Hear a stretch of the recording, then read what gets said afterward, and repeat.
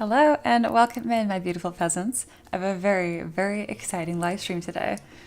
I'm feeling super pumped for this. There we go. So, first off, today is my 19th day streaming in a row. We can get some confetti in the chat for that. Man, 19 days in a row. I'm not that consistent of a person from day to day, so I'm feeling really excited about that. That is for sure our new best. And I don't know how long it's going to go, so every day going forward will be my new best, which is really exciting. Second, I have a better payout for heist today, but the odds are still abysmal. But if you do manage to make it out of, whatever it is, Davy Jones' locker today, I think it's all pirates, you will get a decent payout. Yeah, thank you guys. Manny says, Mia, brace yourself and grab that third cup of coffee. I'm not even on my second today, so I'm pumped. Also, let's talk about the freebie really quick. Bam! Patreon. You can join for free. Other people have too. Scroll down just a little bit, and you'll find this post is a fantastic, really cool seahorse today. For free. Here are those download links. So yes, I share a new model every single day for 3D printing for free. There you go. And then also, kind of just like on a more personal note, your girl finally bought some makeup that is her skin tone, and I'm really excited about it. Yeah, so I'm feeling extra good. I've always been super girly, and doesn't mean that I like spending money though. So I've had the same old dingy makeup for a long time. I won't say how long because it's kind of embarrassing, and you're supposed to replace it like every year. So anyway, also exciting. Okay. Treated myself yesterday, mostly at the encouragement of Ricky. He was great. He was like, each thing of makeup is like $6. He's like, just get what you need. I'm like, well, I don't need any of it. And he's like, we're not doing that. So, feeling really good. The hair is hairing. Makeup is makeuping. It's going to be time for the big reveal. Why is it so exciting? Today is Eloa's request. And I don't know what it is. It is a mystery request. I genuinely know as much as you guys do. And I gave them full permission where I'm like, I'm okay if you give me something that's outside of my reach and I flop on stream. Bring it on. You know what I mean? We're all here to grow and learn together, so I'm really excited. Thank you guys for the encouragement on 19 days in a row. Yeah. Yep. Pretty awesome. Ray says, ooh, what brand? I got a bunch of different stuff, but mostly a lot of stuff from Alme, which I've never done before because I have really sensitive skin.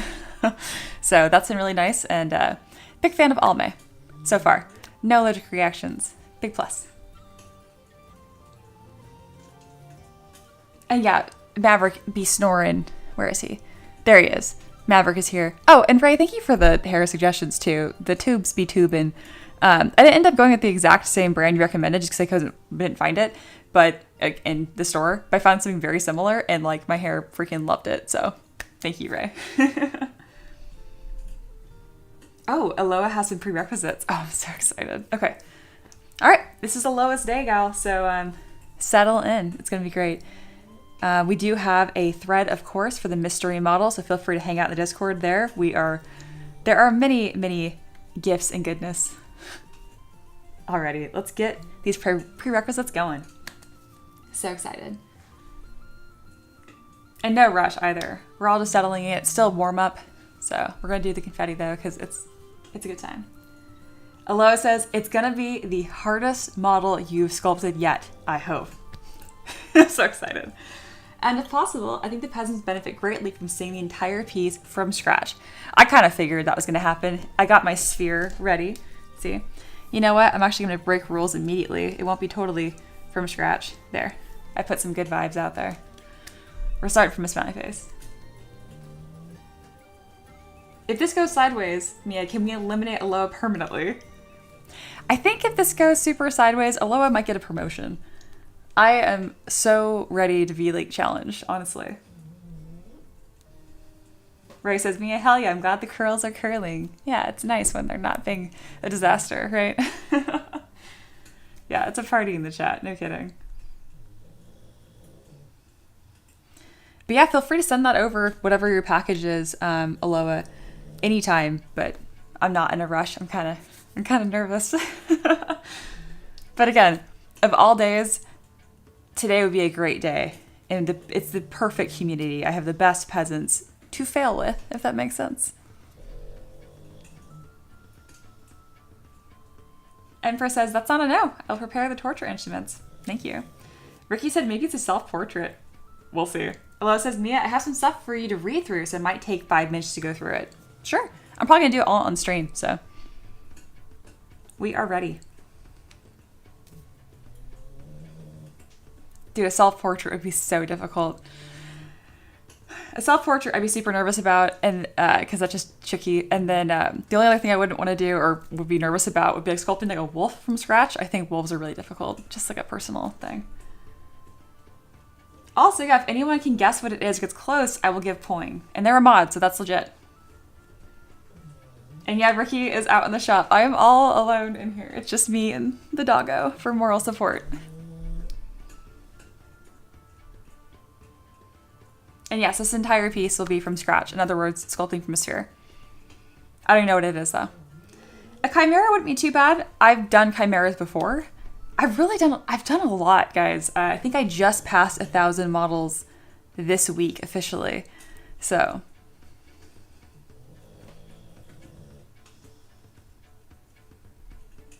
I'm so excited. Yeah, no one knows what it is. Even the other Tavern Knights, which are our mods, don't know what it is. Vicky says, Mia, actually, it looks like you already did a self-portrait.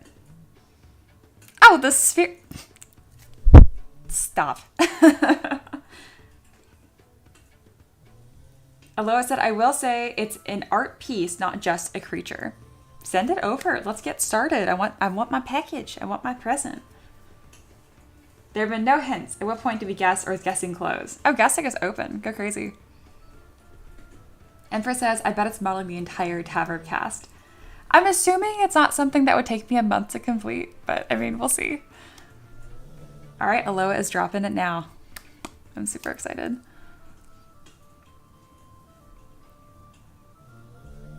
I've done a lot of dragons, a living statue. If you're just coming in, hi, my name is Mia. I 3D model tabletop minis, all kinds of cool stuff. I do beast characters, whatnot, but today is a special day. One of my beloved patrons and peasants and students is giving me a request that I don't know what it is. So we're about to find out together what this mystery request is. So never done this before.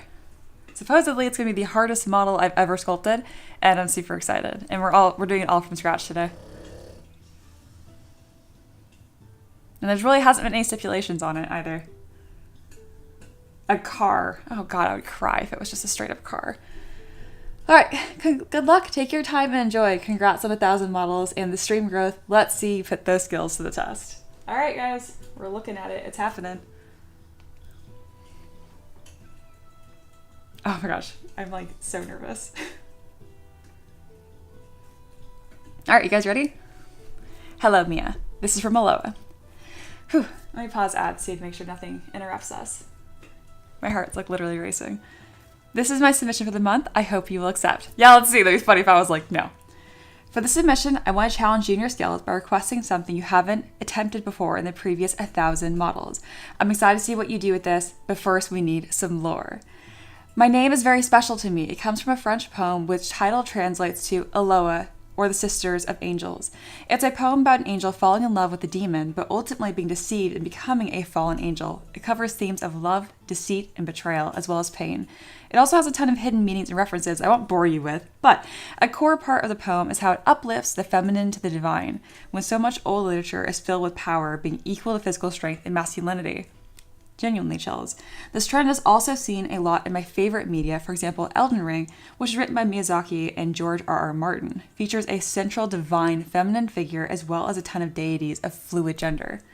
In summary, I love when the true essence of beauty of a divine figure is captured in old statues and sculptures, as they elegantly depict a frozen moment in time. And for this submission, I'd like to challenge you to create a figure, sculpture, or statue depicting the fall of Eloa, the angel from the poem. This is amazing. I'm not expecting you to go and read it, as it's pretty long and also in French, and I'm not bilingual. So I'll give you a summary of some things I'd like to see if that's okay. Yes. Also, I understand what I'm asking here is much more suited to a standalone art piece or sculpture rather than tabletop mini. That's why I really wanted to push your skills and see what you can do. I'm so pumped. I can do this. I personally cannot print 3D models, so I'll be looking at this from a student point of view, as well as a way of how you put together a true art piece in beautiful sculpture.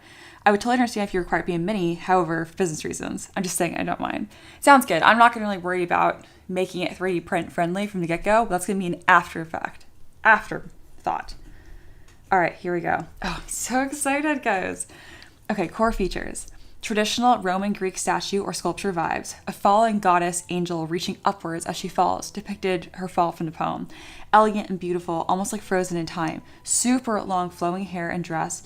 A translation of themes of agony, betrayal, but with divine elegance and beauty. Sculpted, thin fabric. This sounds like an opportunity to really start to play with fabric simulation, which I don't do very often. Crumbling pillar. I also have some very specific references I'd like you to use that's okay. I've separated them in sections to help clearly define each part of the model and give a better idea. Here are some references to fabric and thin veils, okay? This especially.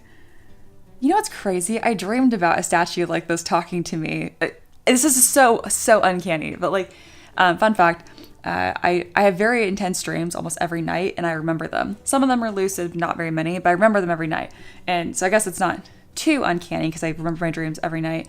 But I literally like had like a full like weird like out of body experience where I was like talking to a veiled statue just like this a couple days ago. Not kidding. And I thought to myself, huh, I don't really have this artistic chops to sculpt that yet. I'm just so not even joking. This is kind of uncanny. Okay. Anyway, I'm gonna go ahead and do a close screenshot of this one and then of the entire piece as well. I'm building another board up here. All right, pose references. Just chills. So is this like Icarus? Yeah. The final set of references shows off the final part of the model I'd like to capture, whilst also giving some ideas connecting to a base. I like to give off this vibe, something that could be displayed on a shelf.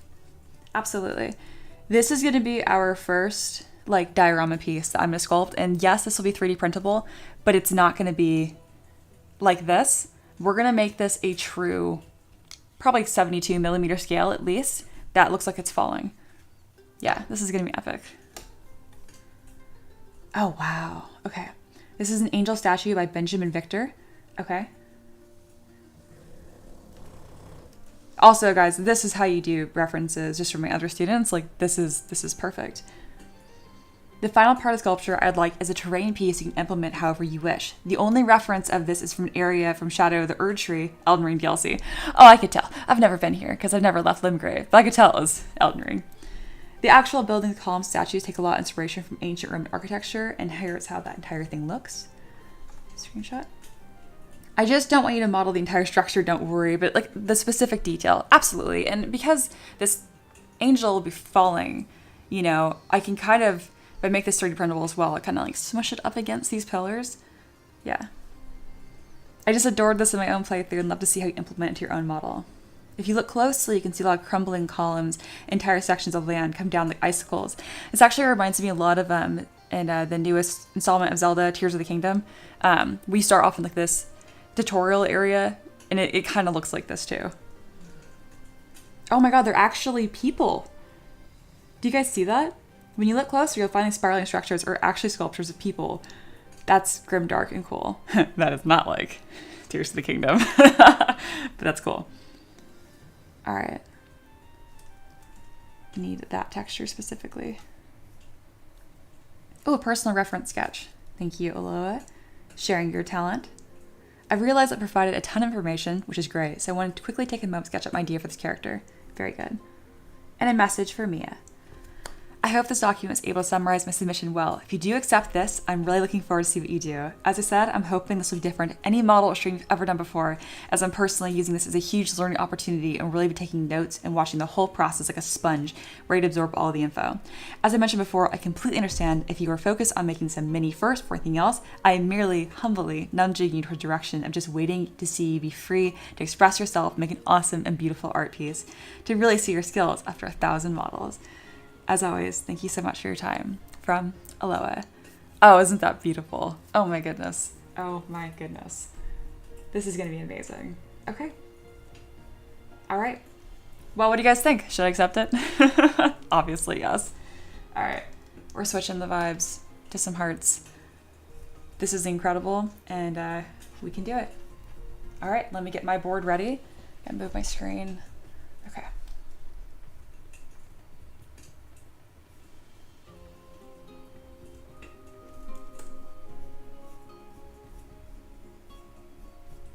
Perfect. All right, the only thing that's missing here that I definitely need is a book. I need to sculpt a body from scratch, like a not like the monster knuckle AV, but like a true body. So let me go grab a book really quick.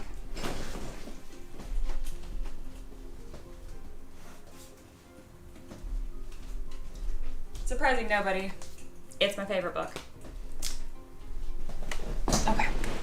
This is going to be an epic stream. I am so excited. It's going to be as long as it's going to be. So I'm pretty open-ended today. Yeah, the only thing that was missing from your reference submission was a bunch of pictures of naked bodies. So I understand why you didn't include that, but I need I need some bodies. Okay. Obviously, I cannot show you guys that. So I'm going to get, there's a couple pages that I know in here that I need. Yep, perfect.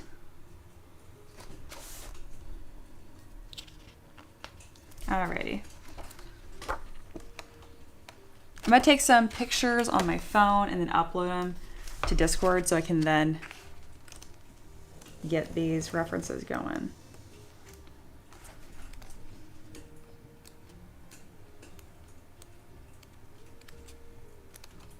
I'm kind of scrolling through this right now to see which ones I want specifically.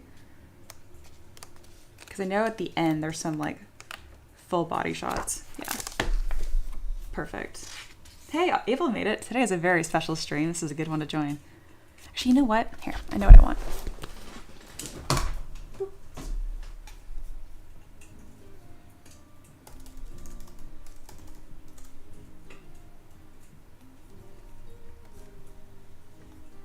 Normally I show this to you guys, but I can't show like literal blatant nudity, but I can sculpt it. That's just kind of how YouTube is. So let me grab some references here and we'll get going.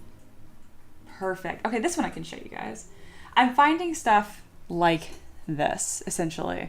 Something that's high res, something I can see up close. It's actually very similar to some of the references Eloa gave. A lot of them don't have arms. We do need arms still.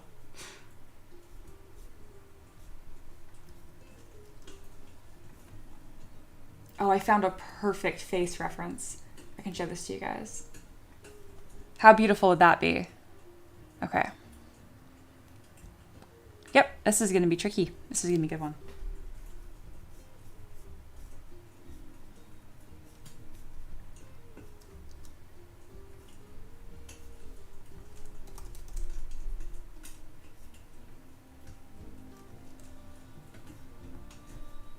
All right, I'm almost done here.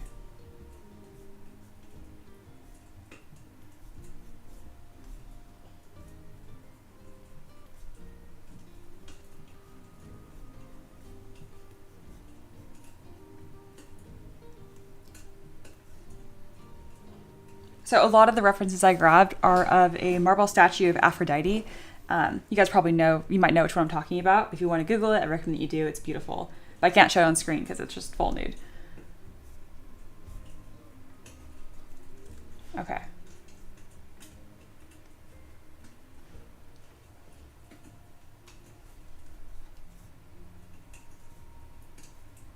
This is going to be so challenging. Okay, all right, let's do it. Is the main Tavern Keeper's Craft. Let's go. So the first thing we're going to do is we're going to make this model just the body. We're not going to worry about posing quite yet. Oh, and Venus, that'd be great too. All right, it's time to be free. It's time to have fun with this. Okay.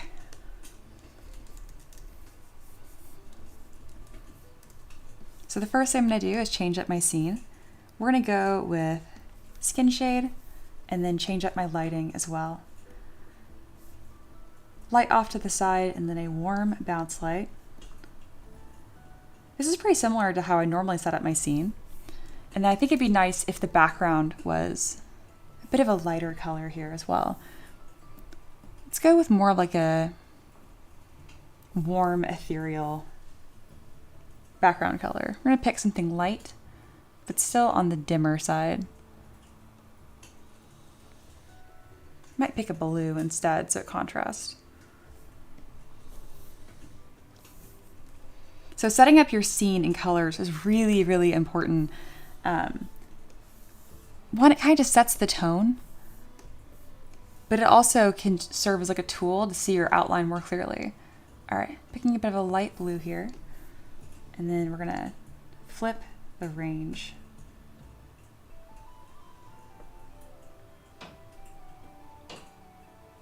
This is so much fun. This is gonna be a great stream. I'm really gonna take my time. It might turn into a two-parter, but the important thing to know here is that I am just going to explore and kind of see where my current skill set will take me. There's no pressure to make some perfect masterpiece here. The second you think that you have to do that, you won't. Does that make sense? It's tricky. You can prepare yourself the best you can, but don't feel like you have to succeed. There we go. All right, I'm happy with that. Oh, and here is different poem published in Alfred. Very cool. All right, we're getting started.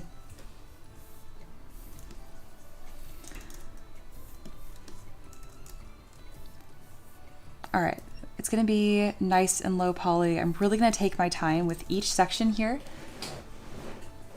First, we are going to block out the body and the forms. I don't have a lot of practice doing this. I've really only ever done it once, and that was a couple weeks ago. So I'm excited to do it again. Okay.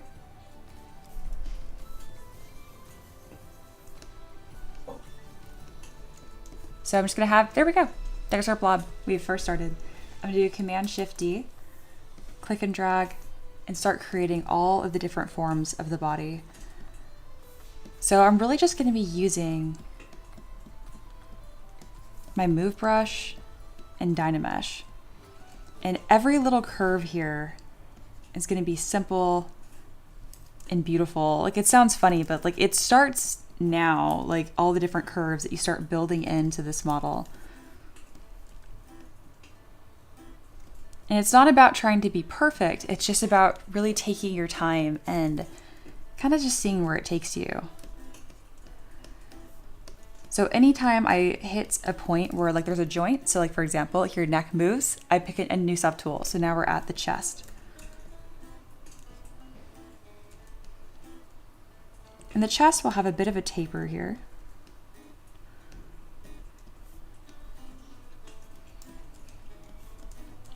And I'm going to be exaggerating some components. It's going to be statue-like and beautiful, but I do want to exaggerate some like the just like curves, giving like a longer neck. I am referencing some of the components in very early in Anatomy for Sculptors of like what makes something look beautiful. Eloa did allude to some like androgynous ideas here too, which I'm also a huge fan of. So this is gonna be great. Eloa says, "Let's go, Mia, you got this." Thank you. Infra says, "I'm shaking from excitement. Might have to go into exotic dancing." Whatever floats your boat, honey. We do not judge around here.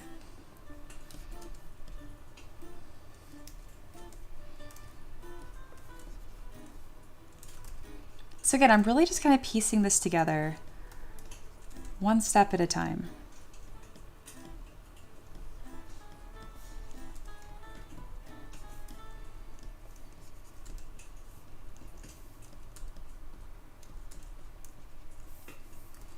And I'm not worrying about using any specific brushes. I'm just using the Move Brush right now to get everything kind of placed in.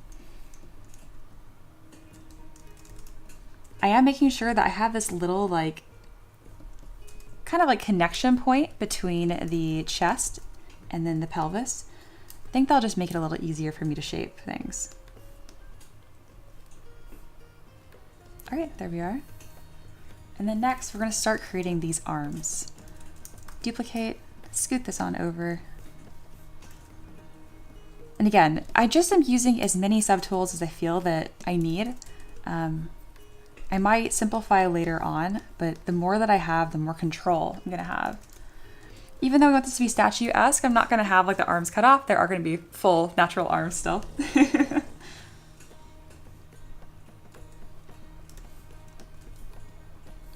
Eloa says, "Hopefully this can act as a celebration of Mia's skills to this point." Oh, thank you so much. And it did not disappoint. This request is pretty incredible. So right now I'm just kind of thinking about like, what do I know about arms, right? And I'm like, well, I know I have a bone right here. And then there's going to be an elbow. So go ahead and Command-Shift-D. Oh my gosh, that means I have to sculpt hands from scratch. Oh my goodness. Okay, that's my only like that's gonna be the only breakdown moment. We'll deal with that when we get there. The rest of it, I'm fine with. I don't know if I've ever sculpted hands from scratch. Oh no, I have once. Okay, you know what? No, I have done that. Never mind. I can do it. Crisis averted. But for now, I'm actually going to leave no hands, just to keep these forms nice and simple. Go ahead and mirror and weld.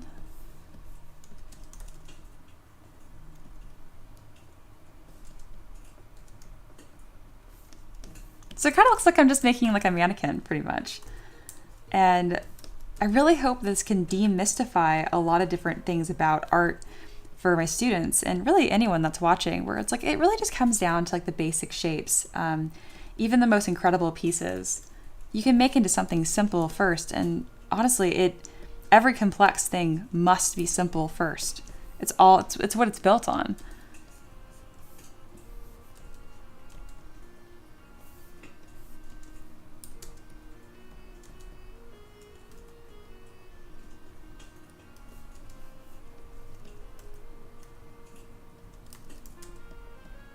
I'm already finding this to be quite zen.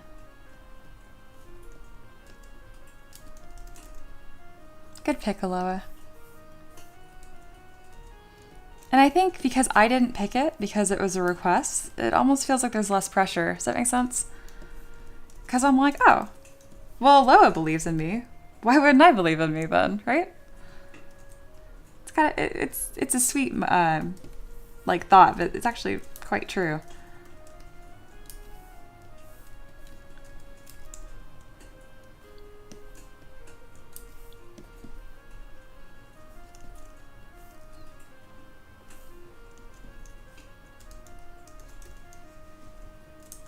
And then Ricky kind of quoted me again there, saying every complex thing must be simple first. That was a good one, wasn't it? So I'm starting to find like those beautiful subtleties in the body, and one of them here is the way like the legs have this really like simple lazy S to them, and that's partly where a lot of that beauty is. So the thighs curve out right here, and then the back of it's straight. And then that line continues through the back, right here. Let me go ahead and hide the arms just for a second so you can really see what I'm talking about. And again, a lot of this is being shaped in real time, so patience, it's all coming together. And that's really talking to me more than you guys.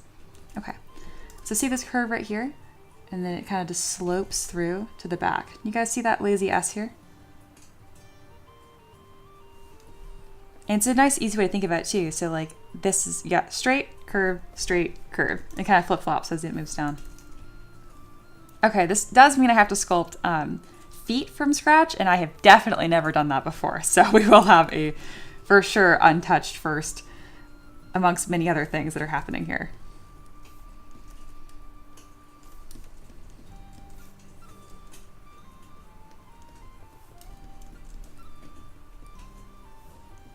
So feet are really interesting. They have a lot more planes and complexity to them than you might think at a glance. So we're gonna really take our time when we get to that section. But currently we're still just finding all of our pieces. I know I've made her outrageously long-legged, but I wanna push some proportions here.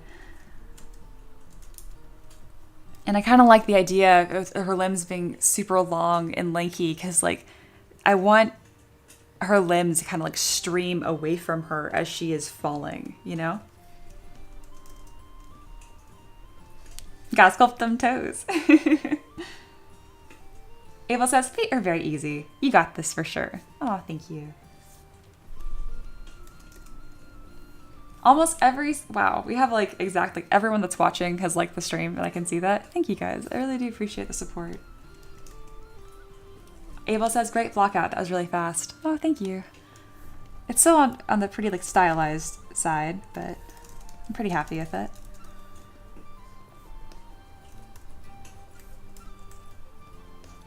We're gonna create some little palms here, just so we have all of our shapes and our proportions.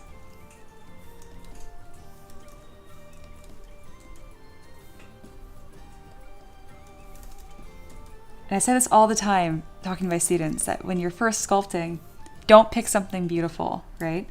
So that's one of the biggest challenges of today is that we are intentionally sculpting something beautiful. And that can be very intimidating, but just don't freak out. I'll guide you guys through the process.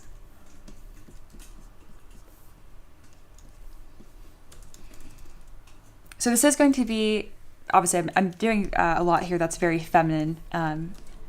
It might end up looking more on the androgynous side, but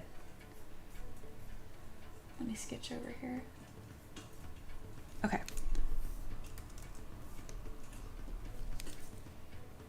Maki says, oh, you could have Ricky read the poem in a very strong Southern accent. That could be fun. Eloa says, chat, this also is a way to help nudge me over to the next tier of level up she's talking about trying to achieve. Yeah, this will be a huge confidence boost, I think. Absolutely.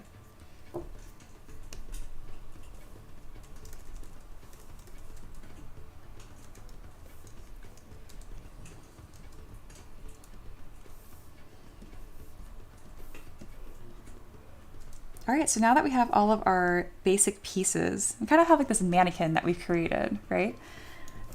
Now it's kind of time to figure out how we start introducing paint. No, start introducing some secondary forms. And to do this, it's going to be a lot of using my planer brushes, actually. So I'm going to kind of simplify the head here.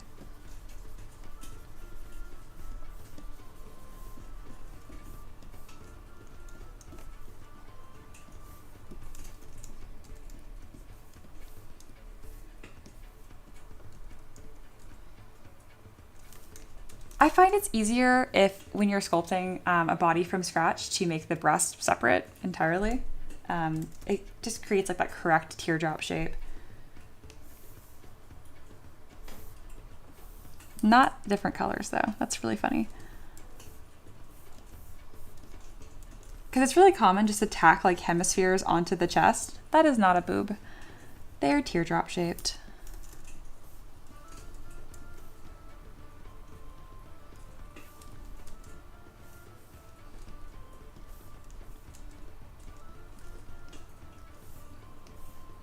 More like this, and then they attach to the collarbone. I want this character to be pretty lithe though, so really, really lanky.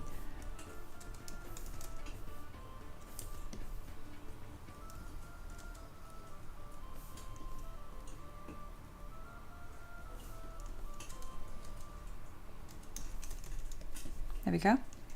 And then some other important things too is like when you're sculpting a butt, specifically that's feminine, it's kind of like an upside down heart. Men, it's a little different. It's a little more concave right here. So most of the volume will be towards the bottom. That's why like that whole like peach comparison is actually quite accurate. Again, not getting too detailed right now, but just starting to bring in some secondary forms that I am confident about where they go.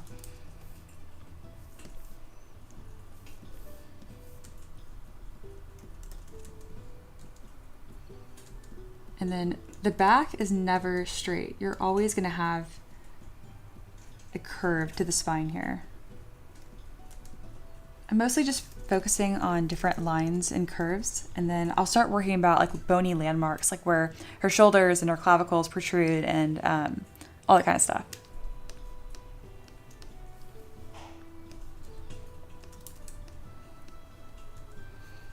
So notice I'm really just kind of coming through here and refining where everything connects. This is just based on what I know, really, but soon here I'm me looking over at my references pretty much nonstop.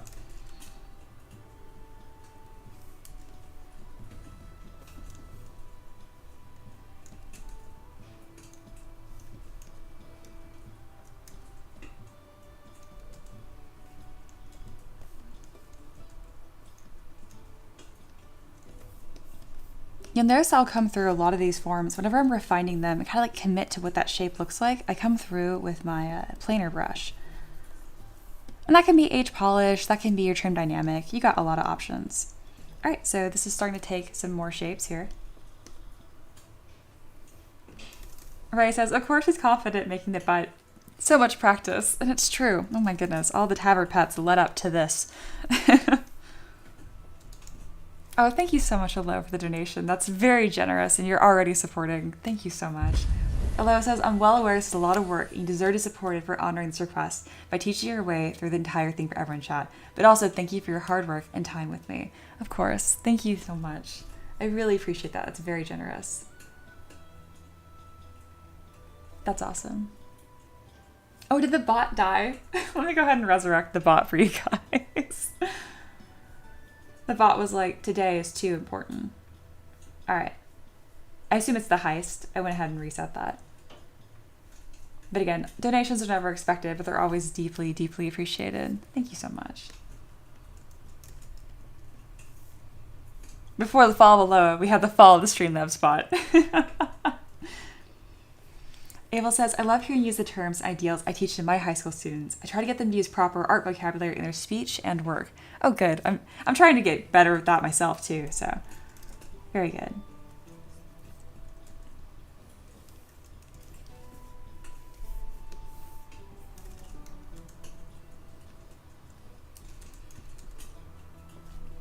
So right now I am shaping the torso to be a little bit more accurate, and I'm really going to find where the edge of that rib cage is. Where are my references? There's a body. You guys did break the bot. Ricky says, Mia, check general in Discord. Yeah, what's going on? Oh, here we go. As a small celebration for accepting my request, the server is now boosted to level 2. That means we have better audio quality and voice, HD screen sharing, better uploads, new role icon, server banner, 100 new emoji slots. Eloa, my god, you were spoiling us to death. Thank you. I really, really appreciate that. My goodness. I was already going to do my best, but like, heck yeah. Awesome. Okay, well, yeah, we'll definitely get that banner going, and then I'll make sure to upload Moo, because I have that emoji in our YouTube chat. I'm already working on the stickers for the other tavern pets, but now I actually have spots to be able to upload those. Awesome. Awesome. Thank you so much. You are truly a delight. And generous delight at that. Well, I'm glad at least I got something to share with you guys. The bot is still dead. I don't know how to fix that right now. I'm not going to worry about it right now, guys. Sorry. Maybe during my break. The bot just doesn't like you guys. Simple as that. The bot was like, today is too important. Today is about art, not war.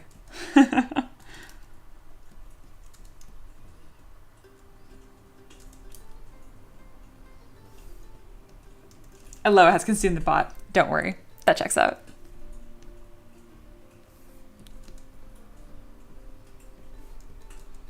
All right, let's keep on working here.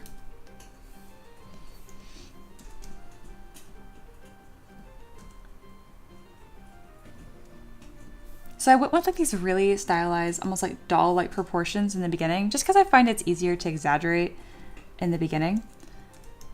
But now I do want a more of a normal waistline. She's still going to be on the more lithe side, but she's not going to have like an actual like corset waist.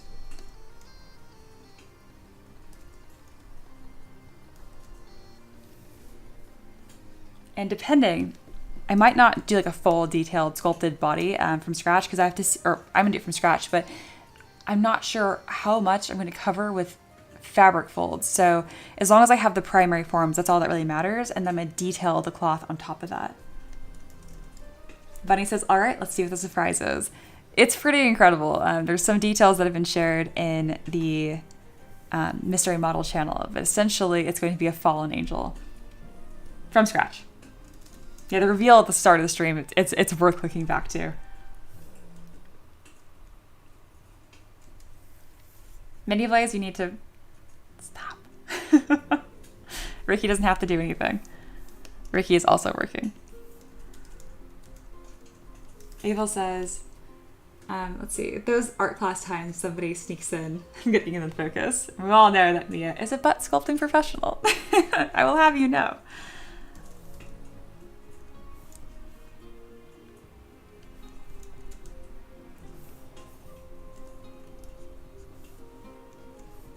feel like it's too early to start draping fabric, but it might not be, honestly. All right, I'm gonna merge the arms down just so I can move them slightly off to the sides. I'm not gonna sculpt her in a pose per se, but maybe something that's a little more ethereal than how I normally have it, just so I have some room.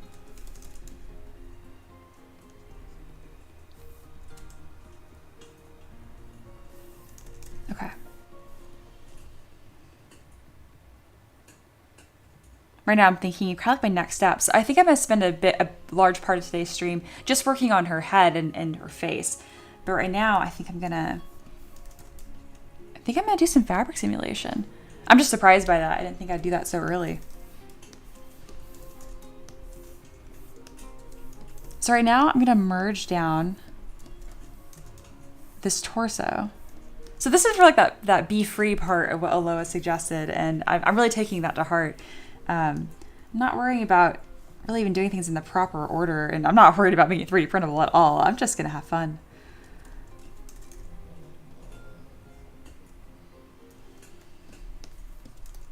Alrighty.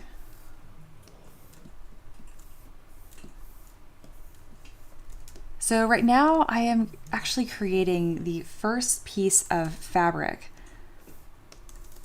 So all I did was just mask and extract a small section here. And Taylor says it best, actual other Taylor, not Reaper Taylor. You could do a lot of hand sculpting, but nothing quite beats a simulation. So I was already thinking about trying to level up that skill. So I might spend a lot of time kind of playing with that and exploring how to use that tool best. I've used it before with some success, but I definitely don't think I'm a pro at it quite yet. Not important now, but in Shadow of the Erd Tree, a big thing is the long veiled draping sky. Just putting it here purely for vibes. I quite enjoy that.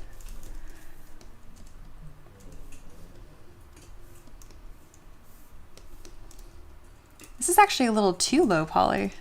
Won't hear me saying that too often.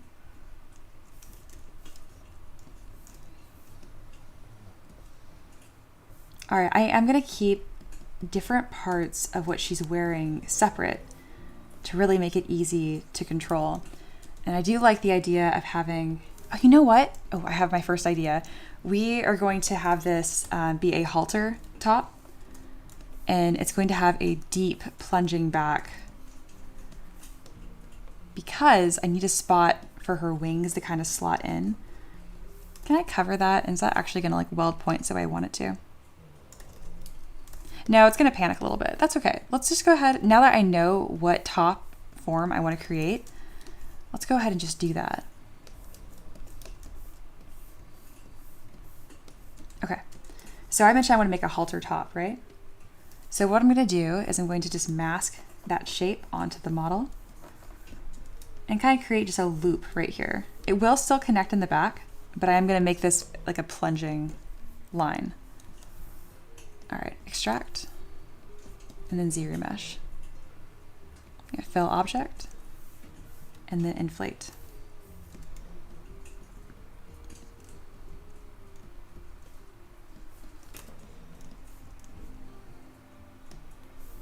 I'm gonna have double turned on just so I can see the back of the fabric as well.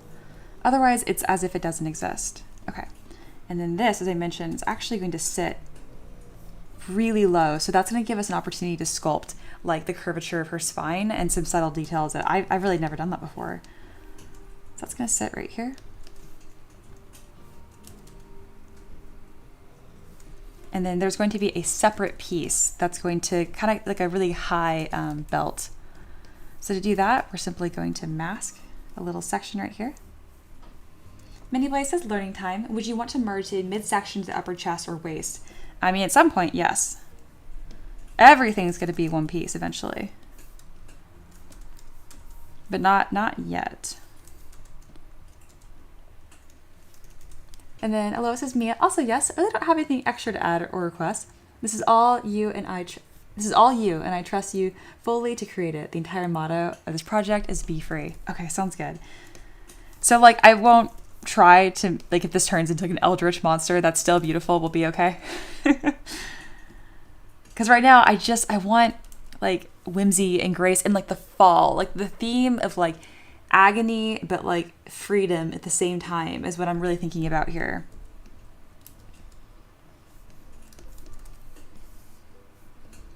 When I was in high school, I must have listened to the album Dear Agony from Breaking Benjamin like 1,000 times. So it's kind of what I'm thinking about.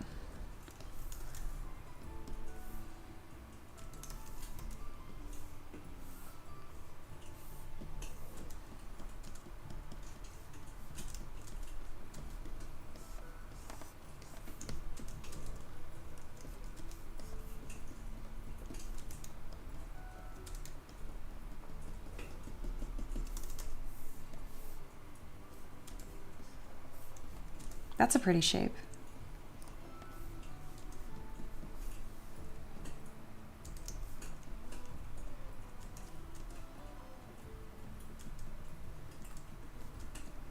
So right here is an important spot because I kept, I really wanted to make sure I didn't lose where the edge of the rib cage was.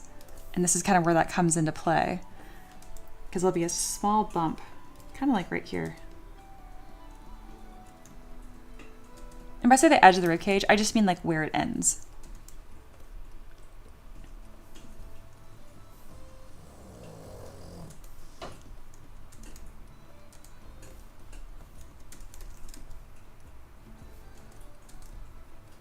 There's so many like subtleties of like the body that I'm used to just having there for me already because I don't sculpt my base meshes from scratch, right? So now that I am forced to do that, you know, I'm actually able to kind of have a little bit more control over the model and think about how is that going to affect the model. There's so many different types of bodies out there too. So I'm like, what's going to best convey this concept that I'm going for? It's more liberating than I expected it to be.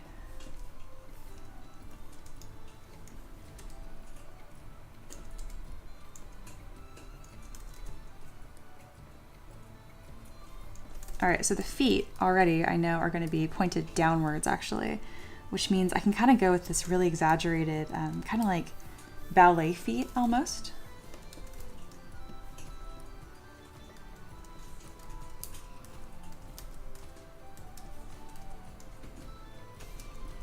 So even though there's themes of like agony here and she's going to be a fallen angel, to me it's kind of like, even though she's falling, it's obviously gravity downwards, I'm thinking more of almost like an ascension though, is like the vibe of it. Does that make sense? Like it's such an interesting, I want it to be like a beautiful fall from grace, you know? Abel says, tomorrow the Cherry Blossom Dragon will play for my intermediate students since one of them is working on a dragon. Really? Oh, I'm touched that I'm going to be included in your class in any way. Thank you. Oh, thank you, Monkey, for being awesome. Also, as a bride for future requests of the Rise of Monkey. Oh, shoot, guys, I totally forgot. I didn't tell you this. This is still in play. The Tavern Pet donation pool. We just hit $30 in donation, guys. Let me do that. That means we get a Tavern Pet. Okay, start designing. Like, seriously. I didn't think about that. If we ever hit $30 in donations in one day, that's a Tavern Pet for everybody. So I didn't even bribe y'all with that. Thanks to Monkey and Eloa for that. Heck yeah. I was not even thinking about that. I hit it earlier because I was like, you know, we're not going to focus on that today. I did not expect any donations. But there you go. Let me go ahead and get that going. Because it's going to be all green. Right from the get-go. I didn't even show it fill up because we did it immediately. It's been reached. Thank you. Thank you so much. Heck yeah. Also bribed for future requests, the Rise of Monkey. Of course, of course. Yeah. Awesome. Oh, it's a cherub? That would be so on theme. A monkey. A monkey, obviously. A winged monkey? Okay, I'll let you guys go nuts on that, but wow, that was a happy moment. I didn't even tell you guys about it.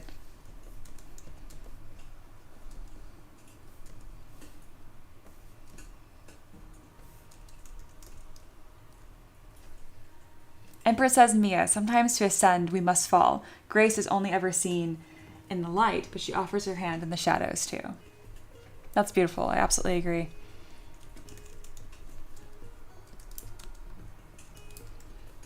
All right, so I'm actually going to work on the silhouette of her dress and form the body to it, which is very odd. I almost never do that. As I usually tell my students, the body always wins. But in this case, we kind of have some different workflow we're working on. I can already see it coming together. I really can.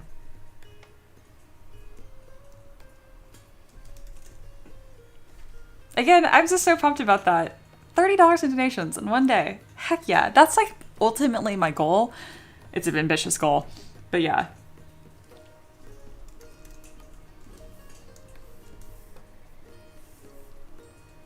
Okay, let me...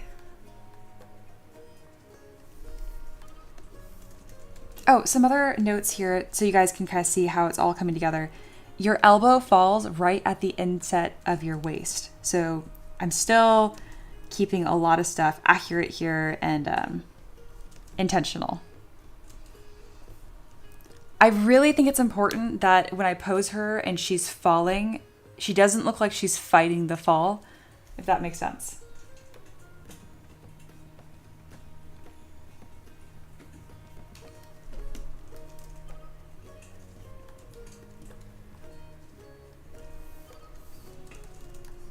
All right, I'm going to, I can't work on the hair quite yet. You know, I can do whatever I want. This is a freeing moment. I'm gonna give her blonde hair, more on the reddish gold side, and it's gonna be tinted black, but, or maybe like black hair it's actually turning gold. Again, because I want an interesting concept here. So this is how I create hair. It's just a blob to start, and then we end up detailing it later. I like to have it as different sections, but for this one, we can kind of keep it nice and simple.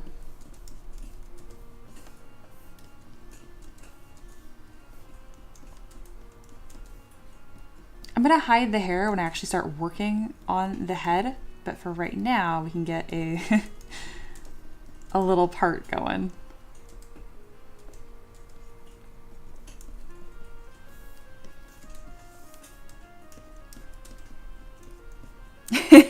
It's coming together.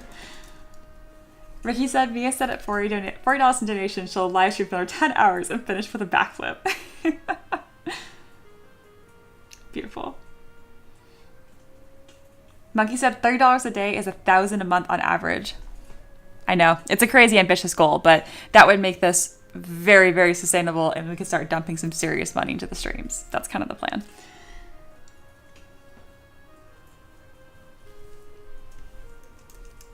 Eloa says, Mia, your take on it being a rise or fall or both is perfect. The statue depicts all at once depending on the viewer. Awesome, awesome.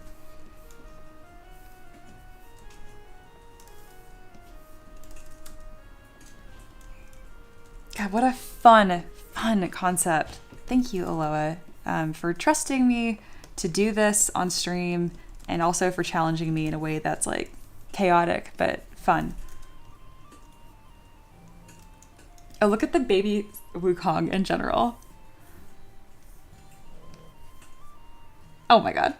That is so cute. I'm sure Monkey would want that. I'm open. You guys are allowed to pick. Oh, and the tabard quotes. Nah, yeah, that's not happening. I can't do a backflip. Fun fact. I can do a complicated yoga pose. That's about it.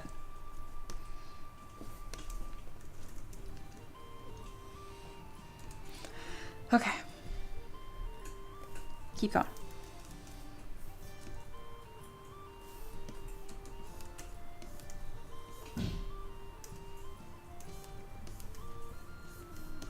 So I'm starting to create some flow to the fabric here, but not a ton.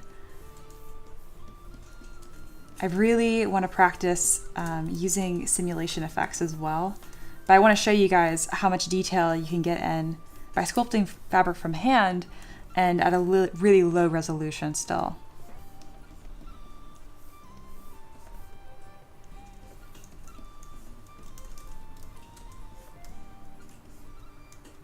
It kind of looks like a baby doll dress almost, just funny. Wouldn't have expected that. I don't want to fight or corner the model very much. I really want it to just be what it's going to be, if that makes sense. If I make a curve and it looks nice and suits the model, then that's the direction it's going.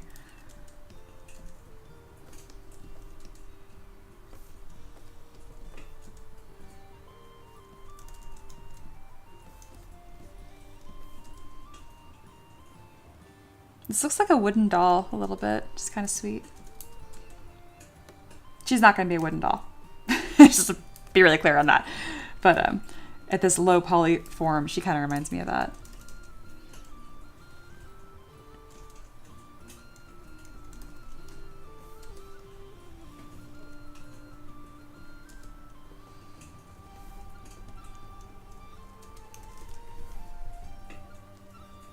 Reaper says, "Man, can we get a poll for a spooter, a cherub, a monkey, and a skeleton lich?" Okay, absolutely. I'm surprised YouTube doesn't let you guys make polls, but that's a-okay. I can do it. Choose your tavern pet. All right, I'm excited.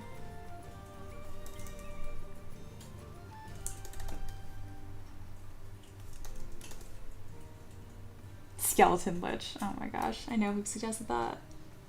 All right, spooter, cherub, monkey, skeleton lich. Okay. That poll is live.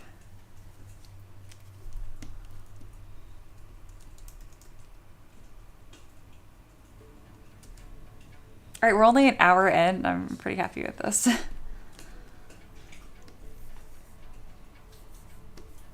Gosh, there's so many things I can teach you guys and show you. I'm just kind of like, flabbergasted all the things I can do.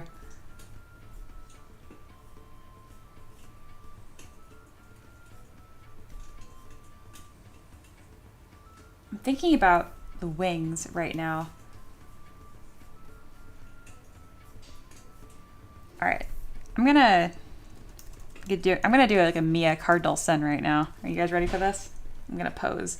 I'm gonna pose now, but I'm gonna pose in symmetry. I'm like, why is that a cardinal sin? I'm like, because usually I don't do, the pose isn't the model. The pose complements the model, but in this case, the pose is everything. Trigger warning, body horror. This is Godzilla 5th form. Some of the Elden Ring stuff Eloa highlighted reminds me of this. Oh yeah. That's actually really helpful, having the close-up on this and being able to kind of construct that into whatever. I'm going to use some sort of structure like this to make it all of this 3D printable in the end. Okay. So for this, we're going to just tilt her back to start. Okay. It's going to be a symmetrical pose to start, so that way I can make sure that I'm able to sculpt the body still.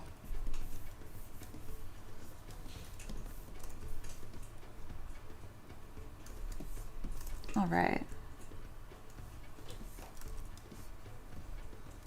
And again, we're not worried about anything here being 3D printable. We're just here for the art and what it's going to be.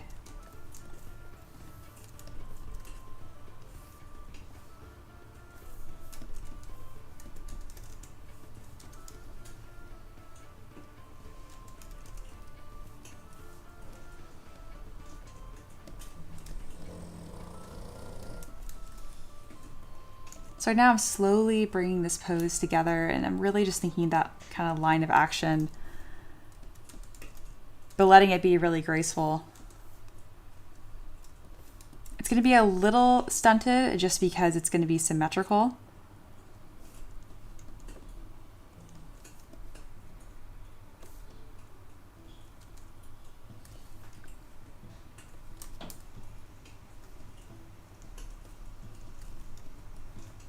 There we go.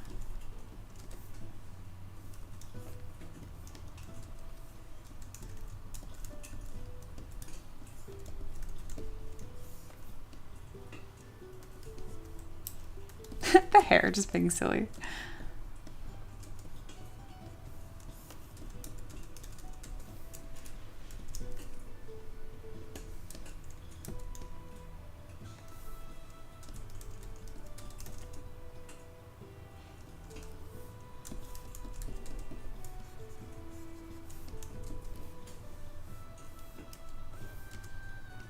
The fabric, however, I don't mind if this isn't symmetrical.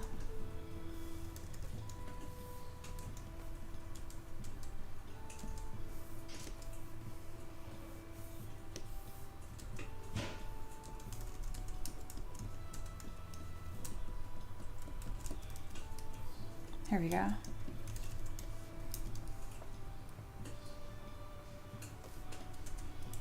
I wonder if I want to have her just like totally just leaning back.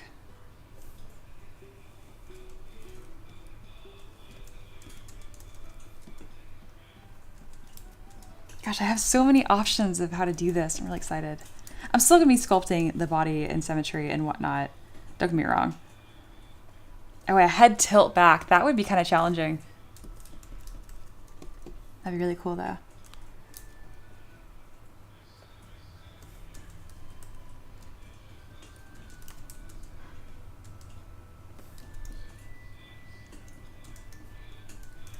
All right, we are at a point where I have more of a direction here and some more curves. So that's good enough. Let's go ahead and put it back in T-post FT and keep working on this. Oh, Ricky, yes, please, some coffee would be great.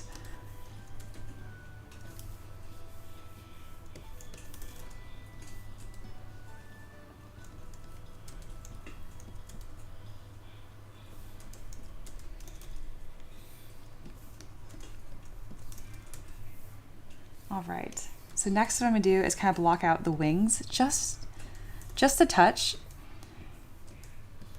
I want it to look like the wings are cushioning her fall. Again, I want it to look like she is sinking into this fall from grace. Like it's supposed to be a bad thing, but maybe with this fall from grace, like she no longer has like those burdens, responsibilities of an angel anymore. So she can just be nothing, you know, like a little dark maybe, but I want it to be portrayed in a beautiful way.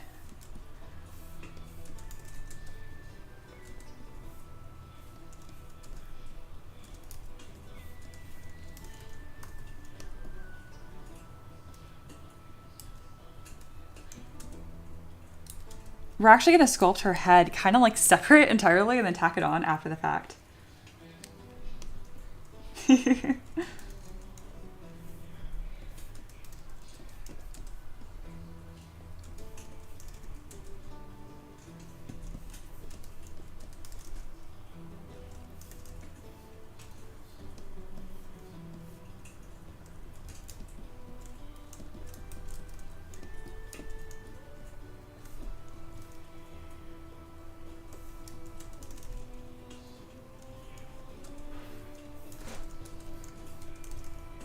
I can't stop smiling because this is already just beautiful. I can really see it already in my head.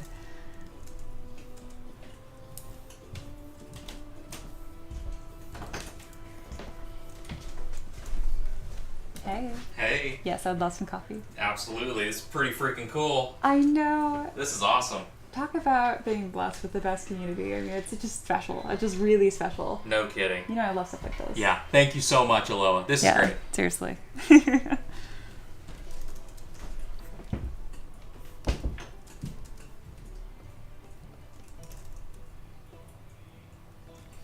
I would be down for some alternate takes on wings, if that makes sense. Maybe not looking so much functional, but having that shape. So I'm kind of just creating a quad fill right now, just like something simple. It's not wanting to do the thing. Are you quad fill? What are you? I thought you were quad fill. Oh, you were curved surface. You are not the brush I'm looking for. These are not the droids we're looking for. All right, where is my quad fill? Curve quad fill. There we go.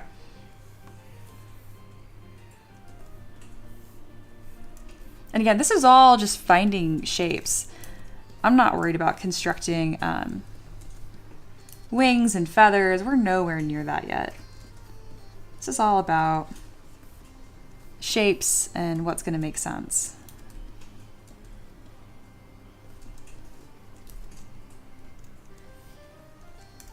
So I'm not going to worry about these two lines right here. We're going to just worry about the main volume instead. I'm going to duplicate this form though and create another section, because I do think having the silhouette of like these feathers and the rounded offness is still important to include.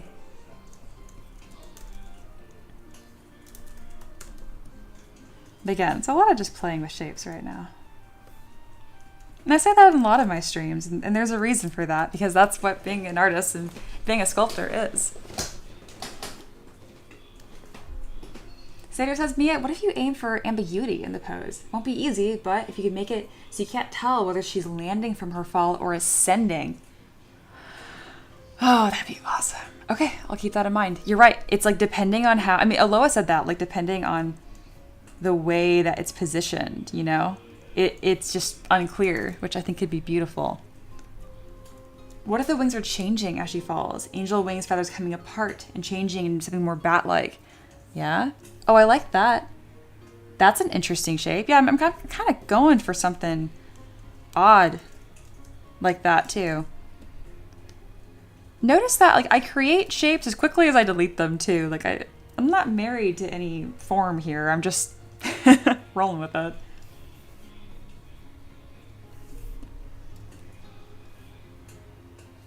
Okay. I really need to dock curve quad fill onto my UI. Where is it? I just had you. There you are. Okay. Quick learning segue for my students. This is how you dock a brush to your UI. Go to Preferences, Config, Enable Customize. Open up your brush palette and click on the brush that you want. Just click on it. Then go to Brush. It will show up somewhere in here. Hold down Command and Option. That is Alt and Control on Windows. And then just click and drag. And there you go. To make sure it actually stays, make sure you Enable Customize, and then click on Store Custom or Store Config. And there you go. Now you have that docked. Oh, the heart shape's kind of a cool idea. I wonder if I did like a...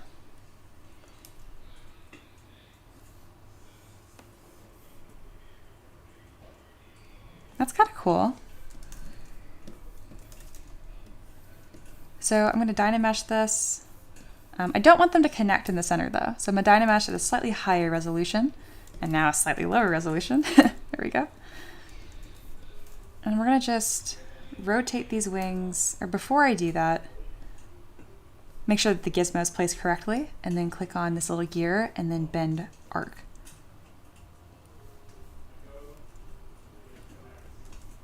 And then I'm gonna click on move topological so I can kind of make sure these are connected to her still.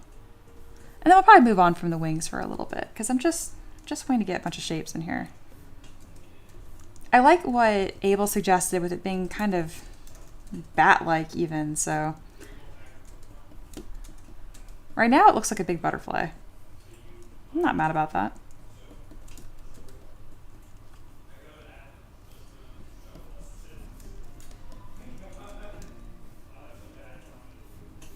All right.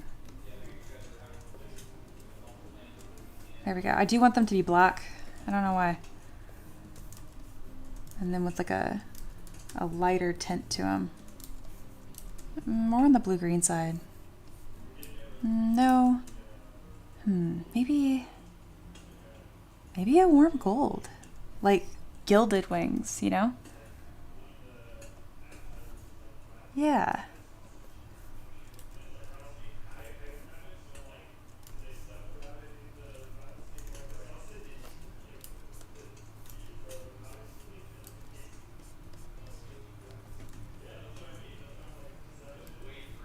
I can't stop smiling because this is just so interesting and freeing, and I'm not even, it's just so much of like an exploration of like shapes.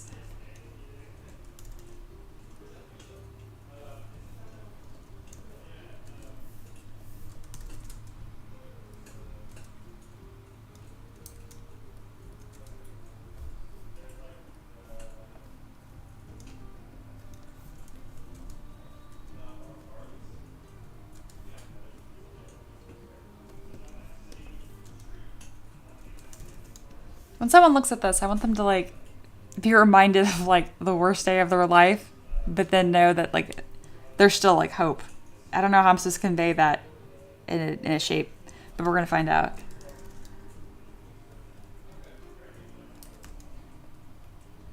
It's kind of unhinged. Like, you want your art to remind someone of the worst day of their life. I'm like, but hopeful still.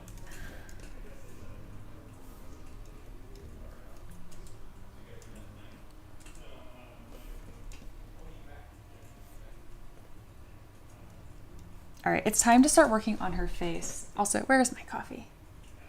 Oh, he's making it. Okay, that sounds so rude. I wasn't sure if he brought it and I just didn't pay attention.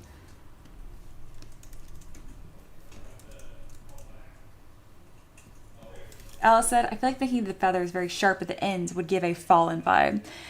It's tricky. She's not like just like a fallen angel though. Like, it's tricky. Like, you'll see. I'm gonna get better at shaping this, but I want to be like clear. Like, it's not supposed to just be like a fallen angel. Butterfly shaped feathered wings. Yeah, that's weird. I like that idea. Bunny says you could look at classical depictions of Pandora for that who unleashed all the world's ills. But the last thing in the box was hope. Yes, that's very close to what I'm going for here.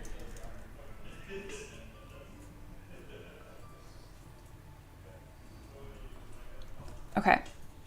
We're going to kind of pivot here. It's been about an hour, and we're going to now just focus on sculpting a head from scratch. You know, something easy. I'm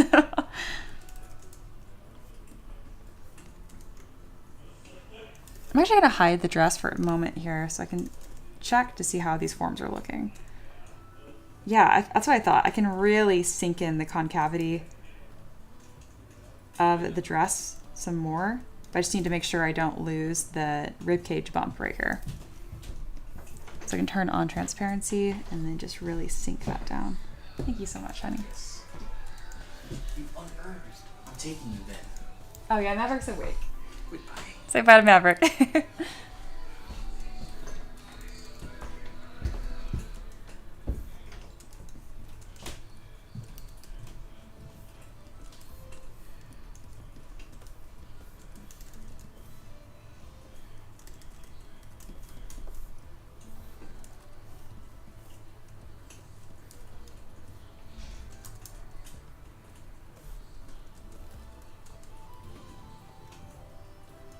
It almost looks like she's pushing off of her own wings. I almost like the idea that she's like tearing her wings off. You know what I mean? Like she's pushing off of them to move back upwards. I mean, there's so many different ways I can read into this.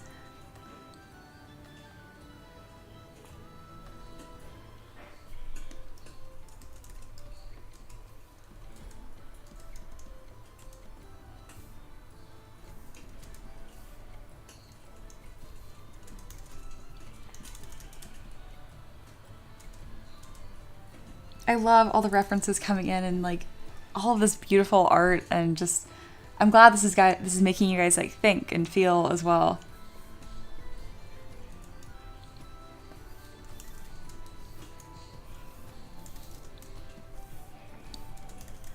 I'm going to continue to break some Mia Cardinalson rules here because there's no rules today.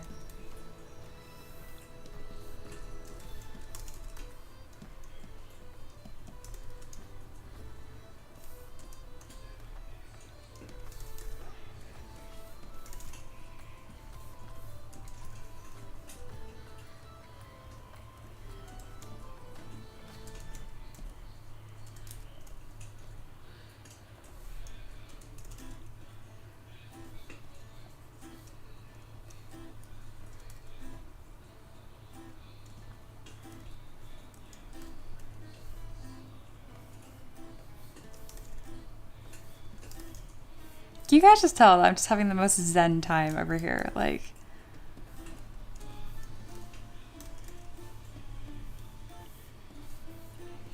I hope it comes across. And if you guys are feeling creative or artistic, like I encourage you, like just grab a pencil, do a little sketch, find a line that you like. Be like, oh, that's a nice line. And then draw another line. Doesn't have to look like anything. Just have fun making shapes. I really, really mean that. You can do this too.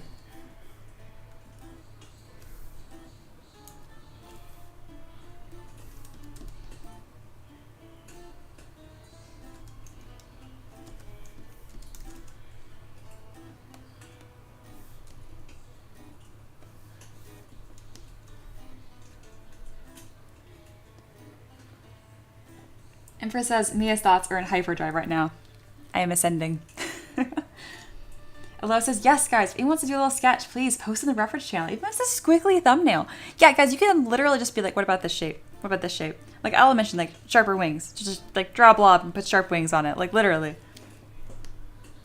Eloa says, Mia, short and Discord if needed. Oh, sweet. Is this about me doing, like, the brush thing? I kind of knew. I already know what that's going to be. I already know it's about the brush. You're the best. You are the best. Aggressive. Abel says, it shows in your work and mode, which in turn makes your workflow easy and increases your abilities for the creation process. It's true. Oh, that's beautiful. Ugh. I need more backstory on this immediately. I'm just, the colors in this and the softness and like, yeah. That's beautiful. The lament for Icarus. Oh, that makes so much sense. This is after he's fallen. So that explains why like the wings are like all tinged.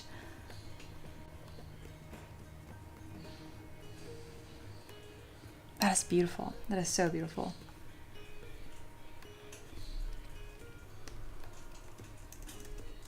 Reaper says, $5 and I can do a sketch for you.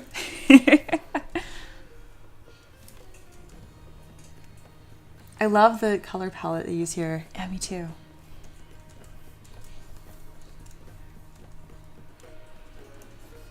I don't know how I'm gonna make feathered butterfly shaped wings, and so I might not, but I might.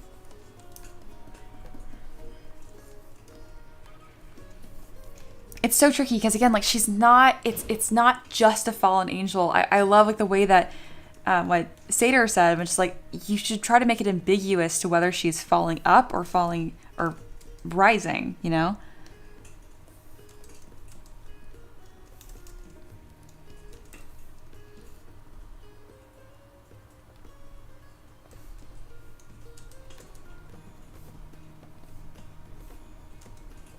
Me thinks we need more mystery model days. I think this might just be the first.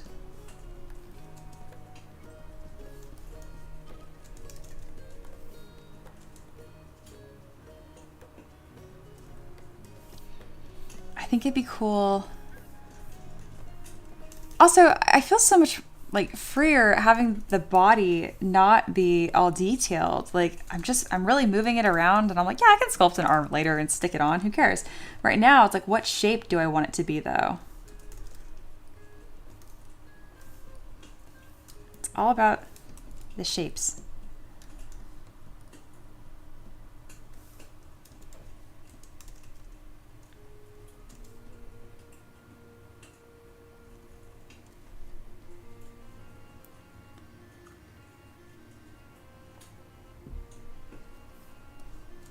Bunny says, I can request mysteries if you like. If they're anything like the references that you're also putting in, those vibes, absolutely.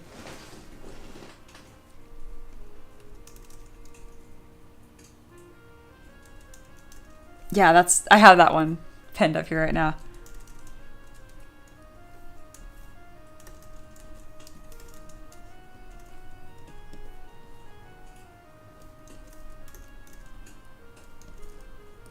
The pose just ended up being so important that I'm like, we're gonna dig into this more now.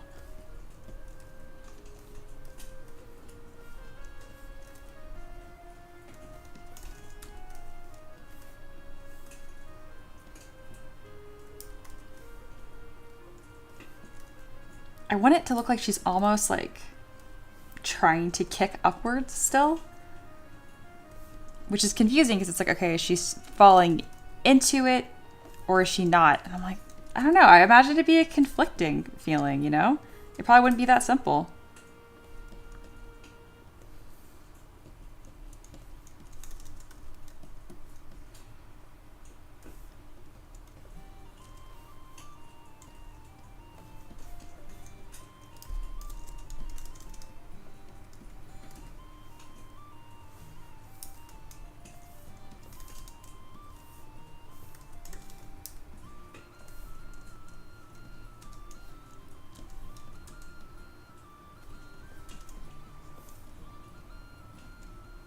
All right, so here's kind of a proof of concept. I can click on this little icon here. It makes it from 1 bar into 3 and allow me to move everything. So now as I rotate her, it's kind of interesting to see that it is a little ambiguous of whether she's falling down, right? Or if she is instead flying upwards to like get somebody, you know?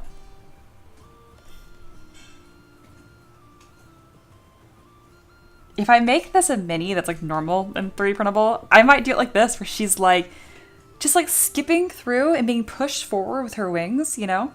But then we can also have a statue version where she is falling. So I think I'm getting it, Seder, that it's like ambiguous, but this pose is working in multiple ways.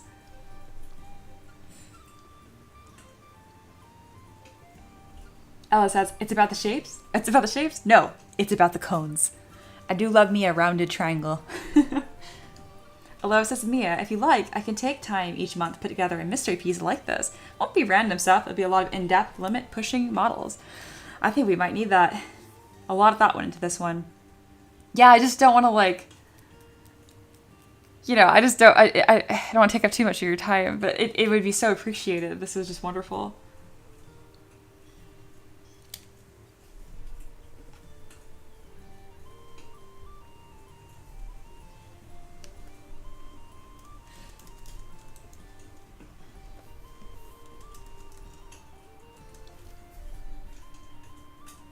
Sadie says, I agree, and this is very close to the pose I had in my head, but I'm letting you and Eloa cook on this. Sounds good, sounds good. But you know I love seeing sketches from you. Mini Boy says, well, normally if someone is falling, wouldn't their clothes and hair be above the body? Not necessarily. If it's a free fall, sure. But I imagine this is more of like a slow sinking descent, you know? She's not just being like, it's not skydiving over here. She does still have wings.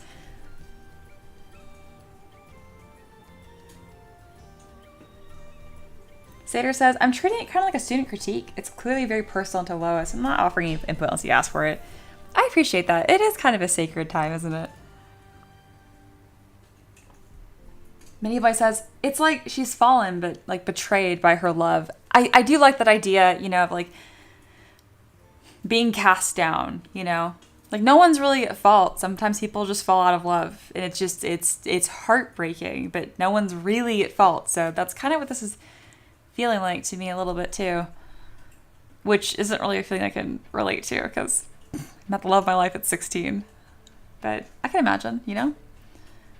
Eloa says, hey, being able to put together a package for a huge M3DM stream you can look forward to is a surprise. Sounds awesome. It's up to you. I'd never expected every single month, you know? This is exactly why I'm going to comp your mentorship. So Eloa is officially just like Prodigy student. We have talked, they do not pay for my mentorship anymore. They give so much to the stream. It's just pro bono at this point. Abel says, or sinking. Yeah, it's more like a sinking than it is just a fall. It's coming together. The feeling of this is coming together.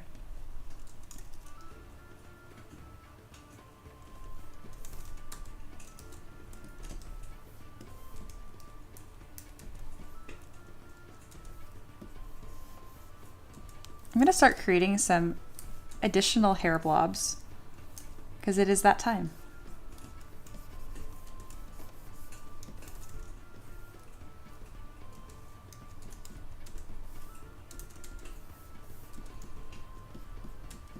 And it really can look this rough. Like you have to just focus on the shapes that are happening here. I do think the hair would be a great opportunity, Eloa, to start introducing some of that eldritch horror feeling that you kind of showed here earlier. So did Bunny. But this body horror kind of thing, that'd be interesting too if like the ground is, you know, poisoning her. To me, it's like a willful fall from grace. I want it to be very clear that she's not like clawing her way back up. Like she is letting herself fall, but it is like a slow, controlled, excuse me, my goodness, slow, controlled descent.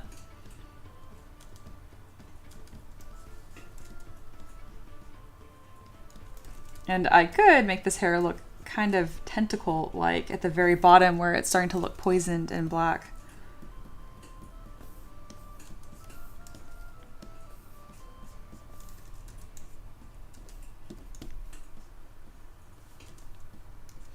I think it'd be interesting if it looks like her hair was seeking the ground though. Like anything on the model that is turned black is actually reaching towards the ground, like greedily, hungrily, while the rest of it not so much.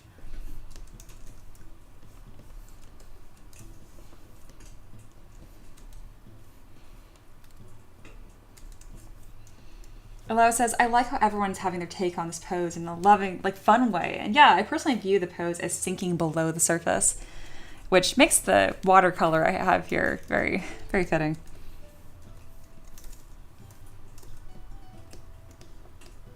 I'm gonna sink this leg down just a bit further. Sink.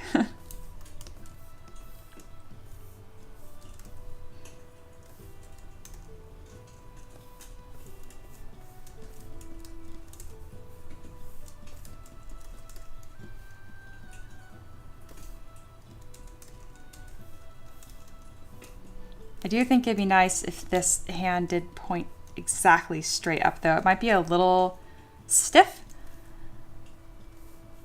but that's where I want that energy to go. I can have the hand open though.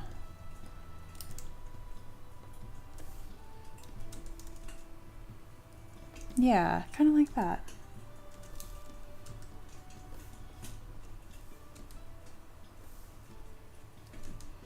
Almost like a waving goodbye.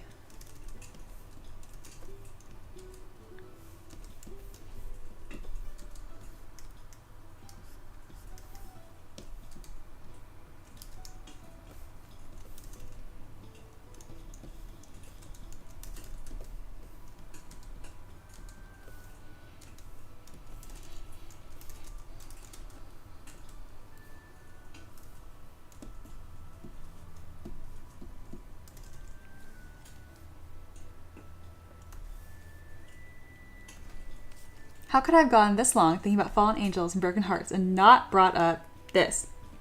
PMMM. I actually don't know what that is, but this is beautiful. There's definitely some themes that we're kind of playing on here that I can see. Yeah, I'm gonna need like 1,000 hand references. Again, I've sculpted a hand from scratch, like, I think once, literally just once, just to make sure I could do it, but that was years ago. Yeah, as if there was a hand there, but you can't see the other one. Oh, I love that idea, if that's what you're talking about.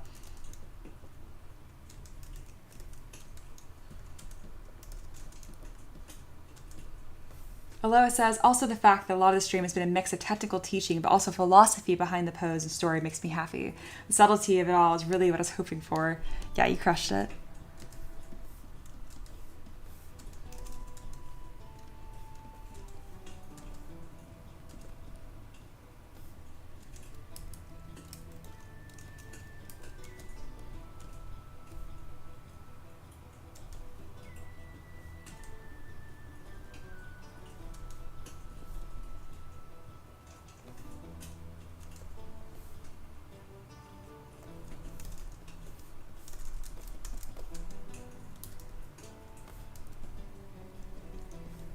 Ooh, a very rough sketch of a pose similar. Oh, I'm glad that people are drawing stuff. Cool, cool. Absolutely.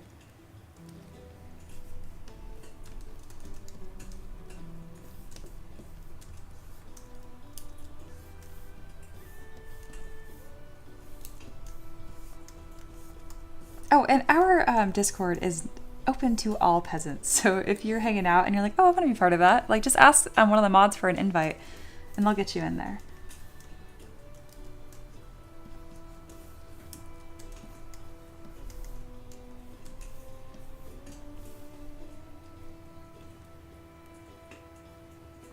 Yoni says, I never sculpted a hand. Careful saying that around me. Yoni's one of my students. I'm gonna make you do that. Oh, the threads. Okay, yes, amazing. I'm gonna include that. I'm gonna do some sort of thread around her hand. Like, her falling, I would like to think is like, again, a fallen angel, like, kind of idea, but it's like a willful fall is how I'm saying it. So it's a moment that's filled with agony, but it's breaking a thread of fate. Like, it wasn't supposed to be this way, but this is what they chose. So I would like to have a string wrapped that it has broken off. That's going to be part of it. So how do we do that? We're going to use a curve tube. We're going to go into stroke. Ooh, maybe I can do this a little easier. No, it's not going to work. Okay, we're going to go to stroke and then curve functions. Yes, and then we're going to hit lock start. And then we're going to start looping this around. And it's okay if this is like super loose because I'm going to end up doing it later. Of course, it's going to be red because the strings of fate are red. And I don't know why. I feel like in most depictions I've seen them, the thread of fate has been red.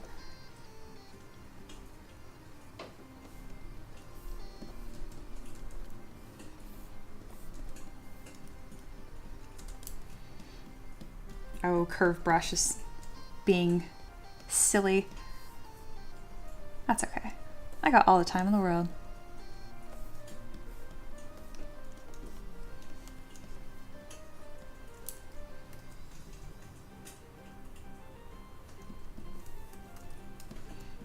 So instead, since this is going to be silly, I'm just going to create one side of the curve and then duplicate it a few times up.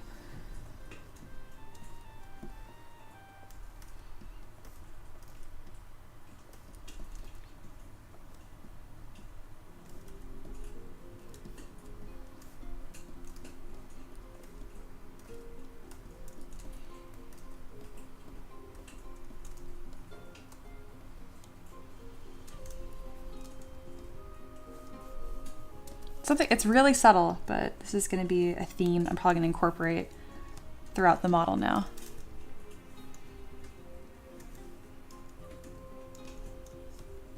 Eloa said, ooh, congrats, you got the final thing I was going to ask for later on. I want a spiraling thorn from the R and trailing upwards. No kidding. Wow, what a happy accident.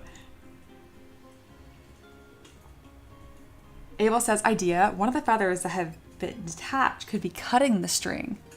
That would be interesting. Does ZBrush have VR support? Not that I know of.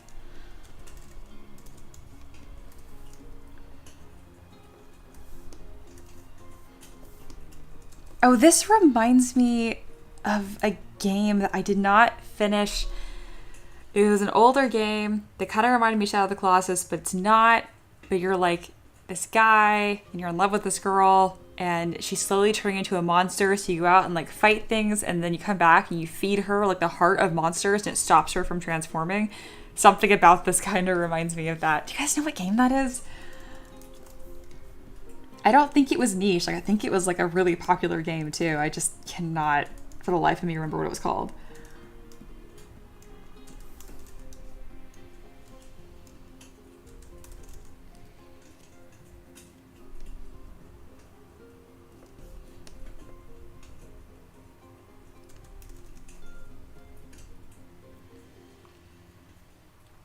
Hey, Rob. Was it Shadow of the Colossus? Is that literally what the game is called? I swear to God it wasn't. I swear that was a different one. I'm gonna laugh so hard if that is the game.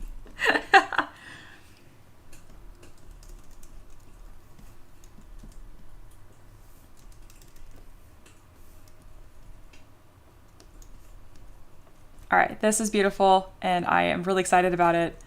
It is time to work on something with some detail moments. So we're going to have this here, just being beautiful and ethereal and sad.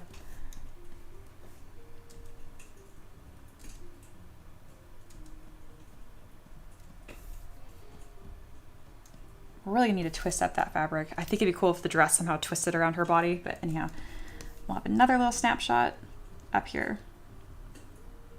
All right, we're gonna work on the head now from scratch. Oh, boo, my sign is in the way. Okay, let's scroll that down a little bit. There we go. That way, as people kind of tune into the stream, they can see like what is the main project we're working on. Ooh, my main hair reference. Yoink. Mine now. Thank you.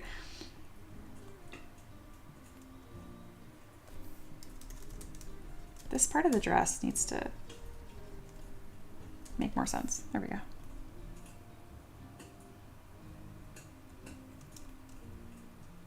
Cool. What if the wing... Whenever I find a snapshot that I like to really play with the shape. Yeah, because currently it curves up. I don't know if that makes sense. Maybe it should come down and look sad. But the curving up, I mentioned I like the light. It'd be cool if the light part of the model was reaching towards the light still, and then the dark was increasingly breaking down into tendrils and sinking into the earth, you know?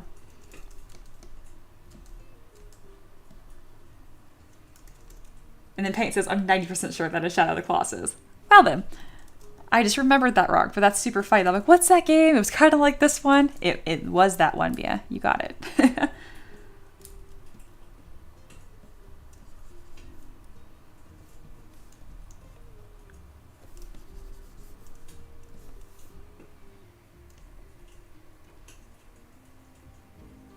That's really cool. Okay. It is time to work on the head. And we're actually going to go into a different tool for this, which is kind of cool. We don't do that very often.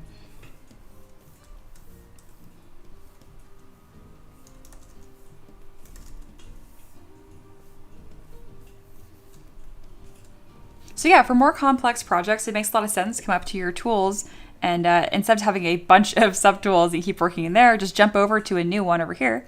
And then you got a whole new clean workspace again. Alice, it's gotta go for now. I'll pop back later. Sounds good. Thanks for tuning in.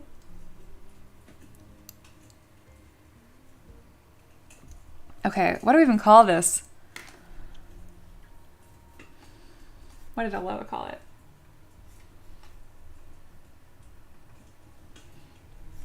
I feel like the name is important. So this is what we're working from. If you missed the beginning of the stream, I actually recommend going back and seeing when this is on screen to see exactly what we're working on, because it's too beautiful to summarize, but essentially it's like the fall of Icarus.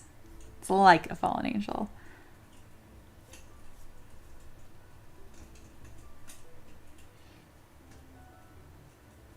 Yeah, translation of themes of agony, betrayal, but with divine elegance and beauty.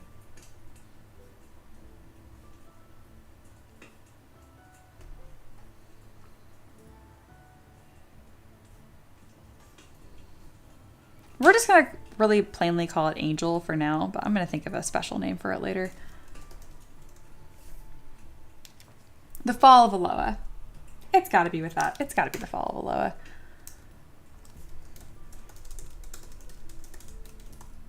Yeah. Okay. It is time to sculpt this face.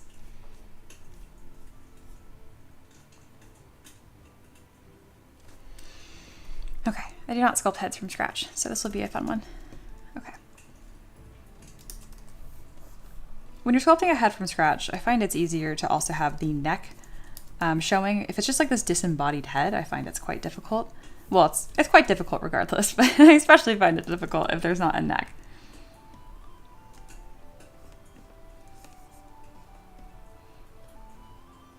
So right now I'm kind of structuring the neck. It's gonna, a bit of a taper. I'm gonna make it kind of like the shape of like a bust.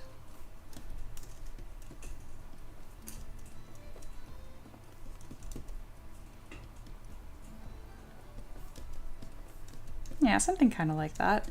And then I'm gonna just mark out where the collarbones would be. It's gonna help me out.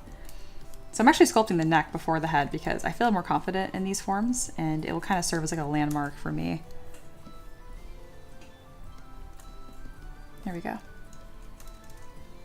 A compositional technique called in Renaissance painting is called chiaroscuro, literally light dark, where the contrast between the light and dark parts of the painting. I think what you're looking for is a way to capture that in 3D, with the sky's light divine and the earth's shadow earthly, reflected in physical forms. Here's the painting of Divine Love Conquering Earthly Love by Giovanni Baglioni. Oh wow, that's beautiful. That is kind of what I'm trying to do here, but in 3D, like this very intense contrast. Yeah.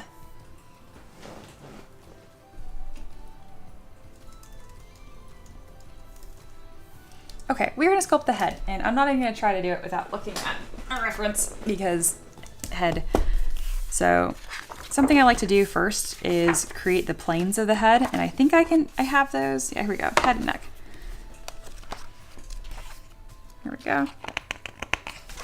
And the book I'm looking at right now is this one, Anatomy for Sculptors.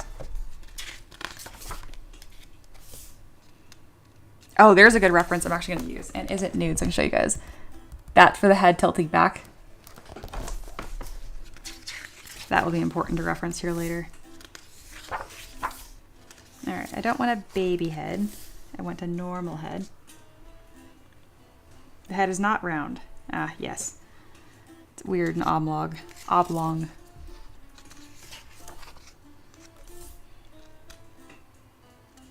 Block forming a classical eye step by step. Well, that looks like that's meant for me.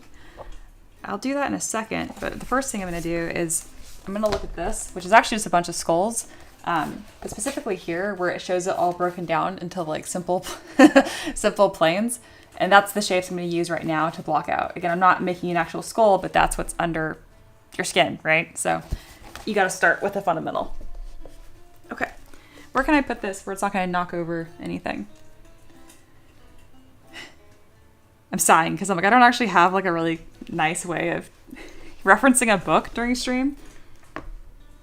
I'm worried if I put it in front of this, it's gonna knock it over. All right, I'm gonna try it. Bear with me here. I am adding stuff. Nope, that's not gonna work. Ah. We're gonna make it simple. We're gonna take a picture. And I'm gonna put it in the chat and pull up the chat. Bam. This and this.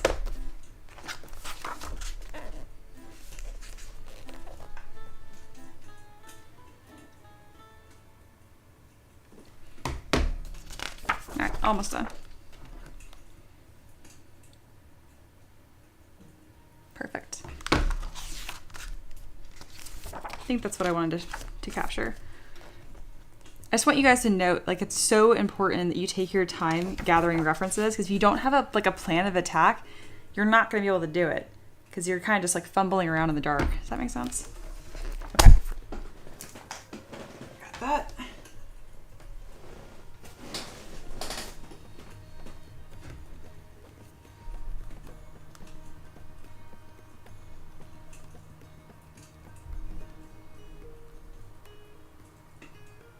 I'm going to post a bunch of pictures right now. These are just things that I'm going to be referencing.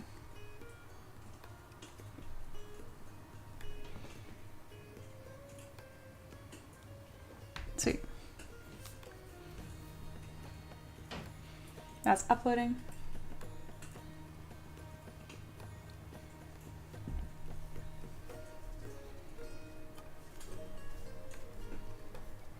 It's a process.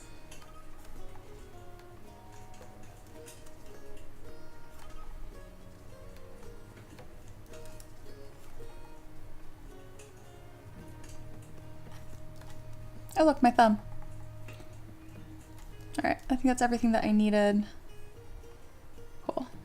I'm gonna yeet that out of here because I'm pretty certain I can't just like share images of the book. All right, I'm uploading that to my other reference screen here, and then we're gonna get going. But it's so important you guys see this whole process. Like, it doesn't come from nowhere. I'm not just like some art wizard, obviously. You have to have references. And then when you think you have enough, you don't get more. Okay, cool. All right. It's head sculpting time, guys. All right, we have this little bit of like a neck here, just kind of as like a confidence boost for me. There we go. I kind of have some collarbones just roughly blocked out here. And then this neck muscle, which connects to the top of the collarbone. So there's a muscle that runs from behind your ear. This thing. I don't know what it's called. I'm sorry, Abel. Abel knows what this is called. Please tell me what this is called. Anyway, that is what I'm kind of striking in here. And then adding some concavities because right here has a big old gap. So kind of eking that out. Sweet. And then adding a soft taper. Next, the actual head shape. So the head is a sphere with a big cone stuck to the front of it. It's actually kind of egg-shaped too. So let me go ahead and put in this cylinder. Bam. Head. But this is actually more like egg-shaped. So from the top, it doesn't look like this. It's actually much more narrow. And then we're gonna come under it with trim dynamic. Oop, with symmetry turned on, thank you.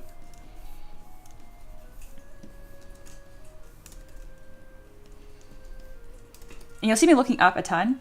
It's a reference. It's always looking at a reference. It's so important.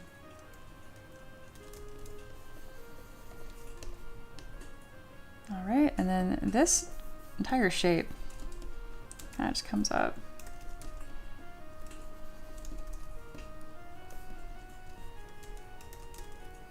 And this stretches to the top. Yes, just like that. We're gonna merge these shapes down. There we go. And then Dynamesh it all together at a much lower resolution than that. There we go. All right, and then from here, I'm gonna kind of find the planes of the face and the chin.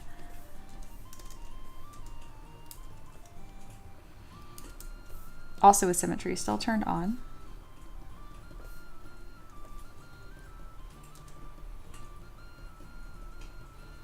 Kind of squaring that off.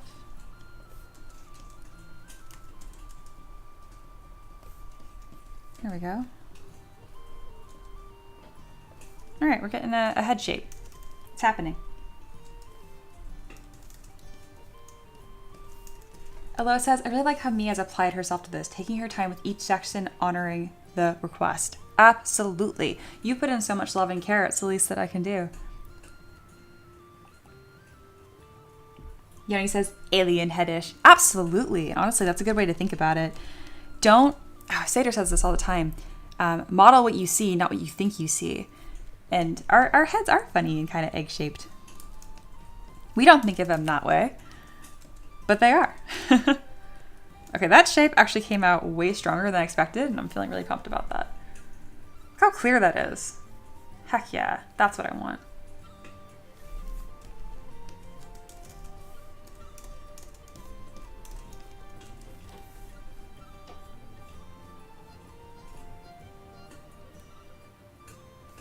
All right, checking all of my angles from the top and the bottom and the side and the front. It's a bit flatter on the side than what I have. It's more like that.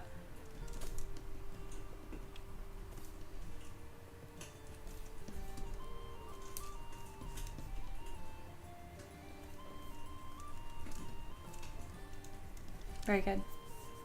This means I have to model ears, doesn't it? Okay. Sable says it's the sternocleidomastoid, but I had to look it up. It connects from behind the ear to the sternum. Yes, which is at the top of, my God, why can't I say words? Your collarbone. Here's your clavicle. Yes, Sader says hair and facial features distort our idea of what major shapes of the head actually are. Yes, yes, yes, yes.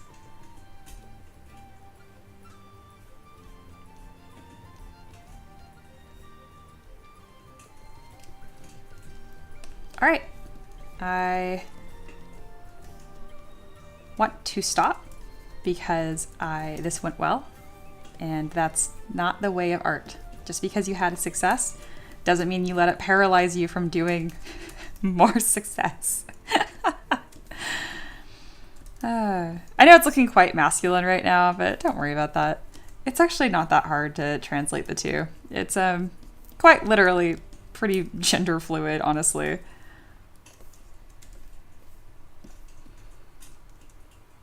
There's much more that's in common than different, so I'm trying to say. All right, so we have this, and again, I was happy how this turned out, but I'm not going to be afraid to keep moving on. I can do it. Okay, the next thing we're going to do is introduce more planes. So there's a big ol' nose we need to carve out here, and I can just pull that form forward, or I can tack it on. I think I have enough resolution where I can tack it on, but if I have a hard time keeping it nice and clean, then I will make it a shape. So I just pulled out a volume here. I'm just trying to create a nose shape. We are literally just constructing the planes of the face. All complex things must be simple first.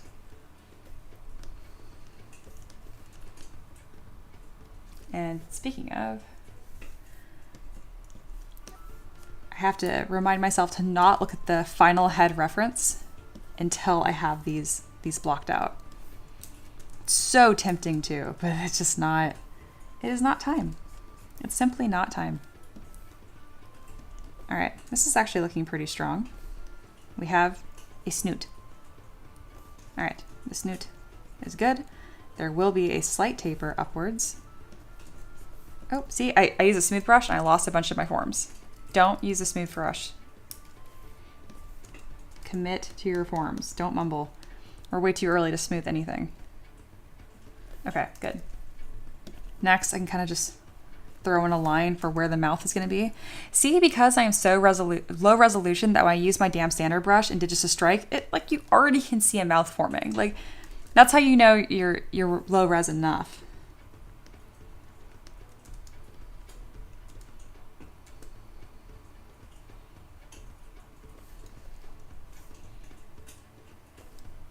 And we're going to worry about volumes and all that kind of stuff later.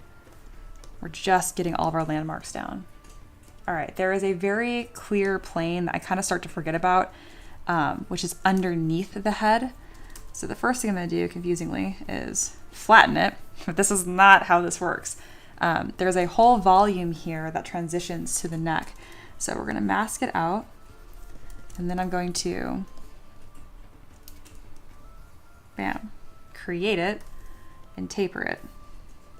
Bam. That's so important you guys don't forget about that, because like it doesn't matter how sharp your jawline is. See, I got this big ol' bump. So here's the jawline that everyone draws. It's hard to do this. Everyone draws, but there's actually so much volume. All this tissue has to be here. You just don't realize it's there because it shadows out, but it's not actually a hard line. All of this squishiness, see, all of this must be here. So that's what I'm doing right now. I masked this area and I pulled it straight down. And Sater mentioned, yeah, it's very hard to tell gender by skull alone. Absolutely. That's more like the prominence of like how wide the jaw is and the brow bone. That's really it.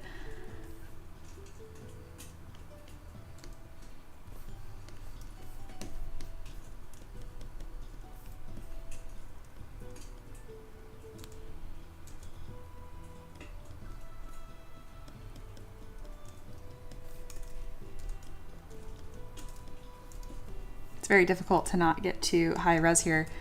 I want to add in all these little forms, but it's just not time.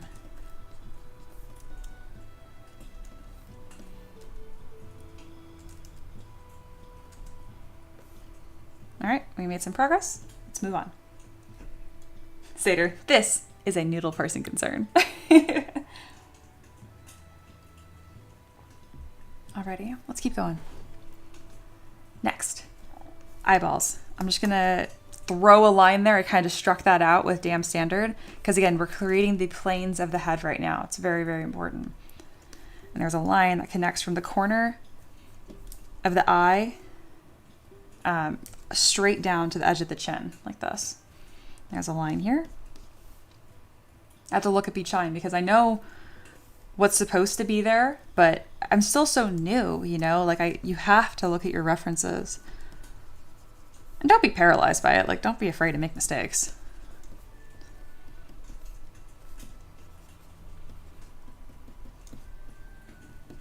All right, we're continuing to create the planes of the face. It's going quite well. I'm just doing all of this with Damn Standard and the plane brush. I say plane brush, I just mean H polish and move. All right. I don't want to lose the brow. That's got to be there still. Here we go. Good. And then next, the whole front of the head, we're going to just make nice and simple. Big old flat spot. Head empty. Sweet. And then it's by adjusting these volumes. Every plane that you see here exists on every single face. It's just the way that you shorten it up. Like, for example, like the way I have this right now, the cheekbones are quite high, but I can pull them down like this, see? And it looks a bit more like me. Like, I don't have high cheekbones at all. My cheekbone is almost not perceptible because of all the cheek. As I get older and I lose more fat on my face, you'll end up kind of seeing where they are. But it's by adjusting these planes that you make different faces, but they will always, always be there. So see like the difference between this and this?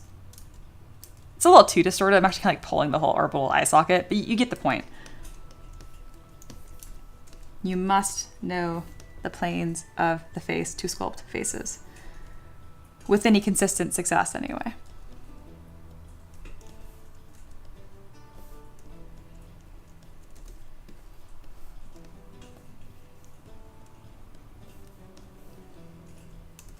And then the nose and the eye ridge and all of this is actually quite complicated. So I'm going to keep coming through with my plane brush, polish brush, to make sure it doesn't get too complicated and away from me here.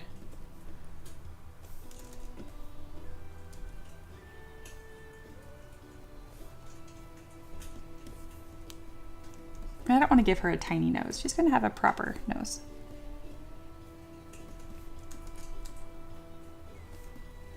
And see how I was able to, I could tell right here the face was too wide, so I was able to grab the planes on this right here and just scooch it forward because I know where that line is supposed to connect. They're kind of like construction lines. Does that make sense?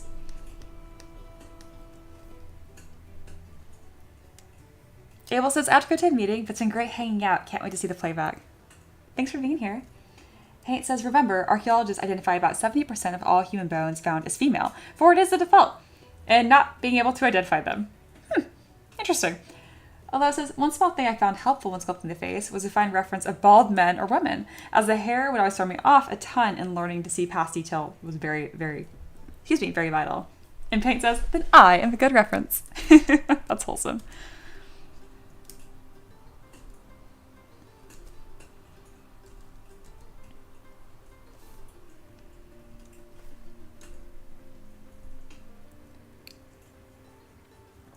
Empress says, I'm overwhelming myself thinking about this, I know, but as someone who wants to make characters and creatures and just think everything in between, the idea of anatomy is just mind-blowing.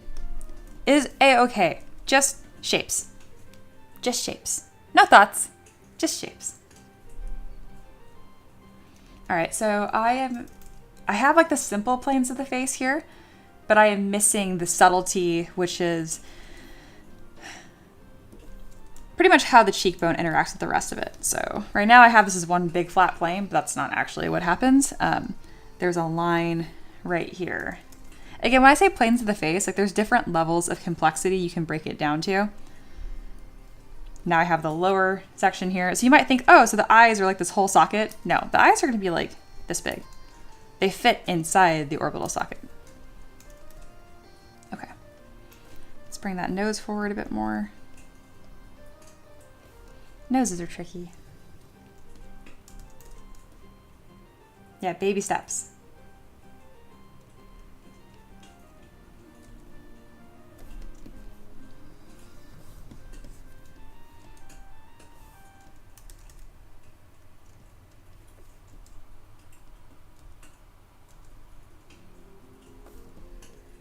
All right, we're gonna start blocking out the eye. Okay, this is a tricky one. I've never modeled an eye the way that I'm about to try right now, so I don't know if it's going to be successful. I just think it's cool and it's in this book, so I'm going to try it. Again, I've not done this before. So they take a cube and then they curve it. I can do that.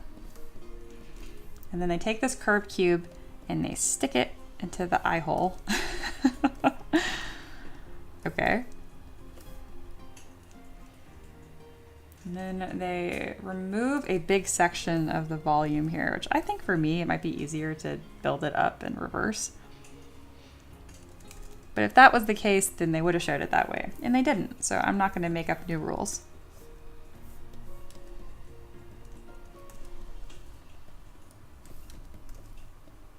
Yeah, they kind of like masked a section out, which is weird.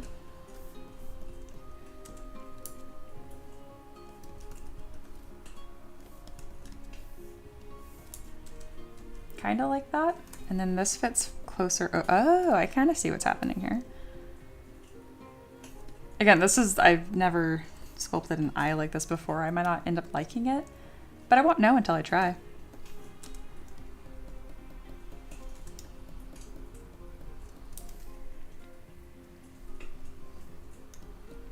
Okay, I see why they did that. I see why they're doing this. Okay, that's cool. And then they take a sphere and place it in here. So that's going to allow me to really keep this form. See this, like this fat piece that sits on top of your eye? I don't know what it's called, but I always forget that when I sculpt eyes, and this is going to help me not forget that, this piece.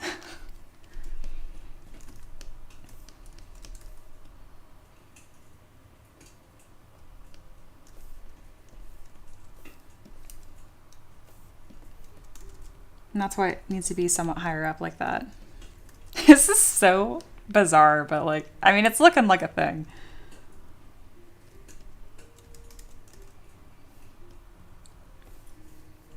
Looks so unimpressed. Look at this head. Looks so unimpressed at its creator, me. Just like, is this the best you got? I'm like, you're not done. Don't stop it. I will not be sassed by my unfinished creation.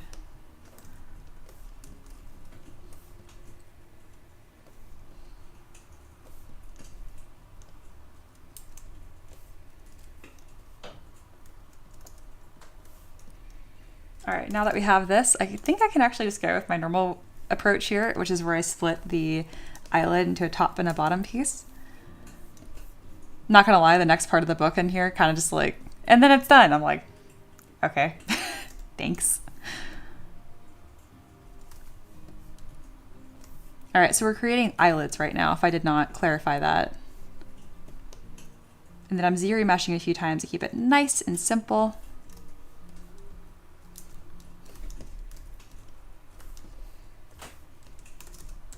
And then I can really kind of structure this. Man, I've never had to break down everything I do into so many pieces and steps. This is good practice, but oh man, it is challenging. All right, so now I'm kind of just creating like the fat fold. I don't know if it's a fat fold. It's just, you know, the skin and muscles that sit on top of your skull right here.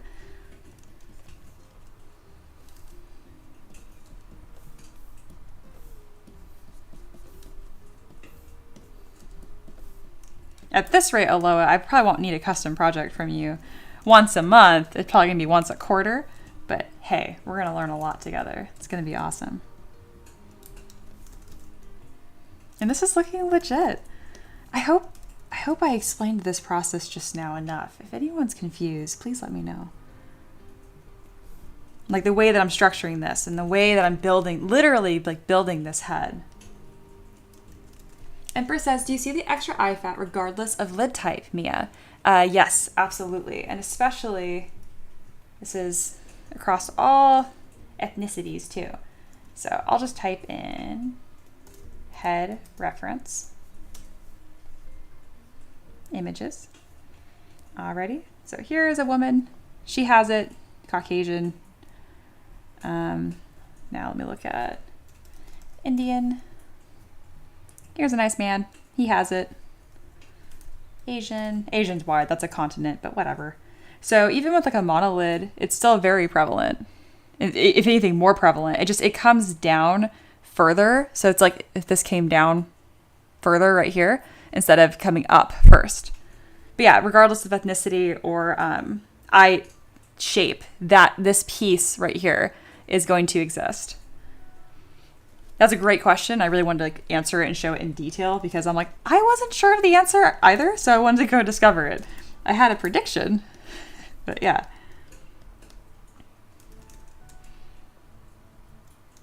All right, I need to make sure I can pull this down far enough to create that inner tear duct thing.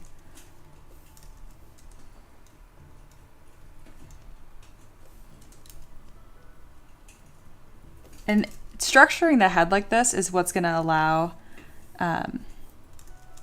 me to style this more like a traditional statue. We're going to mirror and weld it because I think they deserve 2 eyes. What do you think? It looks really funny. And so it's really easy for me to adjust now like the forms that are wrong because obviously I have too much volume right here on the sides. So I can take these folds and then kind of just move them in. But structurally, this is a good start. It's much more technically accurate than I normally make things.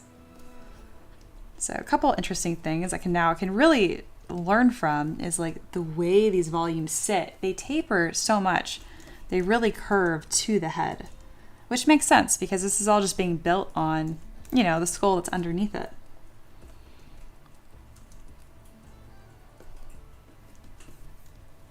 It does look a bit disturbing though. So usually the eyes are going to be one eye width apart. So let me go ahead and show that to you guys. So that's why it's looking a little odd right now because the eyes are so far apart. The eyes should like touch. See like this big gap between the two? That shouldn't be there. But because I know like how things are more or less supposed to sit, it makes it easy for me to adjust them and fine tune. See, that already looks better, just bringing that in. And all these little markers and reference points that I know, it's just from looking at a lot of faces. Yeah, just kidding, we're making a Cyclops today. There we go, that looks better. I just had it a little too far, too wide. There we go. That's how you sculpt an eye, traditionally.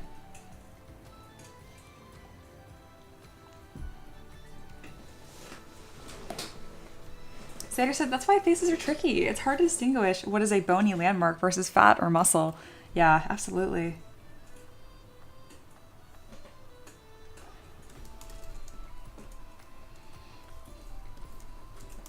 All right, I think I would like to try to sculpt the mouth as like a separate form. I don't know if that's a bad idea, but I really just want to be able to have a lot of flexibility in how I sculpt the face here and like the mouth. So I'm gonna just try that out. Again, this is a time to experiment and be free. So we're gonna be free with lip tube. Alrighty. I'm gonna mirror and weld, and I'm gonna create the lips as like an upper and a lower lip. This is kind of a chaotic approach. I don't usually do it this way, but I think it might be easier to structure it like this. So right now I'm literally going to create a upper and lower lip, just like that. I also think it's easier to demonstrate like how these forms work. Okay, so the upper lip will always stick out a little farther than the lower. Am I square enough? See? This, it sits on top. This is farther in.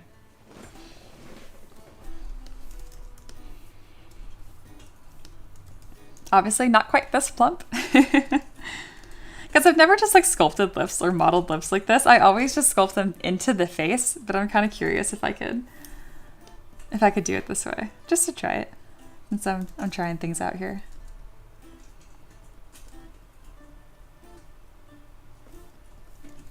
So I lower the resolution for the top lip just to give me a little more flexibility. And I'm gonna do the same thing for the lower lip. One of the main things I'm missing here is the volume right under your Cupid's bow. And then generally speaking, the corners of your eyes line up right above the corners of your mouth. Some people have wider, shorter mouths. It's fine. But like it's a rough landmark because there's two lines here that line up. Does that make sense?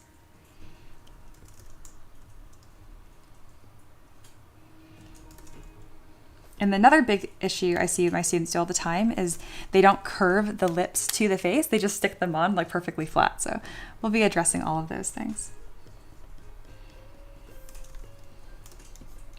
This is really eerie, but it's a start. So right now I'm just adding that volume at the top, like I mentioned, and then we're gonna pull back the mouth to actually fit into the face.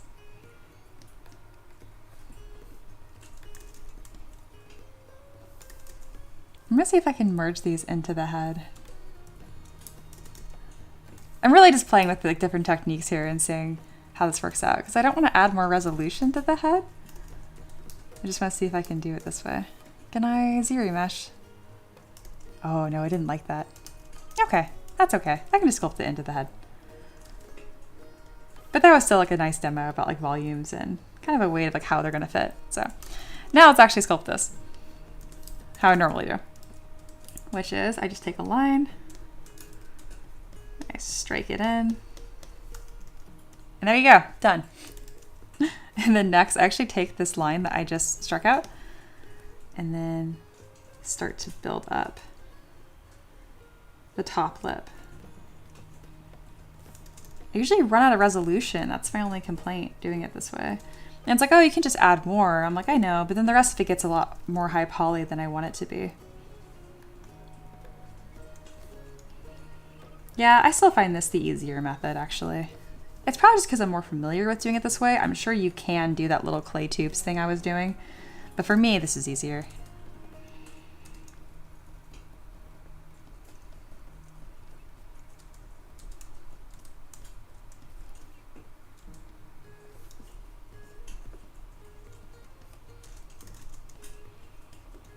I wonder how I want to do like her lashes and stuff.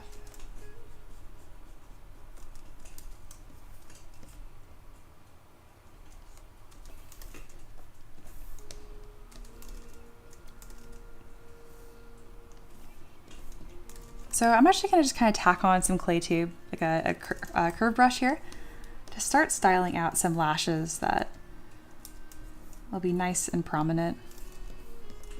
I'm going to come through the back here and clip those. So just delete hidden, close holes, polish by features, and then ZBrush with same. Here we go. And I can use this to further kind of sculpt her head shape too. Not sculpt her head shape, but like refine her eyes.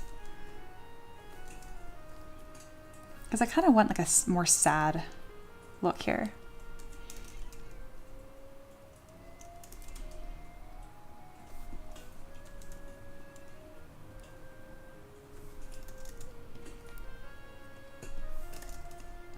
Something on the more dainty side too.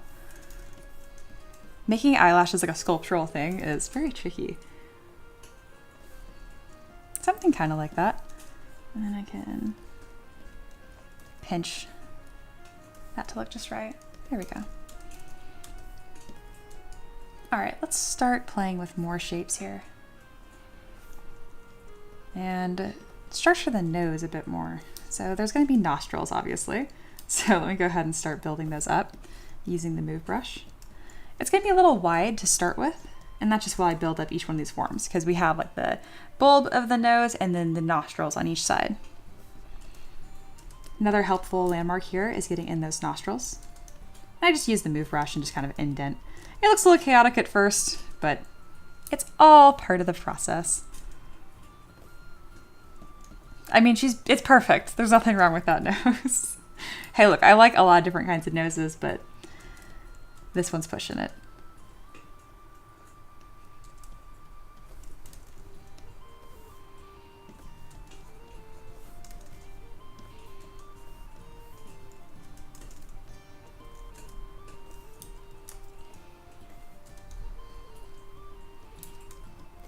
So right now I'm just slowly tapering things, but making sure not to lose any planes of the nose.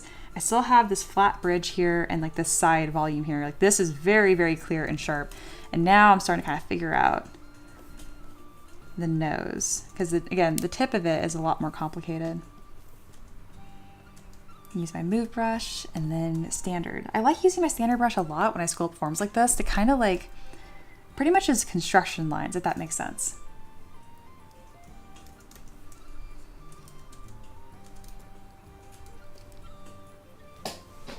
Bunny has a donation goal suggestion. Mia gets some Play-Doh and has a little live action sculpting. I've never done that. That would be fun. I mean, I've played with Play-Doh like casually, but I've never actually like tried to make something with it.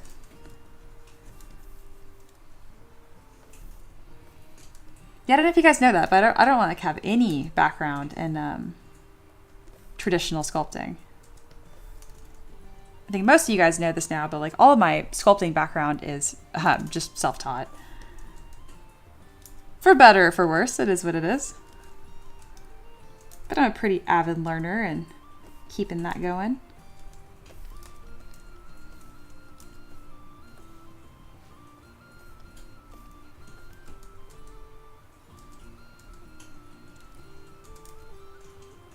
So I understand the bottom of the nose a bit better. So I decided to come under for this plane to kind of figure that shape out. And there's no shame in just like restarting, trying again. There we go. I'm starting to figure it out.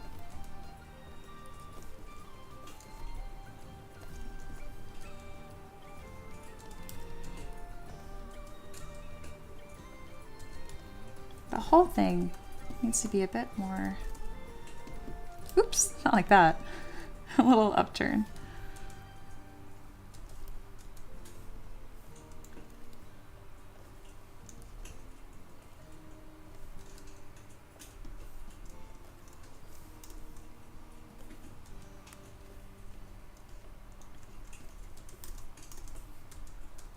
So I'm not looking at a reference that has the planes of the nose, and it shows. Like, it's so tricky for me to like break these shapes down myself.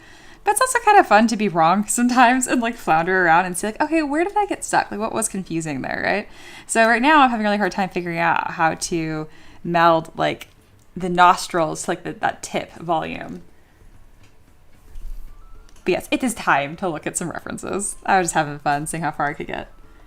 I could get this far.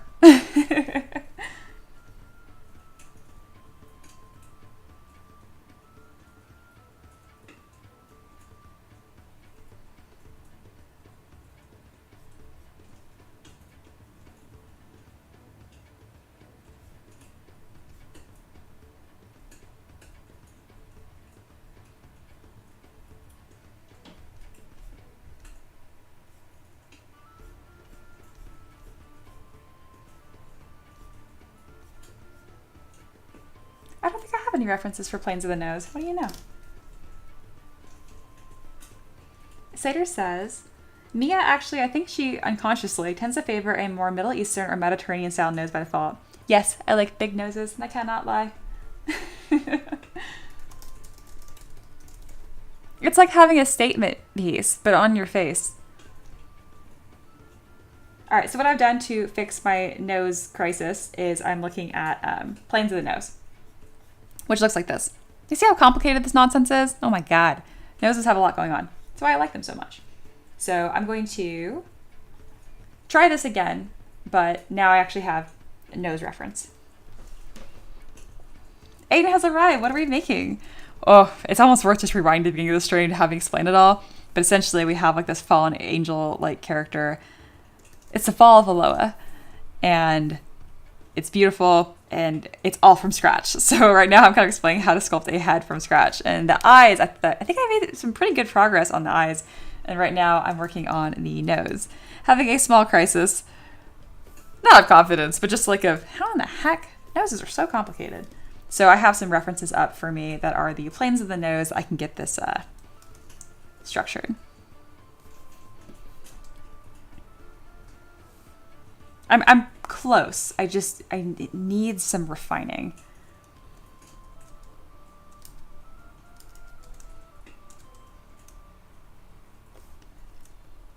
And part of the issue is just like, I'm trying to do this really low poly and it doesn't want to be low poly. It wants all the polys.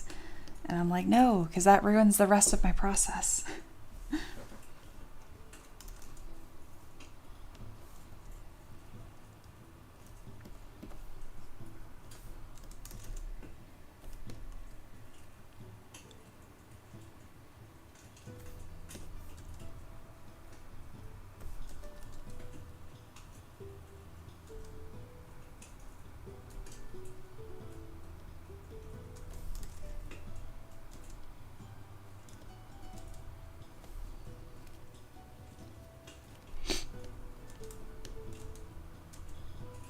So the nostrils sit a lot farther back than what I was doing. That's number one that I'm missing. And the fleshy part, this tip of your nose, is not as rounded as I thought. It's gotta be there though. So the nostril kind of terminates here. Nose. I got it. Or I'm gonna get it. If not, I'll just kind of circle back around.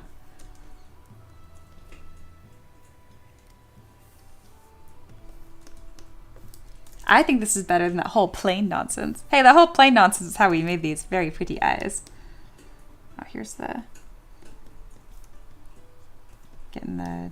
Since I'm working on the nose as well, I might as well kind of start working on the mouth. Because it's right here.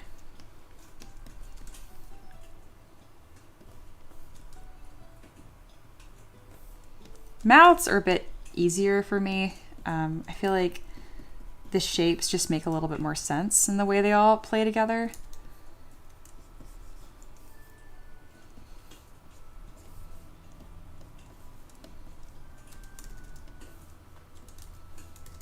But yeah, so there's like this little band. It's like almost making the nostril like a separate subtool almost might be easier, kind of like how I did the eyes here.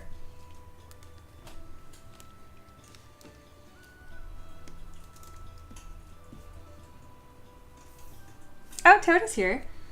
Point of view of a character artist, a cartoon artist trying to sculpt from a more realistic proportion artist. Things are so different. Yeah, no kidding.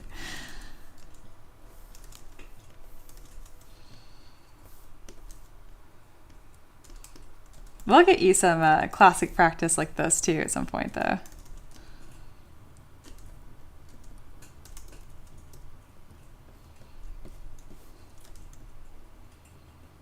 It's funny, you can see how well structured, like that. I don't know if you guys can see it this way, but to me it's so obvious that like when I took a traditional approach and like structured the eyes like piece by piece, it was very successful. And then once I kind of went like off script and tried to like figure it out myself, it kind of gently to say, it falls apart a little bit. It just kind of goes to show like it's really worth introducing these volumes as low poly as possible and then constructing them the same way that you would like classically with clay.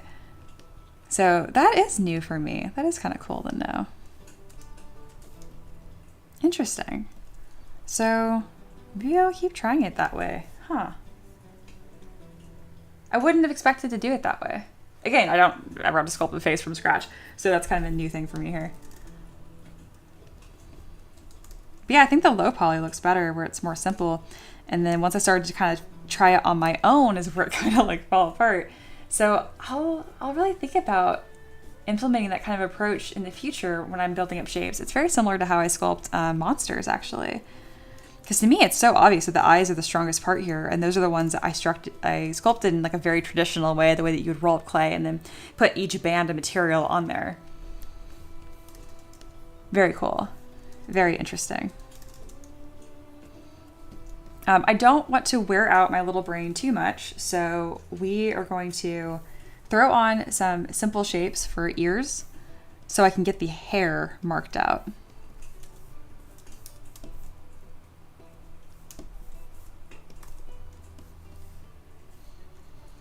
And ears, I know a nice simple way to get that shape marked out. Oh my goodness. Let's do this not in symmetry, thank you. Here we go. Nope, no symmetry. Thank you. There we go.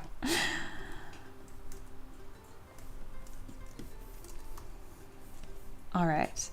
And then that'll be a nice simple shape we can kind of set on here. It's so important that when you're doing ears that you don't just have them flat at the head. They do sit off of the head a bit. And then they also, the top of your ears are at the top of your eye. So they don't go here or here, they go right here. Which kind of shows that the entire head I've sculpted here, I think got a little short. So let's go ahead and just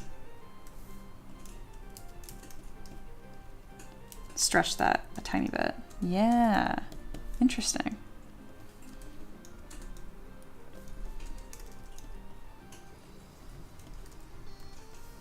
Yeah.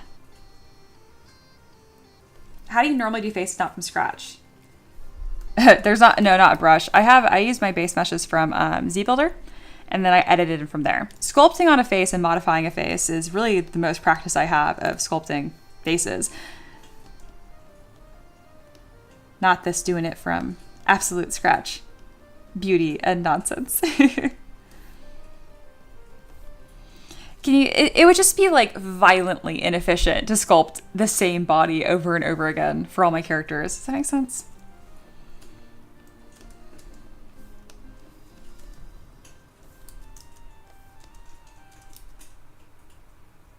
I'm starting to see the head so differently now, though, that I've done this. This has been really cool.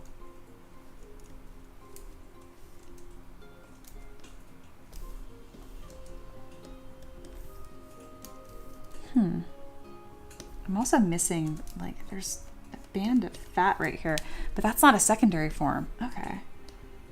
Like, what is actually a primary form? What is necessary to the head and what is not has been a lot of fun to figure out.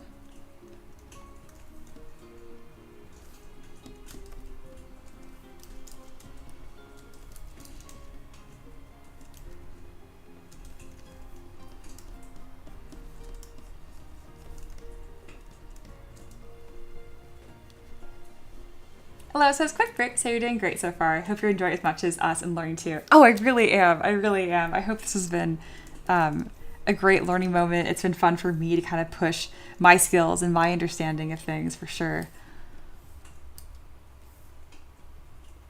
Interesting.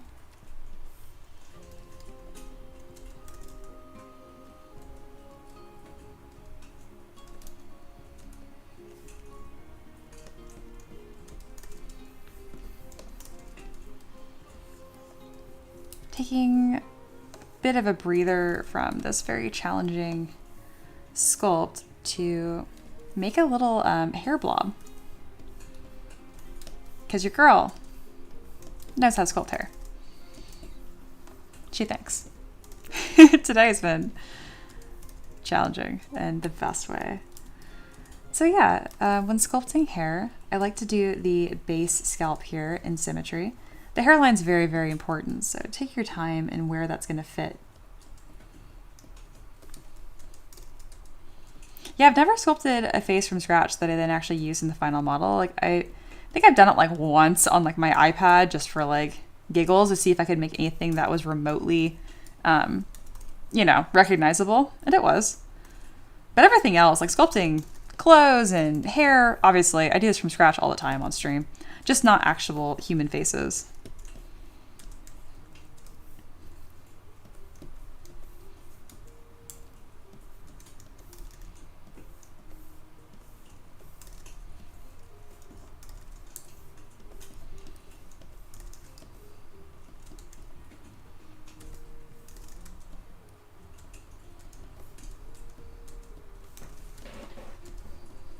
This has been so chill though, and like, I don't know.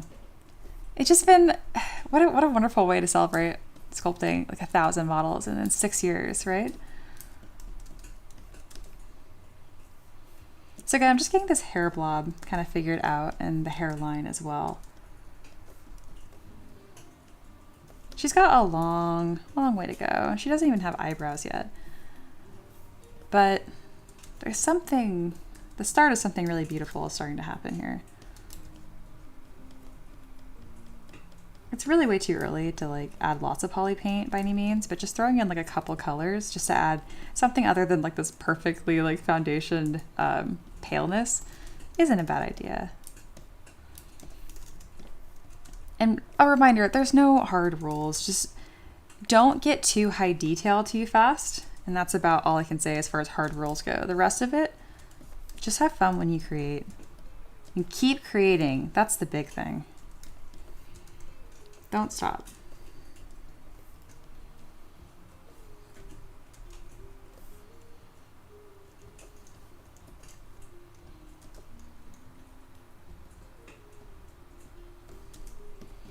I like to create this basic like hair blob shape to start, and then I come in with like all the different hair strands and that kind of stuff. But I just use my move brush and Damn Standard to kind of like strike out some forms.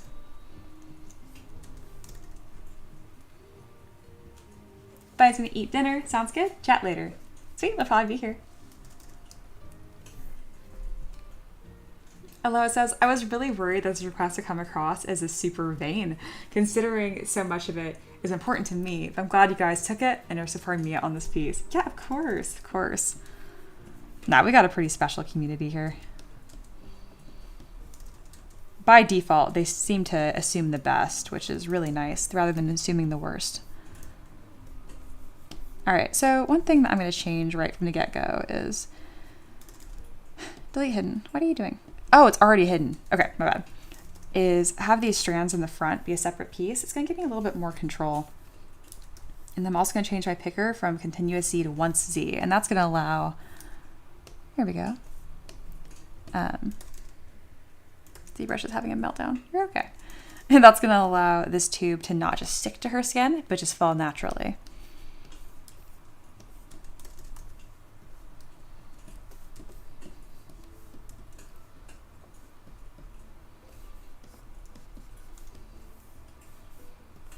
There we go. And I want to thin these up considerably. There we go. And I can add a little bit more volume back towards the top by using Move and Backface Mask. Perfect.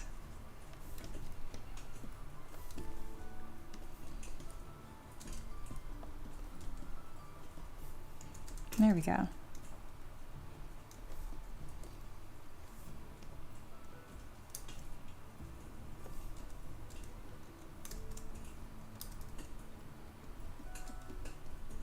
Although I think it's sweet that you mentioned you were worried this to come across as like really vain, but I think it did the opposite. I mean, it was such like it was obvious that you put a lot of thought into this to be enjoyable for the community. So I don't think anyone's going to see it that way.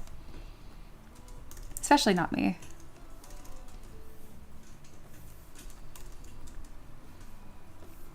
Nice eyebrows. All right, so in this case, you go back from picker 1C to continuous Z just to mark out these eyebrows, because I do want those to follow her face. And I'm adding some more detailed features in like hair right now to kind of give myself like a break and more into the things that I do know how to do. Maybe it's not the most proper way to do it, but we are just having fun here too. It's a learning moment for sure.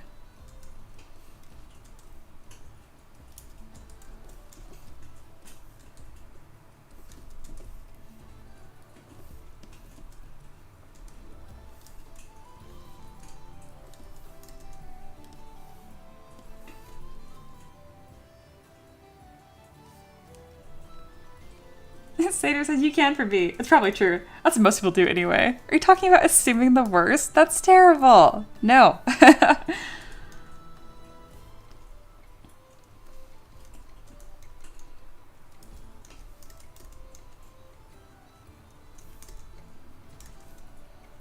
All right, I'm gonna try something a bit silly here. I'm gonna see if I can Z-remesh this by half and get some nicer lines. Yeah. Huh. I'm starting to build up some preferences that I never even like had before with sculpting, which is cool. Okay. Eloa, I can't even express like how much I've already learned from this. I don't know if it's apparent like at all, but like I can literally feel myself like skill-wise improving as I am like getting correct shapes. Like each time I find something, I'm like, oh, that's correct. That feels right.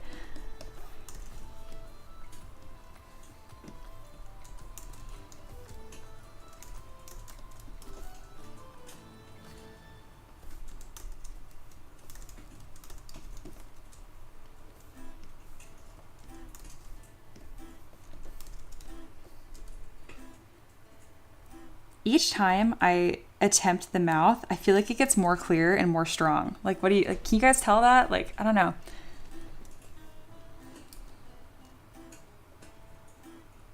Even with the nose, because again, I kind of like just, I make as much progress as I can and then I scrap it and I try again. And turns out I really was still going too high poly too quickly. Still, which is just wild because I was like, I can't go much lower poly. I sound like my students. Sarah says, hey, don't laugh at my lived experience. You say joking. No joking, only serious.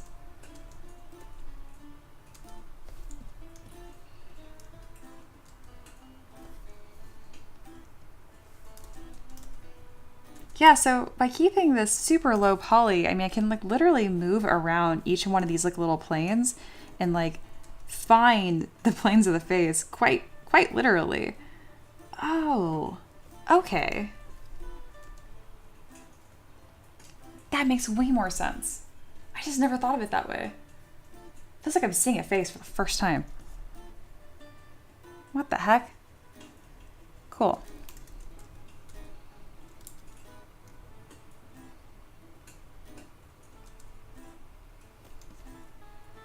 This is really tricky because we're getting into that line now where I'm starting to have to find like the beauty in it, and that is like such a trial.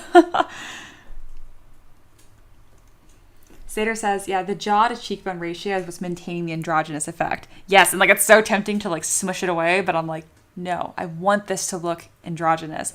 Thank you for saying that, because I was like mentally like kind of struggling with that, and then you saying it, I was like, no, you're right. That is the correct way here to go for this. Eloa says, I'm glad you enjoyed such a detailed process when normally it'd feel like a slog. And it might have if I was doing it by myself, but since, I don't know, this community has proven itself to me, hopefully just as much as I've proven myself to you guys, that's like, this is a safe place for me to learn and figure things out. I've done enough demonstrating that I know how to make models. But the actual artistry behind it, ooh, there we go. That's looking a little better. It's something I don't have as much experience with, but I'd like to. All right, there's something there's an unsureness I have in my forms on the side of the face. I can tell. What's a way? Let me look at some references. There's a flatness here.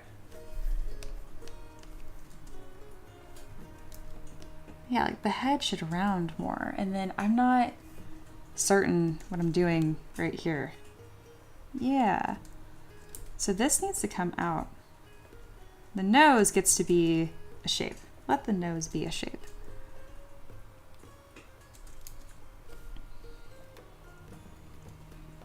I feel like from the front, I've got some good things going on. And then the 3/4 is a little, well, that's a bit stronger. I think my weakest view right now is from the side. So let's spend some time on it.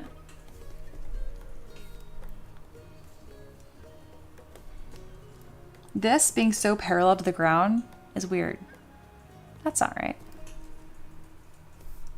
It would be more sloped. So I have a couple ways I can do that. And that would probably make it more or less feminine depending on the way that I go. Yeah.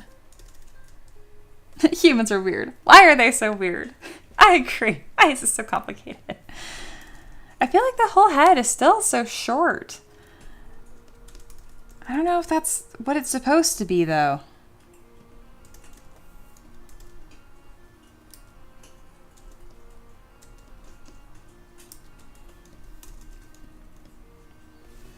I have a long face, so I'm also really biased here.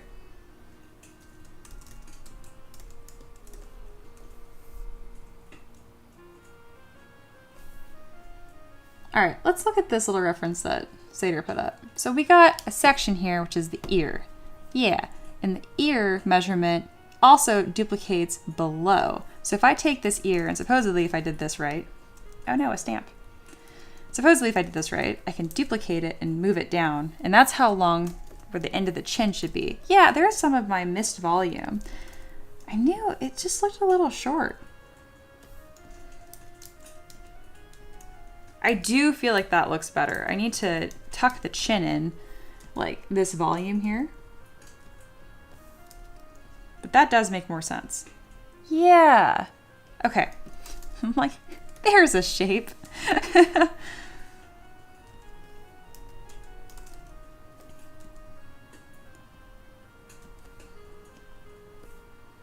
Yeah, and I have the nose is so smushed to the face. Let's pull that straight forward.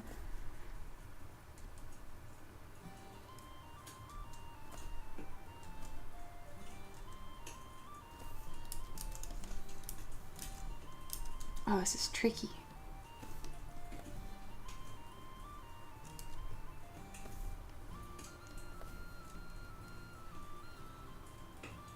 Okay, that divot needs to stay here, so leave that alone. Stop moving that. Keep the divot, but then that taper is important. Okay. And that's why that side plane makes sense to me from the front, but not from right here, because I don't understand. Oh, here we go. I'm starting to get this transition plane, which I haven't found before. Okay, cool. So I'm on the right track. Reaper said, maybe move the chin and jaw down a smidge, along with lips. Called it. Same braid. Love it. Reaper, I don't know if you ever tell me like what to do with my art. So that's why I saw you had a suggestion. I'm like, oh, what'd they say? Okay. The brow line goes to the top of the ear. Yes. That I had. Corner of the eye to where the ear runs into the cheek. Bottom of the nose to the bottom of the ear. Bottom of the nose. The bottom of the ear. Oh, yes. Okay, cool. We're actually... Okay, we're running into these landmarks correctly. Oh gosh, that's starting to look more like a thing. Cool. And then if I need to change some of this, the way it all fits together, I can kind of lower.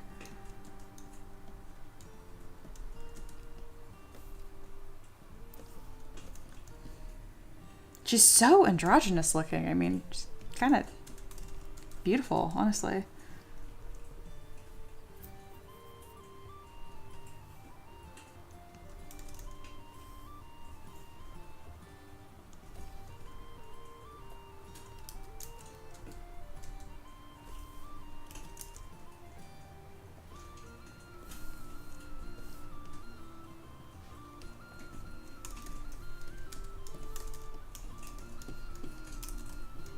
This has been a lot of fun.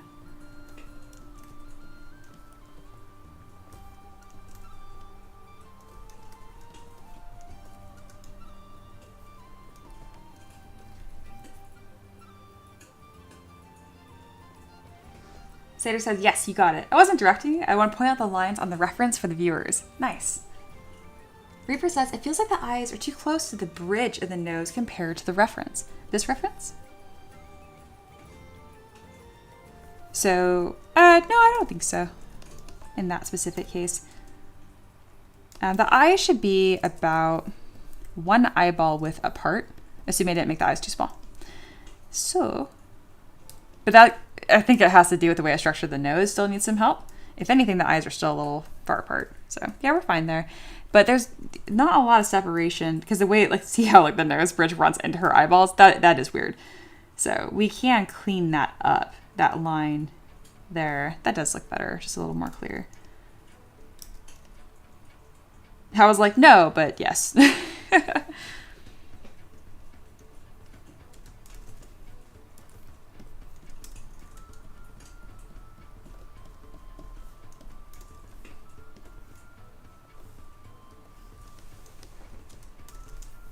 right, let's kind of revisit our... This is what all of it's going to feed back into. All the work we're doing right now.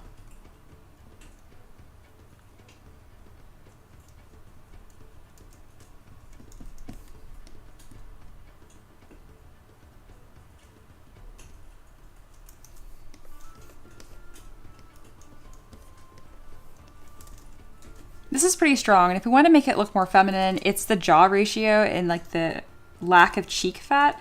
So if I were to add more fat to her face and then also narrow her neck a bit, I do want it to be androgynous, but not maybe this androgynous. So I'm going to shorten the neck a touch. I'm going to soften some of the transition points here. I like this like kind of worried look I've given her though.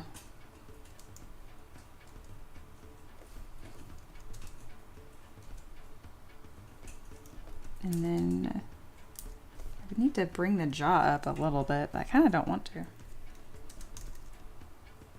I don't have to.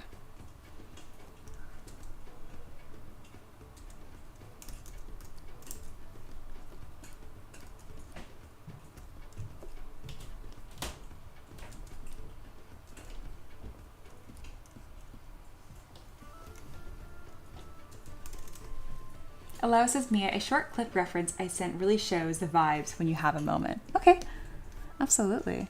Oh, thank you, Reaper. I'm gonna look at those in just a second here. This is a short clip I'd like you to watch some point. It's not be on stream, but from 25 seconds to 50 seconds. I will absolutely do that.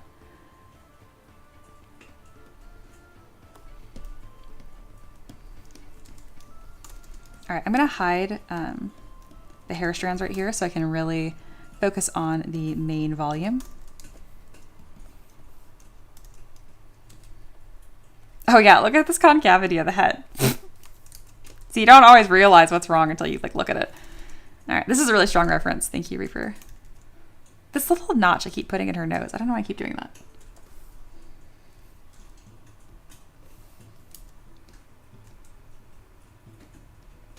There. And then there should be a little more fat right here.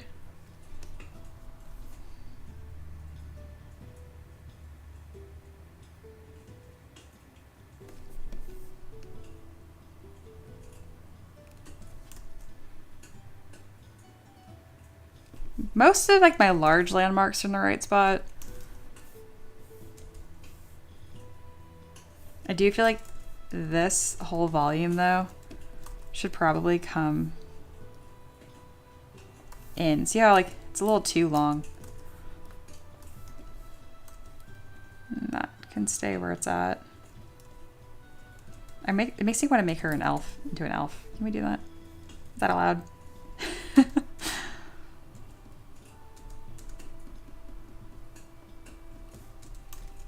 I might change it, but for now I'm like, wouldn't this be fun if she was an elf?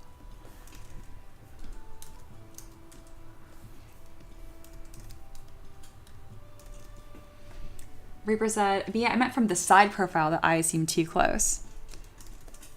Right here? If anything, I feel like they're too far away. Or did I already fix it? Or am I blind? I'm looking at this gap. I feel like this just needs to be so much farther out. Like this whole thing should be, yeah, there we go. I just like, see how I like to grab my brush? I just like throw things forward. Like every now and then, like just grab your brush and just move things around. Your brain will like normalize something if you look at it for long enough. Speaking of, I probably didn't take enough breaks like looking away from this at a time, but sometimes it can be good to kind of work on that too. It's fine. All right, I'm gonna do more of that where I just push things forward and kind of see what I think. Yeah, this curve I was just totally missing, which makes sense because I did reference this from like a statue of a Roman dude and they were really flat. The classic smoosh technique. It is classic. Yeah, flip things upside down, mirror them. Absolutely. Yeah, so I flip upside down, I can see that she doesn't have enough, like the right volume on her chin.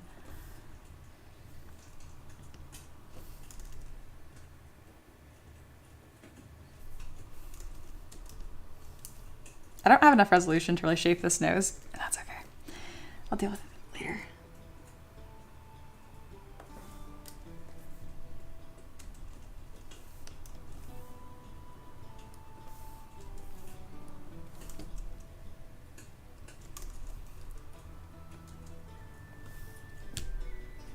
I'm going insane with this nose.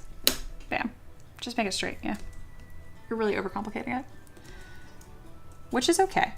You just have to know you're doing it. So how far back does the nostril go? So it goes to like halfway of the lip, essentially. I feel like that's another area I'm having trouble with. Because it makes me want to like make it a separate subtool so I can have a little more control over it. There we go. That's kind of like a nice rounder. Now if I start more smooshing. Smoosh. That's not it.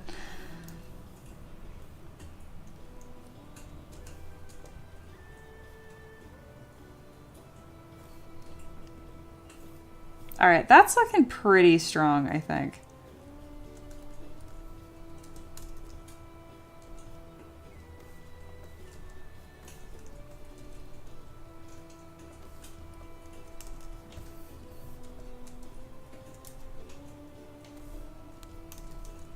I am never going to go back to the way I sculpted eyes before. I'm always going to have these volumes on the top and the bottom. This has like been huge and like having control over the face and the way I want this to flow. The back of the nostril aligns roughly with the top of the eyelid.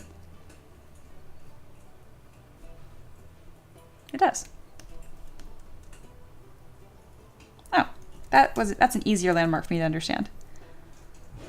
Yeah, if you ever have a hard time remembering like where something is supposed to go, you can just like find a different spot on like the head to reference. It doesn't, you can make up your own ways of remembering things. You just can't make up your own rules, if that makes sense.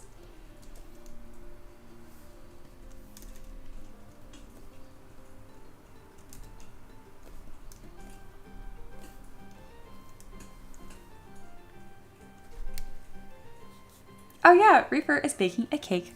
That sounds wonderful. I hope it's delicious.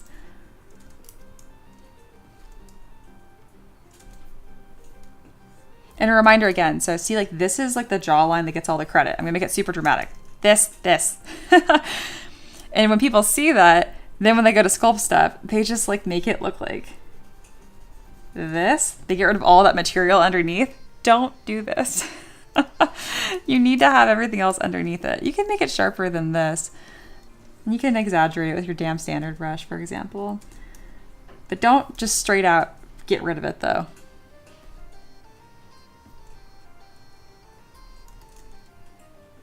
All right, let's make this sit a little rounder and a little lower. Okay.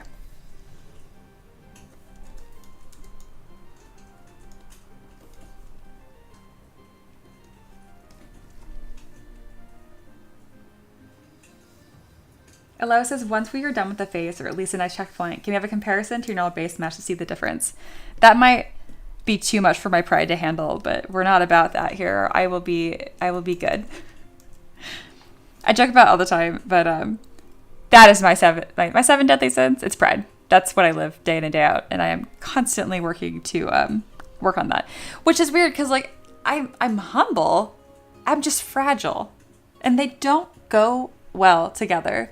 But that's okay. You ask and you shall receive. All right, we're gonna load in my default base mesh. What I would normally have, I just call it human. I don't know where it is. Is it a female body? Human, male, female painted. Cool.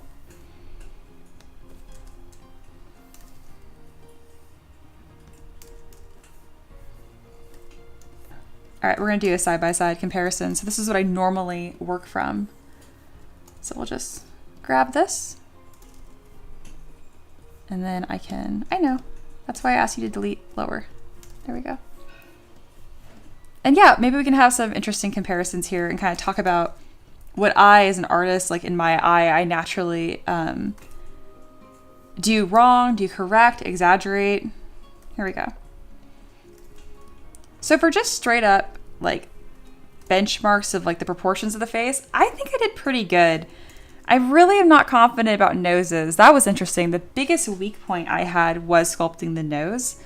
The eyes are a bit too small, I would say. Or no, I actually have them enlarged on this one because I do this for minis. I definitely made a much more androgynous face. God, I'm so comfortable with this base mesh. It's so much easier for me to modify this than to create this from scratch.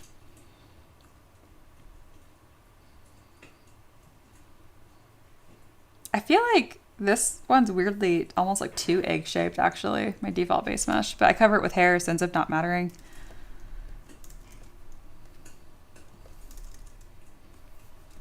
Yeah, I think the head that I created here shows more of like me as an artist, and like the way that I choose to construct things makes me think that I should probably make my own base meshes from scratch and use those.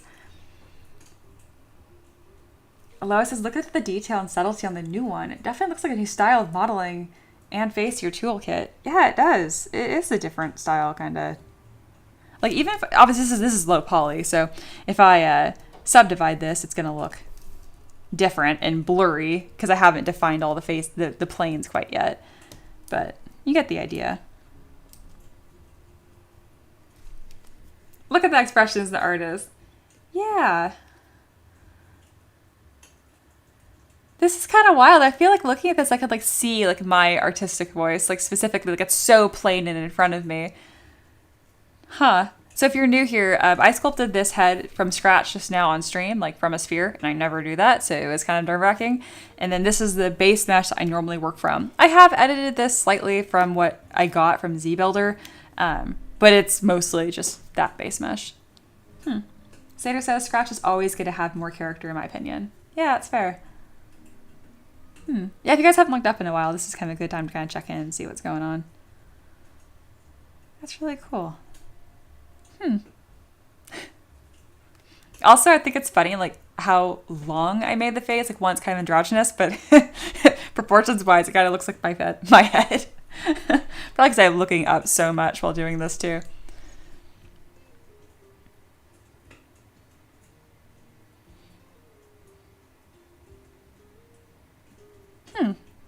This is just cool. This is really cool. Thank you, Eloa. I'm able to kind of see my art in a light that I don't think I've seen it in a really long time. Kind of feel like it feels brand new. It feels fresh. Okay, cheesy, sappy moment coming in. So, if you are in a long-term relationship, so I've been with my husband for 10 years. The other day, like, I took a picture of him on a bench or something anyway, and he was like, oh, send that picture to me. I want to send it to one of my friends because it's like similarities. It doesn't matter. The point is, I was like, oh yeah, I want to send that picture, and I looked at it, and it just like the context was different, and I wasn't in the picture, and I was able to like see my husband like kind of like as a stranger would for the first time in a long time, and I'm just like, damn, that is my man. You know, it's kind of cool. This is kind of, I feel looking at my art right here. I'm like, that is my artistic voice. That I did that. Yeah, it's just really special. Eloa says, you can see the artistry oozing out of the new one. The older one is still great, but a lot simpler. I agree. And smooth. I get you. I do think I'd like the eyes to be larger just because I like things being a little more expressive. And especially because I design things for minis. So I'm going to go ahead and do that adjustment. But otherwise, gosh, once I kind of fix up a few anatomy mistakes here, because there's always going to be mistakes with anatomy, let's be real. I think I might prefer mine. So making her eyes just a bit bigger here, I think that's sweeter.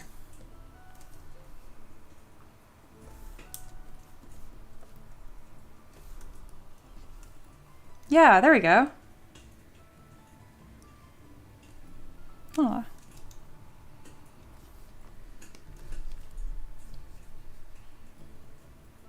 Xander says, what I noticed is the pre-made mesh is more racially ambiguous. I agree with how overly round it is. I think what is creating both of these things is that it's an averaging of all parts. Yeah, I get you. Yours is much more stylized, which I always appreciate. And you guys are being really sweet. Like, it's okay if you're like, you know, love what you tried here. Stick with your base mesh. We're not there yet. I would not be hurt. I haven't practiced this skill very much. So I would not be hurt by any means. But I do feel a lot more confident in moving around the forms on the new one because I made them. I know where everything is at. It's freaking cool. Bunny says, hey, what'd I miss? Bunny, I'm looking at my art with fresh eyes for the first time in a long time.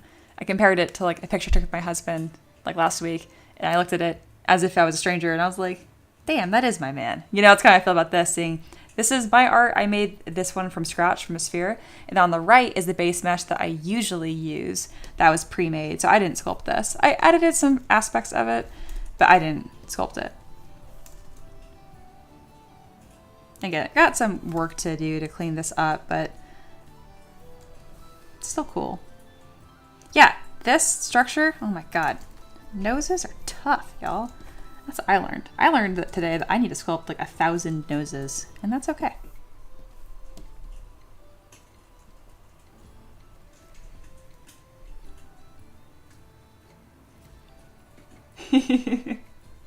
Reaper says, me, stick to the face. Me.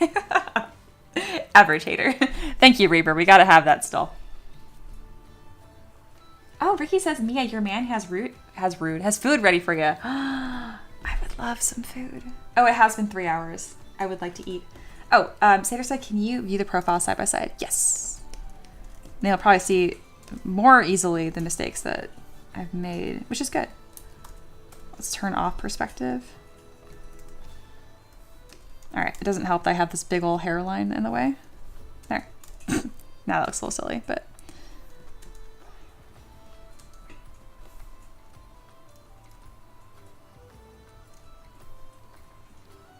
That is interesting. So I have a volume that comes up right here, and it really shouldn't. Oh, that's because I made the eyes bigger just now. Okay, that's fine. Oh, there's like a subtlety of the curve of face that comes down right here, potentially. Interesting. How many times do I need to round out this forehead? Oh my lord. It's really cool to have a reference in 3D though, to kind of like check your work and kind of see what's going well and what's not. There's more of a subtlety on the bottom lip here too. I mean, a lot of these problems here just need to be solved by adding like a subdiv and then coming in sculpting, literally. I just haven't done that yet, but I think I've pushed this base mesh that's low poly as far as it can go. Okay, anyway, it's time, I need to eat. Eloa says, I love the new one so much. Thank you. Okay, this has been an absolute delight. Again, I appreciate the donations so much. Like, on top of you guys supporting me on Patreon and watching the streams, liking the stream, whatever. But the actual, like, again, I made direct money just from doing this stream so we can have a tabard pet, and that is amazing. And I super, super appreciate you guys.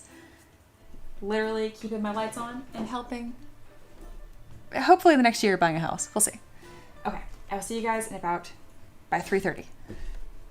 All right. 3 p.m. returning. This has been a blast though. Yeah, looking a little too kiss. Yeah, I made the lips really exaggerated. Puckered is what you're looking for. All right, I'll see you guys in a second.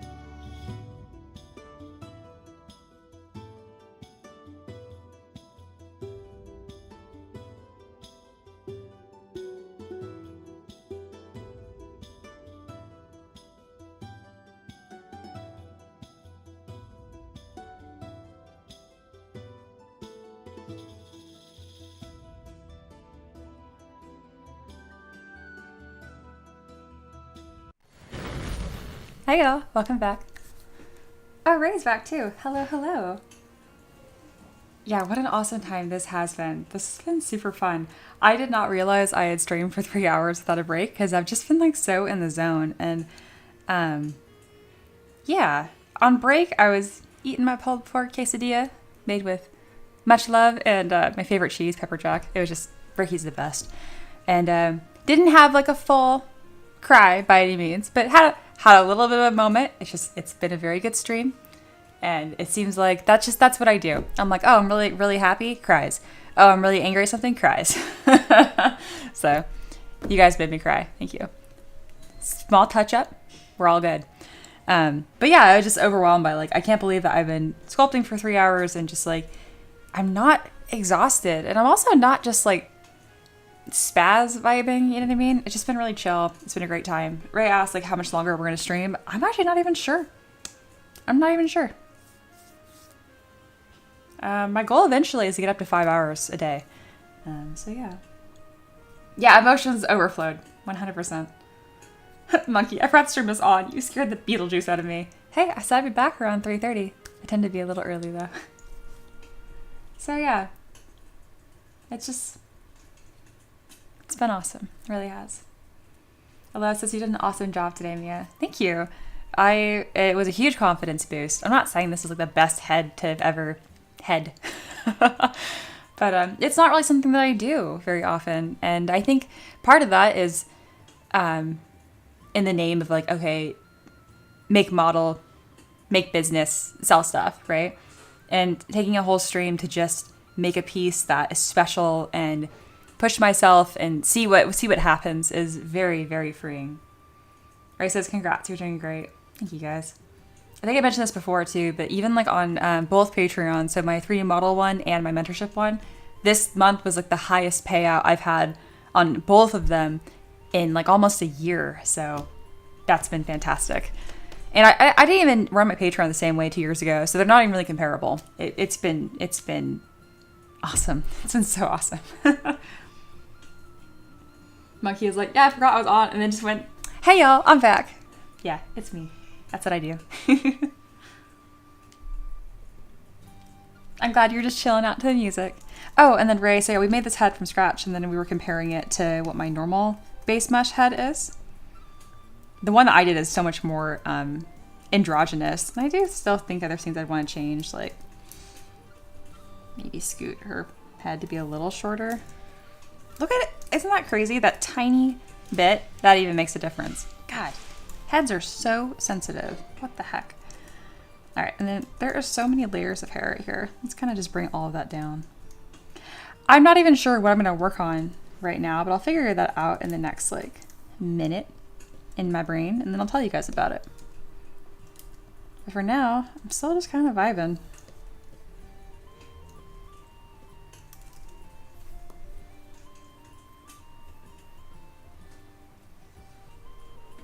Eloa says, this stream has been everything I hoped it'd be in terms of challenging and freeing. Good. And then Bunny says, dramatically, it's been 1 week. Since what? Till what? Minnie says, I learned to turn it down the first time it happened to me. Just sad enough to know she's back. I was ironing today. Very nice.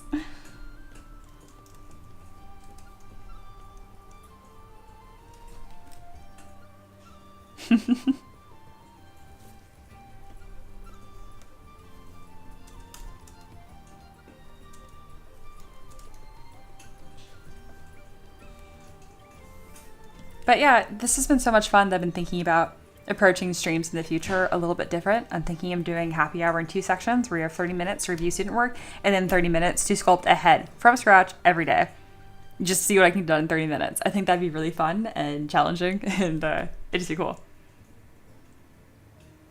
Ray said, actually after the Discord first, I thought it ended. The head's looking very cool. Oh, thank you. It's not a skill I practice very often, so I'm just happy it looks like a thing, honestly. We're going to take a couple screenshots here, though. Smile.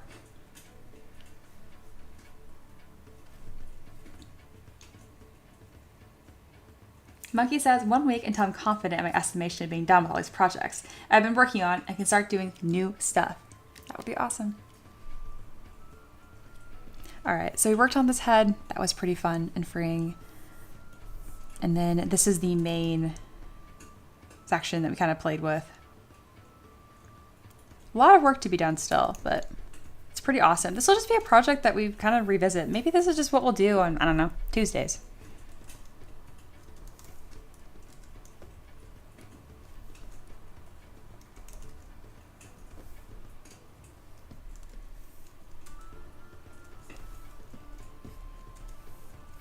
I wonder if I can import the head in now and if it will fit at all. It's obviously not done, but it's enough progress. It'd be kind of cool if we can update the main mesh here.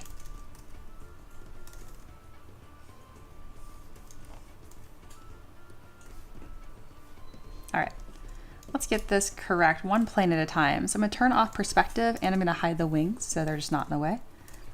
And then we're gonna just rotate this straight back, turn on transparency, and just kind of line things up.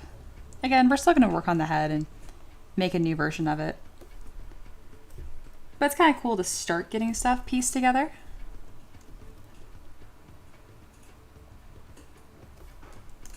Yeah, something kind of like that.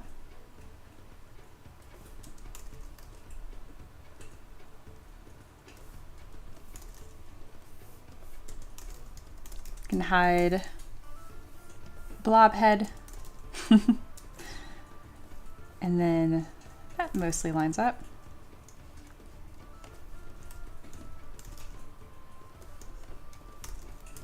And then this section of hair won't need to be like this.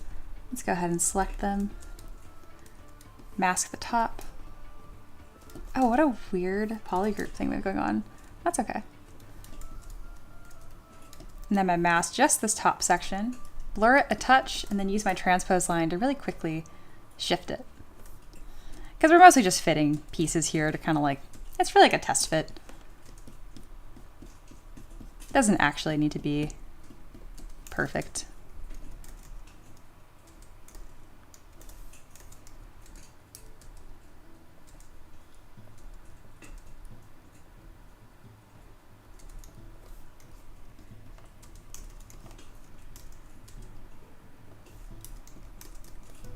What is this section?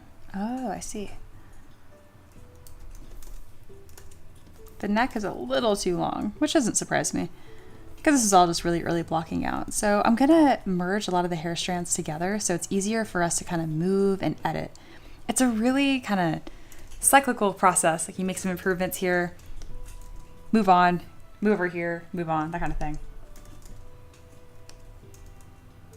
Eloa says, me a reminder, there's no pressure for me to get this out and shipped as a print. I just want you to create an awesome art piece. Okay, awesome. I'll make sure to keep that in mind. And that makes sense. In that case, I'll especially make sure to not rush the process in any way.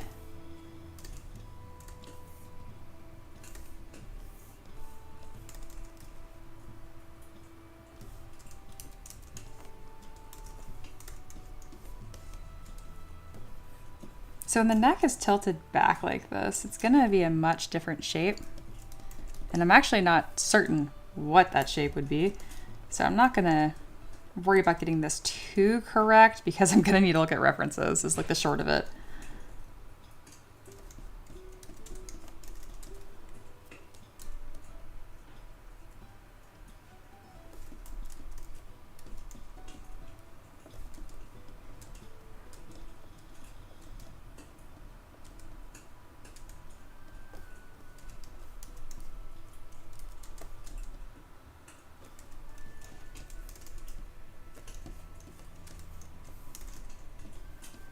There we go.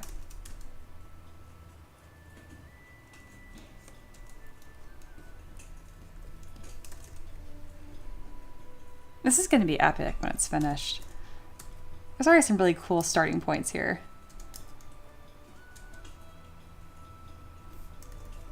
I'm kind of just thinking about it right now. And like all the stuff that we worked on today and like it was such a different stream. It's really refreshing.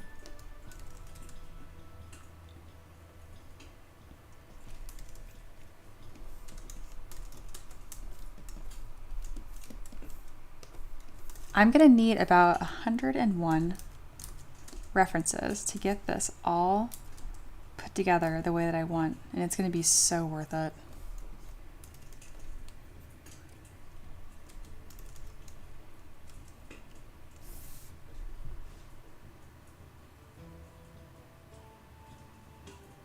Awesome.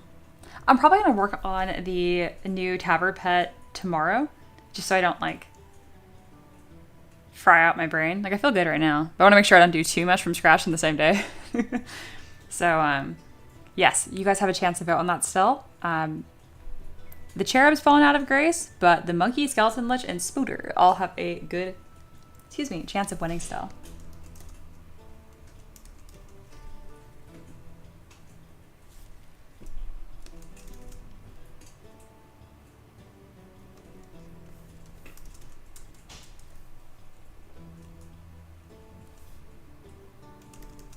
All right. I have a plan in my head, kind of seeing how all this is fitting together. I think the next thing that I'm going to do here is get myself prepared for the next step of this sculpt. So we kind of have almost what I would just call like a sketch here, right? We have some ideas, some shapes, but nothing is detailed or super fleshed out. And it's not really somewhere that'd be easy to... I don't want to sculpt this like without symmetry. So I'm going to kind of be reviewing some of the shapes here and make sure that these are the final shapes, if that makes sense. Eloa says, random thought, no idea how it would work, but the falling cloth forming the wing shape could be cool if you didn't want big wings on each side. Honestly, either works though. Yeah, that would be cool if we ended up, so pretty much said like the falling cloth could form the wing shape, so no wings essentially. That'd be interesting.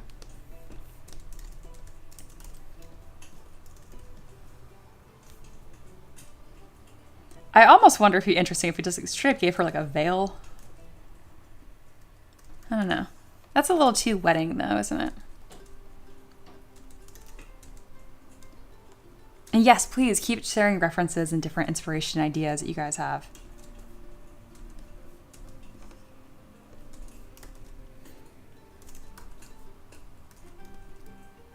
Wing reference of a statue. Yeah, that's cool. So I never come playing with some cloth shapes. Ooh, I think just making her even taller would be really cool. I want ridiculous. I want absolutely ethereal.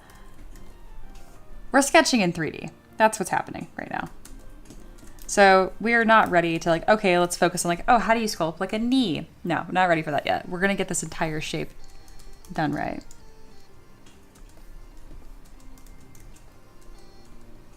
I kind of like this shape here. I'm not saying we won't do wings. I'm just saying that this is kind of cool.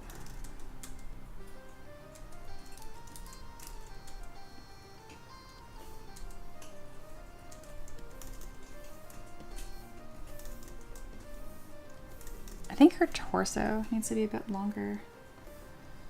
It might be fine as it is, and I just, the cloth is kind of making it look a little shorter.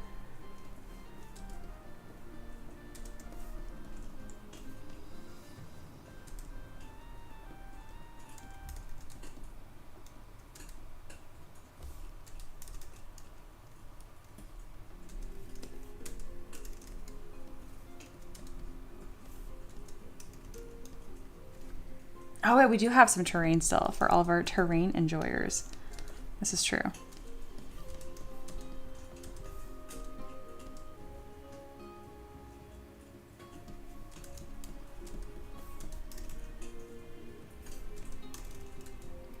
I really want the wings to complement this shape we have going here and not overpower it. And in the current default, I think it was overpowering it. We're going more technical right now, guys.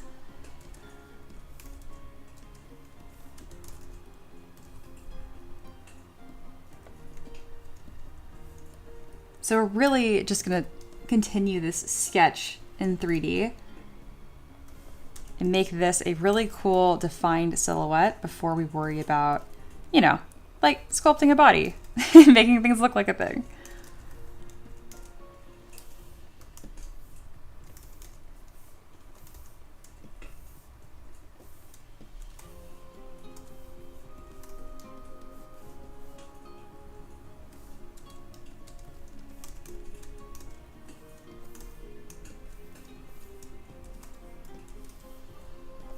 which makes a lot of sense because usually I'm more focused on the character in the sense of like, okay, what armor are they wearing? What pose? Trying to capture something that's, you know, for D&D focus. But in this case, we have something much more unique happening here where it is the final piece that's the most important. So what I mean by that is that I'm kind of like making a sketch of this final piece and how the silhouette's going to play, because the pose is just going to be so vital. So right now I'm really looking at it from like as if it was tiny and looking at silhouette over and over again.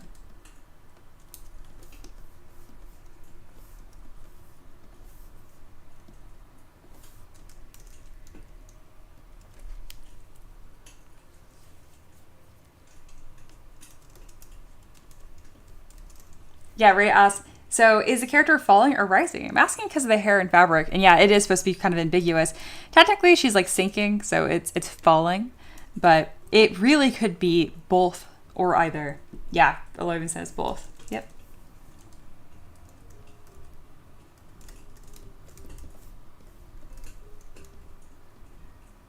Because technically, if you fall slowly, it could look like this. I don't even know why I said technically. Like, that's just true. It's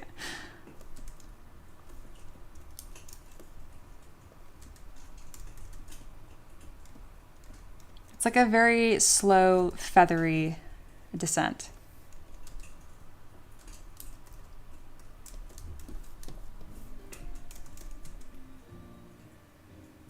What do you think about a more vertical pose? This reference was literally one that they provided, so you're on the same page.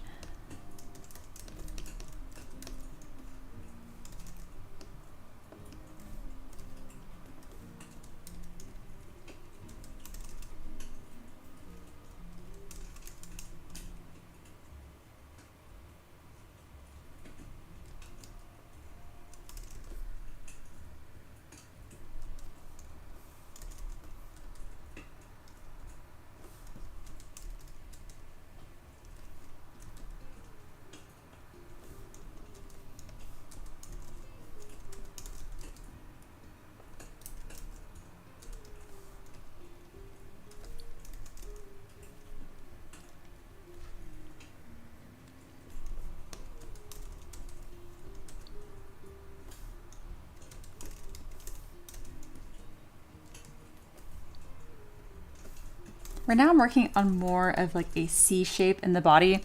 Kind of reminds me as if she's like a crescent moon in the sky kind of thing. Sandra said all of those are Eloa Parade references. Really? I actually don't recognize that one for some reason. But that one stands out. But yes.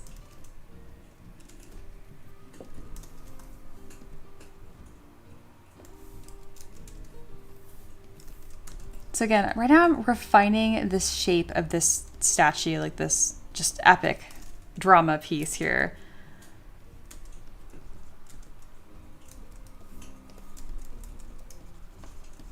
I'm not getting too picky about any one shape, just always reviewing what the overall silhouette is saying. And then I can because I know how to detail hair, I know how to design these things, but if I don't know the way I want it to fit to the character, none of that matters. So I'm really taking time here to make sure that all of these ideas are going to fit together.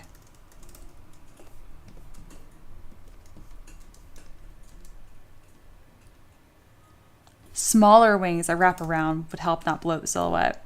Yeah, I'd have to go kind of like this. Let me think of that.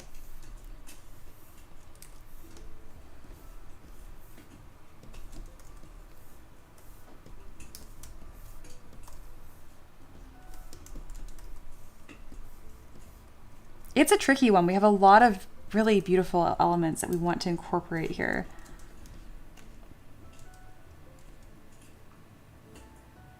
I'm trying to think.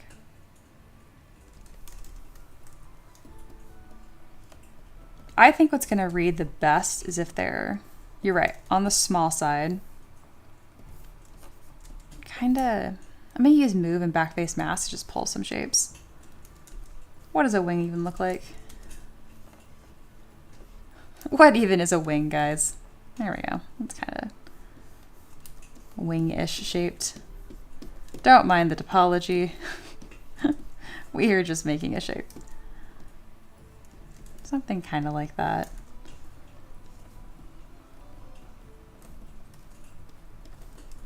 It would need to complement the hair and then, of course, tuck right between those shoulder blades.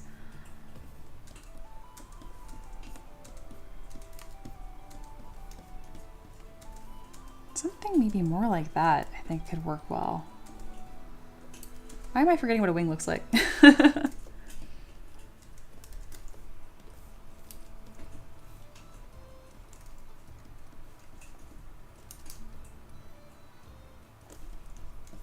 Here we go. I think I'm kind of figuring this out. It's going to end up complementing the same silhouette as the hair, I think.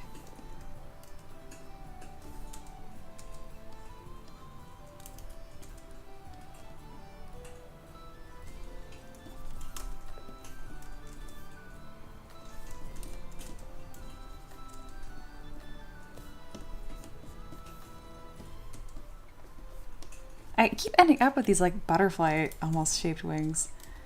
I don't know if I'm gonna end up going with that or not, but I don't hate the idea of it.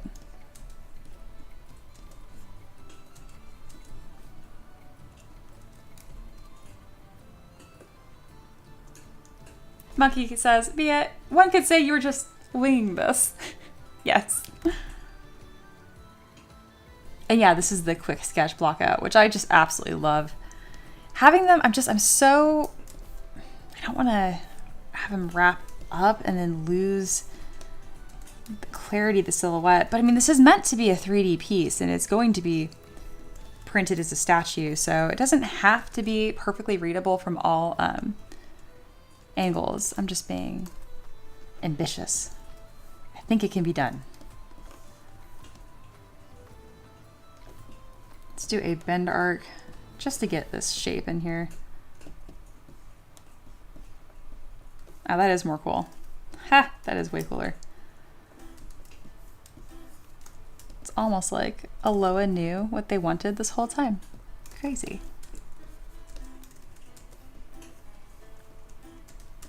Oh, that could be so, so beautiful.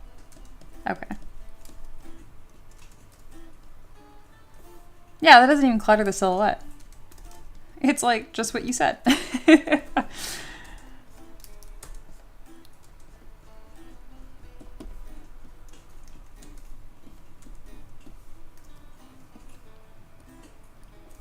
Oh, that's beautiful. Okay, then we get this really cool S-curve I can create here. See this? Where we swoop from here and we come back up. It's just like a continuous lazy S all the way down. Oh, that's beautiful. Very cool.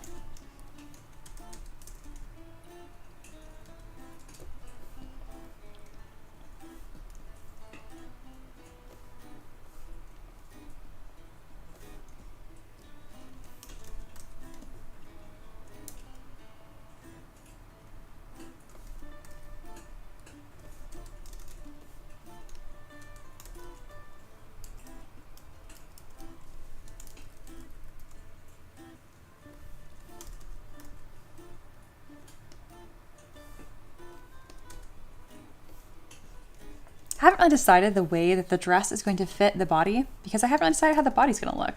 So let's make sure that she is like connected and like a whole thing. And then we'll work from there.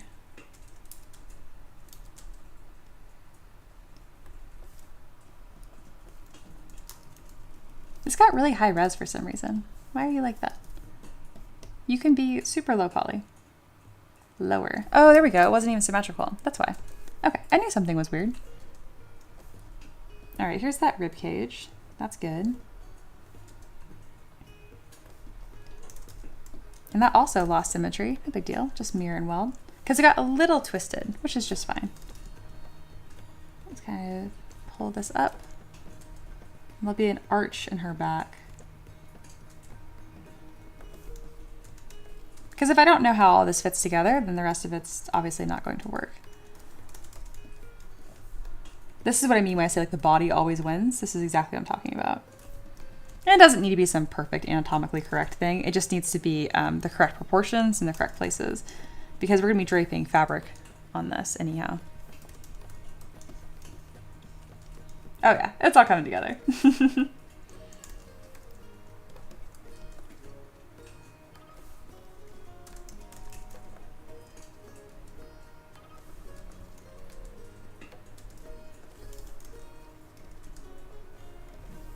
All right, let's go ahead and hide the wings for just a moment here. I kind of like two different bodies happening here, and they kind of want to talk to each other, but they kind of don't at the same time. So I'm going to make sure they, in fact, talk to each other. All right, little booty. Like this half is correct by itself, and this half is correct by itself, but then they meet, and there's something that's very broken.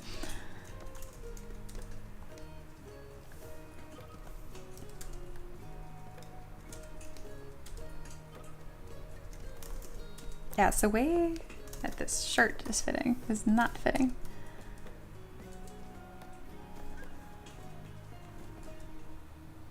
There we go.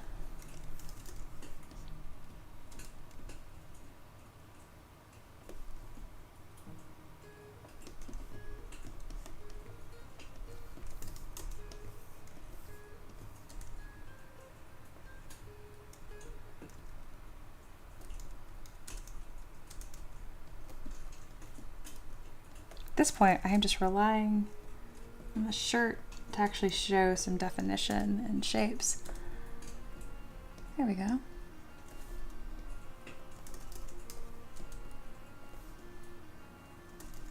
Oh, whoops, I don't want that mirror welded. There we go.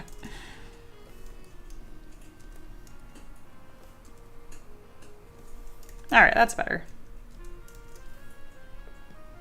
That's what we're looking for. We're not looking for correct or perfect, just better. So see, now I put the dress on, you can see how goofy it looks. And now you know why. Because the body underneath it was just not possible.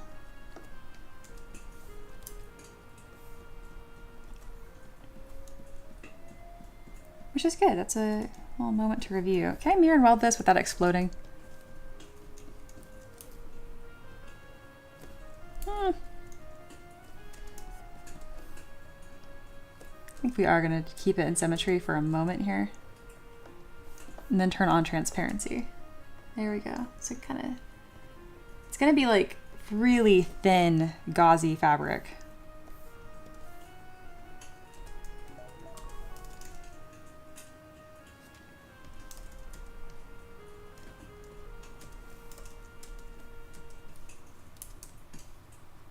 There we go.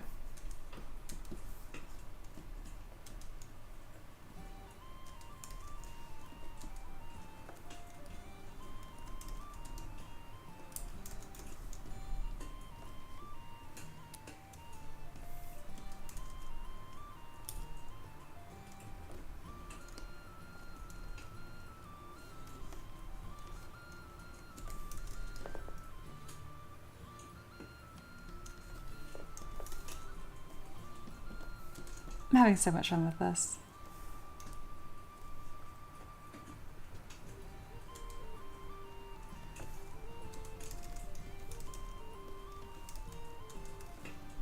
I'm probably going to break this point a little bit more and rotate her torso back even more to continue that kind of like a S curve, and it's going to eliminate a little bit of stiffness that's in the body here.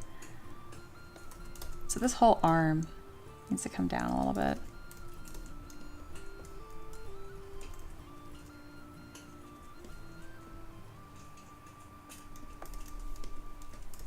I think it might make more sense if she's not even looking. Like, her neck instead was like just totally looking upwards. It's going to be tricky to get just right, and I'm going to need a lot of references to make sure this is like fitting correctly. Why is her head so egg-shaped? When did that happen? Anyway, I'm going to go ahead and just, for the head's really cool and whatnot, but we're not quite ready for that. No head. Then we're gonna just fit in a sphere here so I can kind of get this concept blocked out. I got something in mind.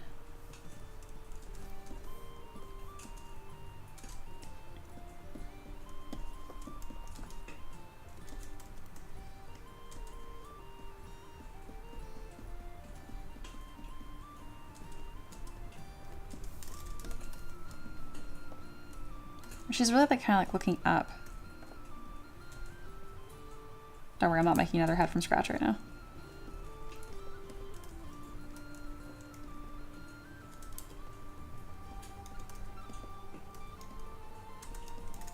Playing with shapes. Gonna find a thing. Haven't found it yet.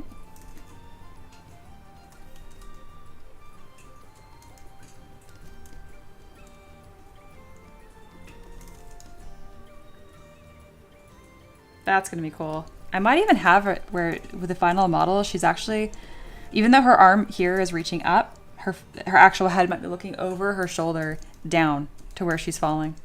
Yeah, it's gonna be cool.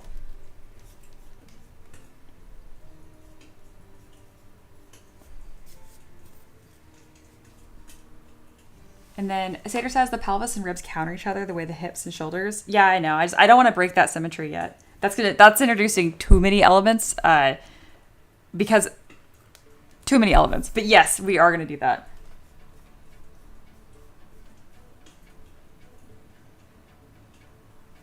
Ray says, how long did the head from scratch take? I don't know. How long did that take on stream, guys? Like an hour? Hour and a half?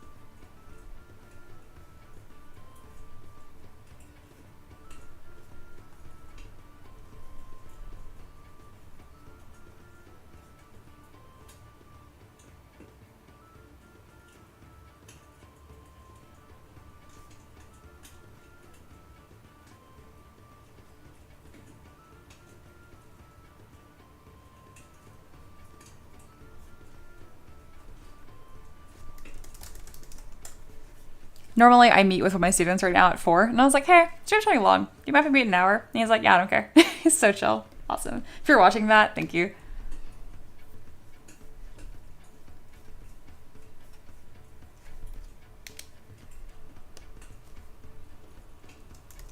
I'm having so much fun with this. And yeah, I actually do think it'd be really cool if the head was just tilted a bit. So I'm doing all the sculpting now from scratch. When I actually go to finish the piece, I might end up implementing a lot of assets that I've created over the years, just so it actually gets done in a timely manner. But as of now, did you guys see like how much different I shaped this head the beginning of the stream versus like now? It's like, it's so obvious, like that one head I did from scratch, like what I learned. It's kind of cool. Matt's here, yeah. No worries. You're the best.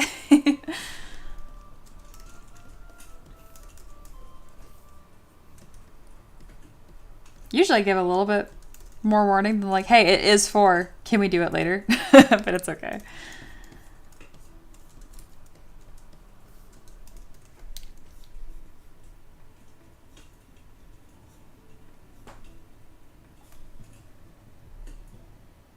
If you don't have one of these, you need to get one. A wooden reading rest. I want to see.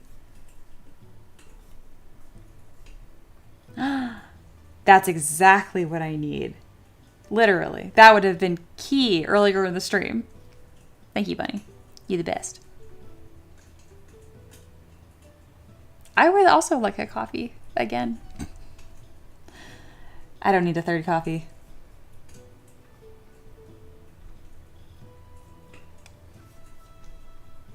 You know, I wasn't even burned out. My artistic soul did not need this, but man, it is enjoying it. Oh yeah, we are botless today currently. I don't know what's going on with Streamlabs. I'm gonna have to fix that. Yeah, we can get this big arcing curl that goes across her face. Like, oh, that's so beautiful. Don't Don't look from the side. It doesn't matter that it's broken. Don't worry about it. Just don't worry about it. All right, we're gonna make these wings ridiculous, y'all. It's gonna be like a yin yang kind of shape happening in the same model. Hey, Dragon's here. Hello, hello. Ray says Mia is really making me want to work. Yeah, start sketching. Do some drawing. Make an angel. Have fun.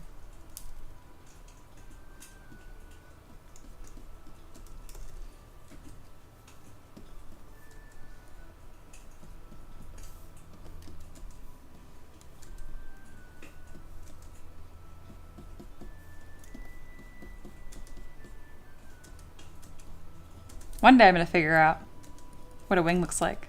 But today is not that day. Today is Fun Shapes Day.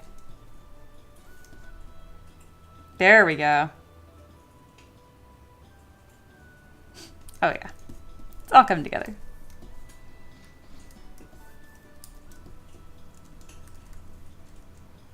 What if I like made it really confusing and I like flipped it?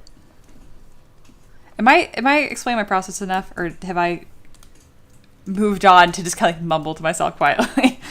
This is a reminder to myself to make sure I'm still talking the process. Because what's happening right now is kind of nebulous. It's like, I know I keep saying it, but I literally mean it. Like I am playing with shapes. The same way like you give a little kid like building blocks. That's what I'm doing right now. And I'll know what I want when I see it.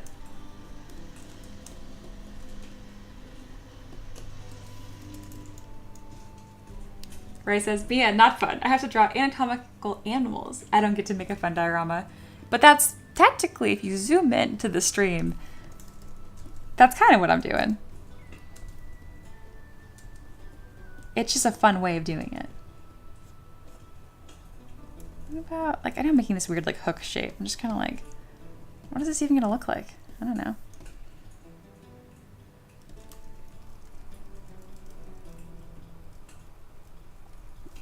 It's kind of fun to see like this wing shape happen. Look at this. Look at this is what we started with. And I was like, oh, cute little wings. And I was like, more.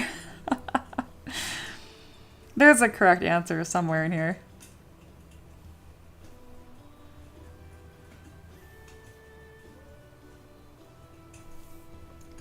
Oh, look. A wing. All right. Somewhat correct wing shape.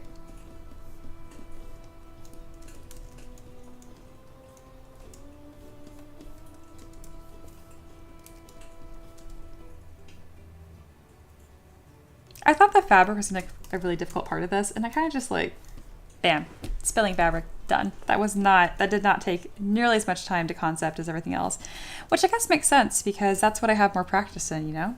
That's what you guys see me sculpt on most days is making like clothing assets from scratch.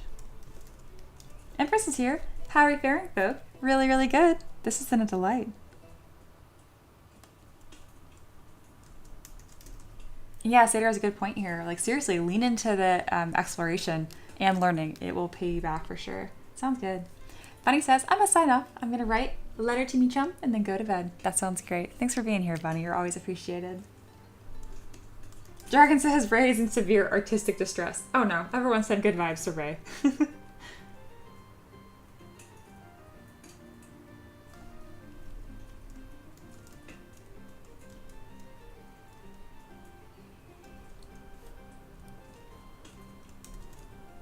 I think I'm happy with this shape overall.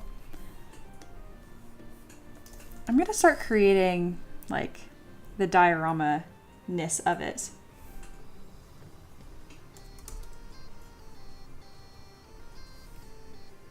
Because I want this to be like a statue. Okay.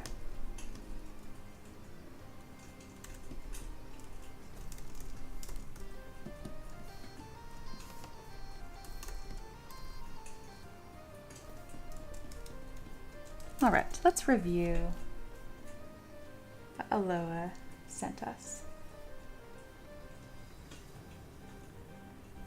Here is the beautiful request. So let's skimp down here to this.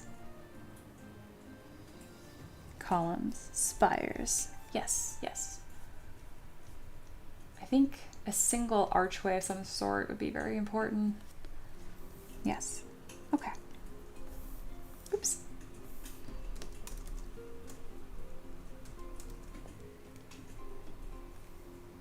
So again, we're just going for basic shapes right now. Create kind of this dark color here to contrast.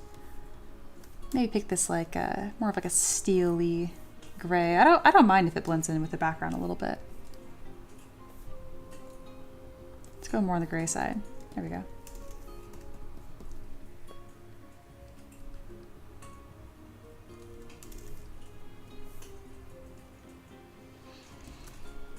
All right, so we're gonna have some columns, and I think it's really important that this model is gonna be a little off-center when it's sitting on this base. Kind of like this. And then I think what I want is like a spiral that comes up, and we'll have a big archway somewhere. All right, let's make these much skinnier. And they're gonna be really tall, but not all of them. Okay, we're gonna go to auto groups, not contrast, auto groups, mask by polys, and then I'm gonna just smooth each one down. It's kind of a lazy way of doing that, but it's fine. All right, we got some spikes. I don't hate the idea of having one of her wings impaled by one of these spikes. It's a little more grimdark than I was originally planning for, but we will see where it takes us. All right. Playing with shapes.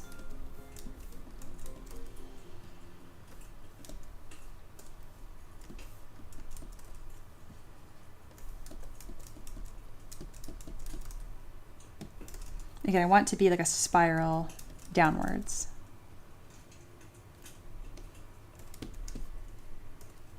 What about an ornate gate, like the pearly gates? I don't know where she's falling to, but it's definitely not heaven.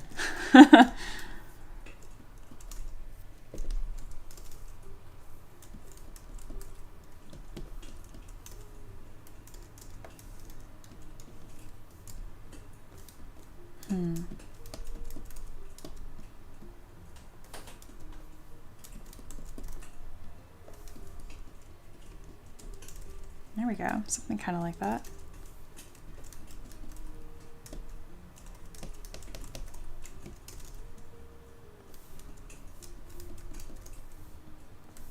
It all needs to complement the main model, not take away from it.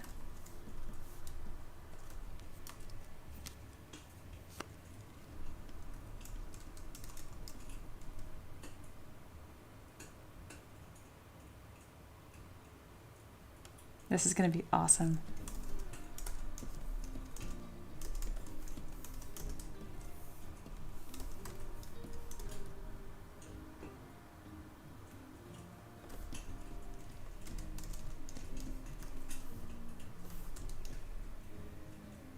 I didn't mean for it to happen this way, but this is going to be so 3D printable, like no problem. And it's funny because I didn't even plan for it like that. I was like, oh, I can do whatever design I want here, whatever strikes my fancy, and it really worked out.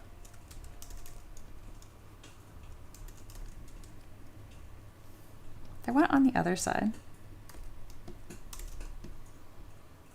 Ooh. There we go. And then that kind of mimics the rise and fall here. Something else that'd be kind of cool that I didn't think about with the wings. I can really have them like kind of cattywampus off to the side here. So having one of the wings. Come on, select one wing. What are you doing? Oh, they're barely linked together. That's why they wouldn't polygroup. Okay. Delete hidden, close holes. And now I can auto groups one at a time. So you guys can see why I could not have designed this in symmetry. It had to be sketched out fully in 3D. Some designs just need that. If you're going for a piece that's going to be big, let it happen. I don't mind the idea of the wing that's lower, like where her her hair is falling to actually be kind of torn.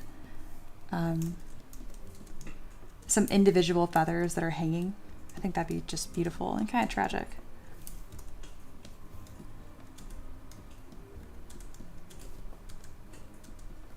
Yeah.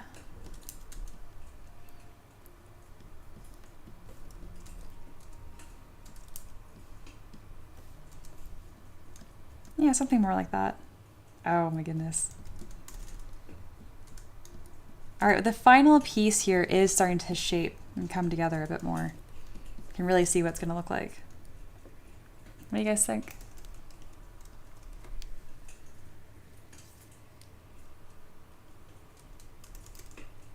Is the bot back? I guess so. I think Streamlabs might have just legitimately been down, y'all.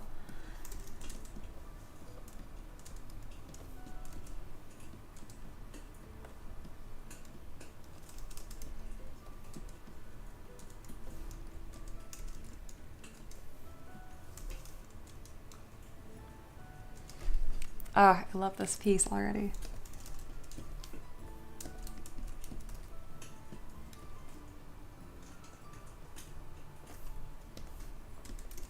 I think it's really important that the base here has like depictions of life and death. I want there to be like an animal skull that's like covered in like really vibrant looking mushroom flowers almost.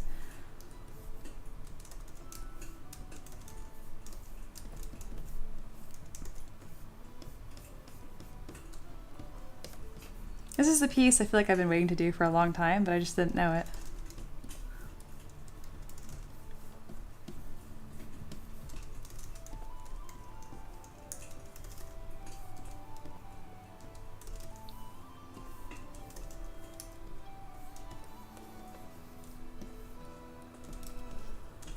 Right now I'm sloping the base so it's not perfectly flat. I think it's important to have some sort of texture on here, whatever that ends up being.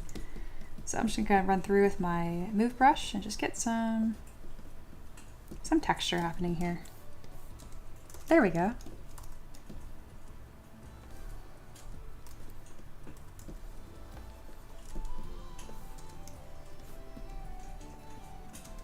Awesome.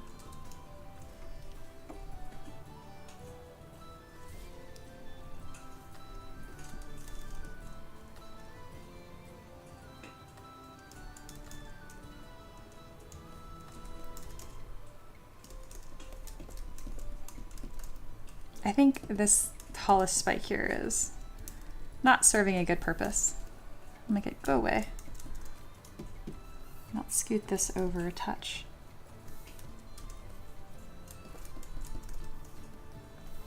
There we go.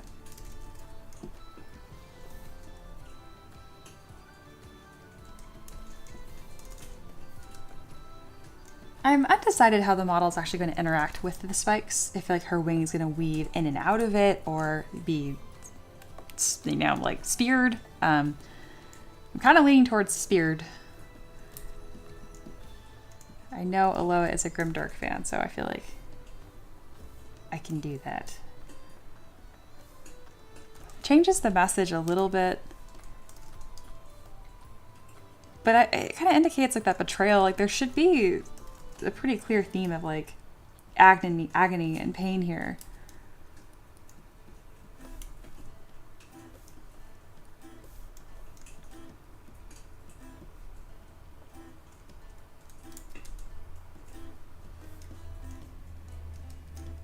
Cool.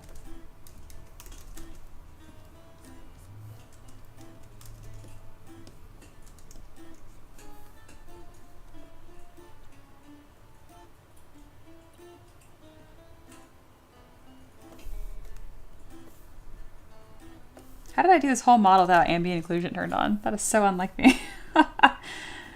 There we go.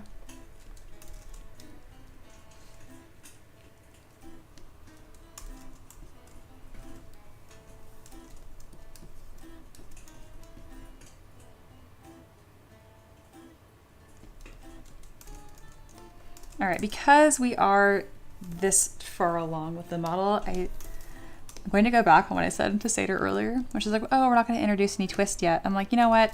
I'm not going to be sculpting on top of this anyway. I'm going to be like taking a model, a body, making it nice and symmetrical, and then posing it on top of this like a guideline.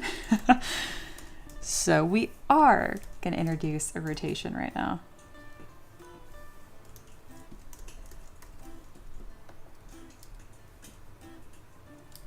All right, don't be silly.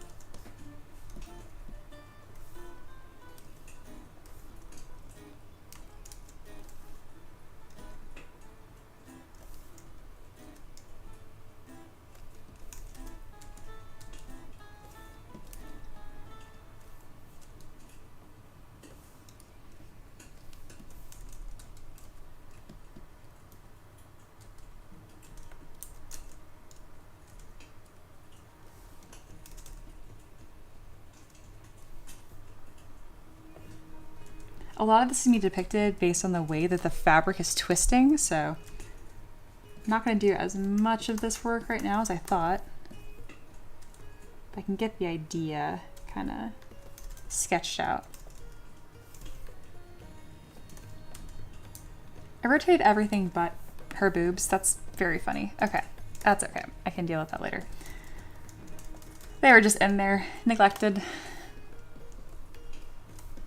All right, there we go.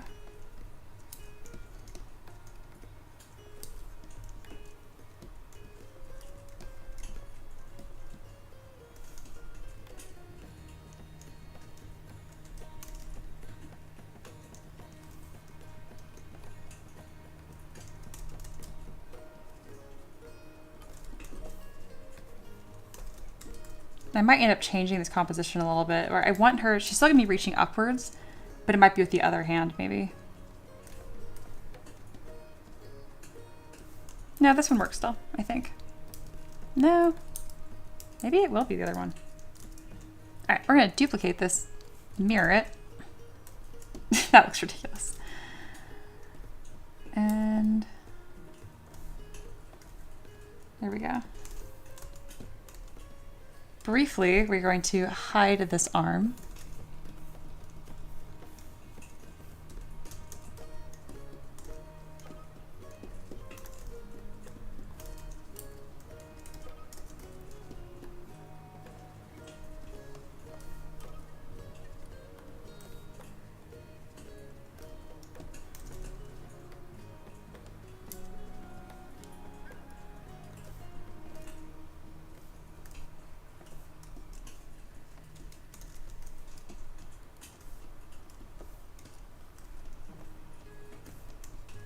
So right now, all I'm doing is just kind of like playing with arms here and kind of seeing how this is going to complement the final version. We're very much so still playing with shapes and lines, but it's developing into something very cool and very special.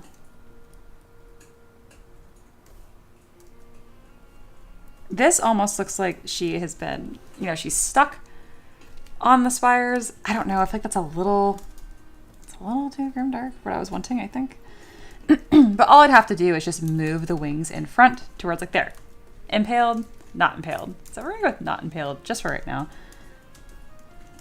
Again, it's a cool idea. I just want to make sure that if I pick that, because it's such a strong like statement, I need to be doing so very, very intentionally, not just like on a whim.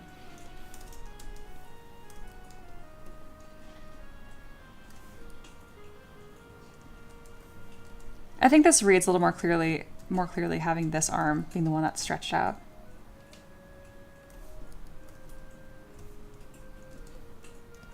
Yes.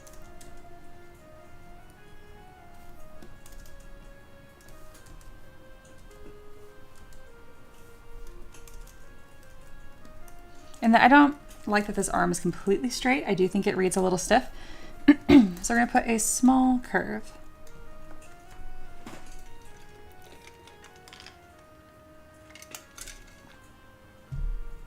Sater says, Mia, get out of my head. Oh, what did I miss?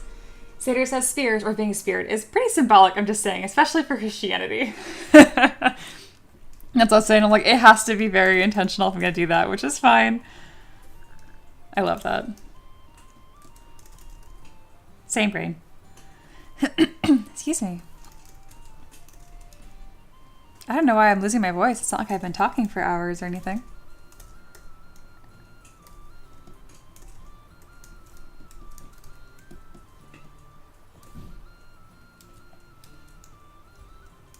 Inference says, not to distract, but on my current assignment, I don't know the best way to really play with brushes. My brain wants to create something, create even basic shapes, but it's not the time for that. Please help. No, play and explore away. Don't limit yourself just because you think it's like too much for the assignment.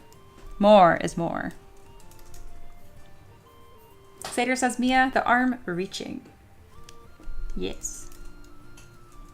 What about it? Tell me more.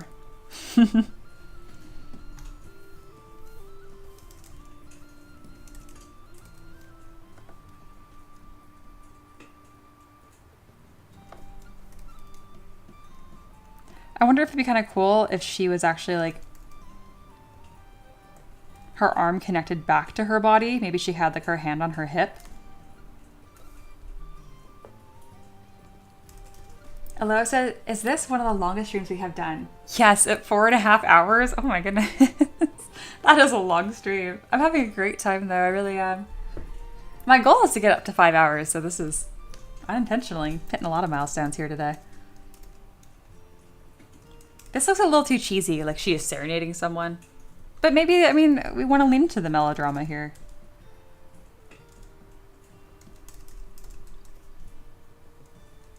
It feels more like a love story if we do it that way.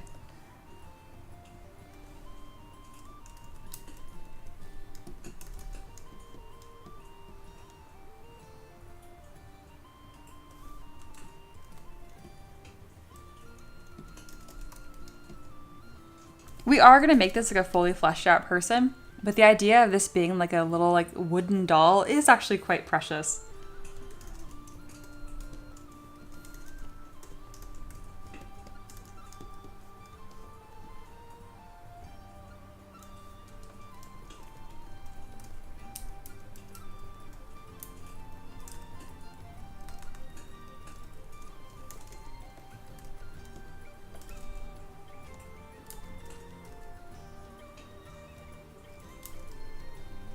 I think the easiest way to address this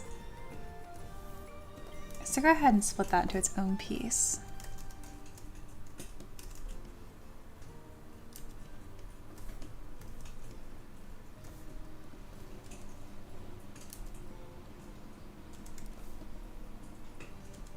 There we go.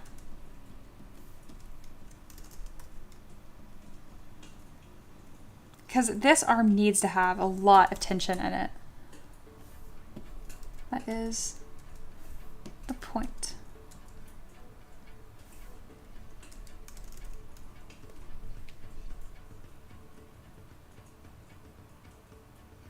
Eloa says, Mia, can we see what it looks like with the columns being smaller in height? I feel like the peak of the model should be her wing.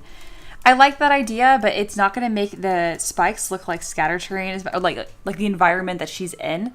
I kind of like how what you showed me is like this larger than life castle, and the best way to kind of seal that deal is by having the spikes taller.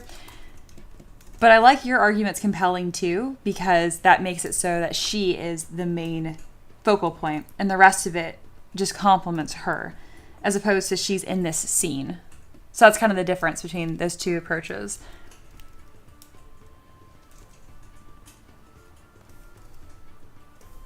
I think I like where it's at, but I definitely see your point. I do think that's interesting. To really exaggerate the scale. Again, it would actually make the scale not make as much sense.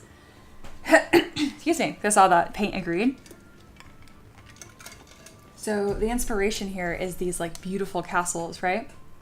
So if we make it small, it's going to seem like, where are my notes? It's going to make it seem like they're just little spikes on the ground she's falling on, as opposed to she's falling past this giant castle. Does that make sense? But I also understand like she is the focal point of the model. Absolutely. It's tricky. Paint says, Mia, remember, it doesn't have to be miniature scale. Yeah, we're not doing mini scale. That's irrelevant.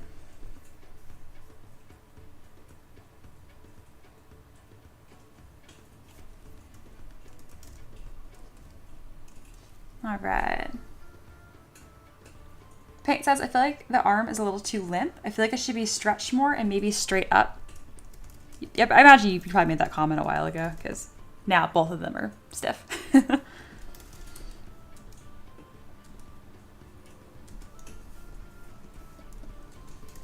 I think one of the things that's really going to sell this arm being up too, it's going to be her hand and the way that her fingers are reaching. So right now, again, just silhouette and curves. And I'm partly saying that for my own benefit too. I don't want to get lost in these little details, because it's so easy to do so, especially with a piece this epic and beautiful.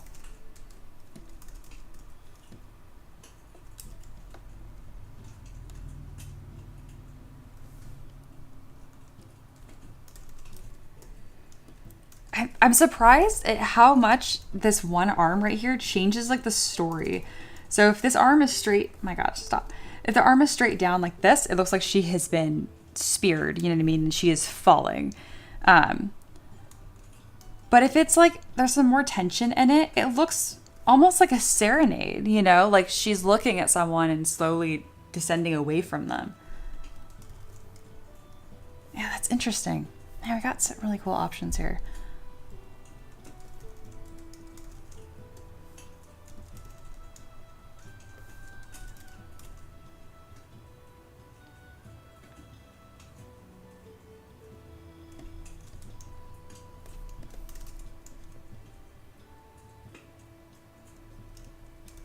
God, it's so cool. I wonder how big this would be printed. I'm trying to think. I imagine it'd be on a base closer to this. Because if this was on a 28mm base, can you guys imagine this model fitting on a base this big? I mean, you could do it, but it just wouldn't make any sense. So it's definitely a diorama-esque scale here still, which I'm happy about. I do think some spirals and some more texture on the base would be cool. I'm just gonna play with that. More shapes. Eloa says, look, there's a lot to play around with for sure. Either way, it looks awesome. Thank you.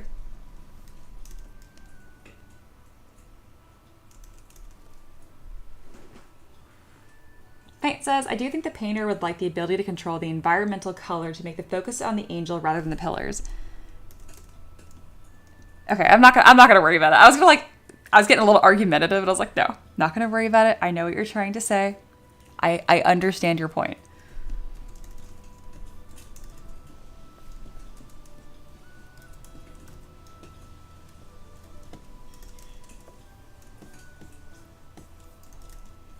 I am so happy with how this is turning out. I really think it's beautiful. And the pillars, this is just the beginning of this. I'm actually going to create like these huge archways in between them as well. Maybe I can get those kind of concepted out. Just going to throw a shape here. It's really going to kind of describe and give like a sneak peek of the world that she's in. And then based on the way that like a painter would approach the color scheme could actually influence the story pretty dramatically, which is just cool.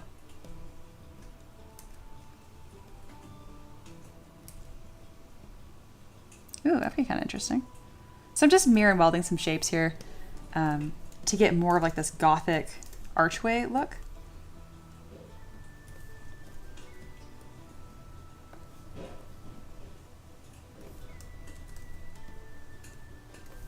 There we go.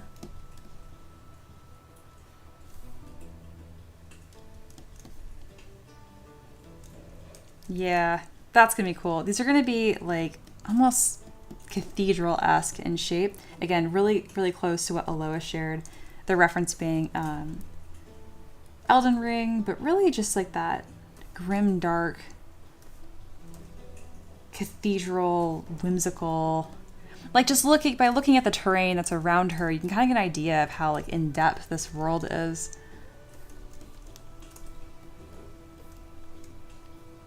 Hey, Just Nicholas here. Hello. I had robot presentations I missed yesterday and today, and I was a spider vote. I'm no longer champion for the spiders. Yeah, this is definitely a stream I probably want to rewind and check out. We did all kinds of stuff today. This was Eloa's request. It's been a delight. It really has.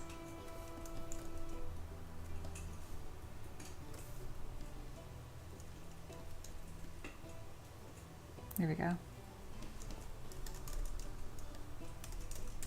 Paint says, Mia, that is what I meant.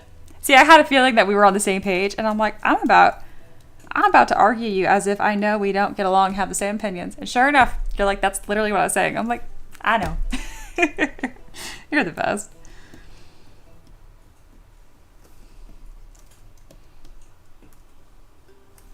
I've done that with my husband so many times over the years where like, we'll start like arguing and he'll be like, wait, I think we have the same point. I'm like, oh shoot. We are arguing the same thing, aren't we? I'm like, yeah. It's always funny. The trick is to always be a jerk about it. Okay, but seriously, this is so beautiful. I'm just having the best time.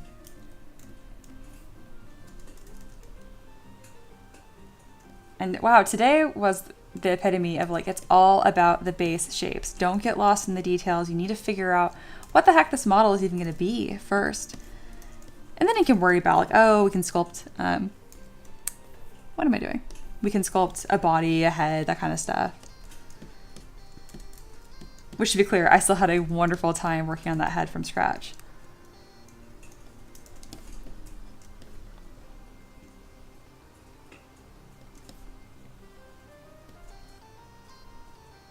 Oh, this is so cool.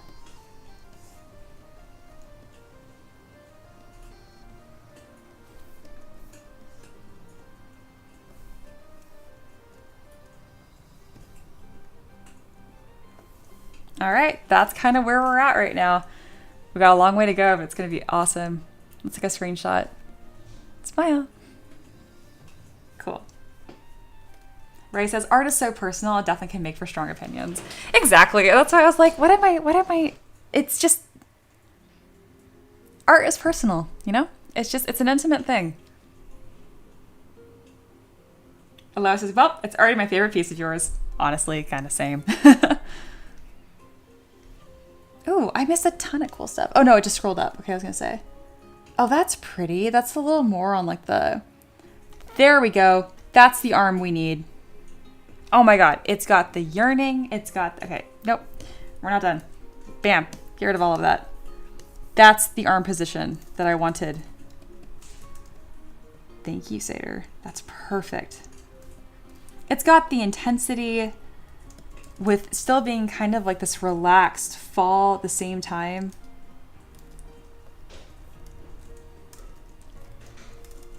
There's something about this closed fist that's right here that has like this disappointment in it. I don't know. If an arm could have emotions, this arm has all of the emotions, I'm telling you. There, I can even scrunch this up to look like a fist right now. Super rough and looks even worse on disc, jeez.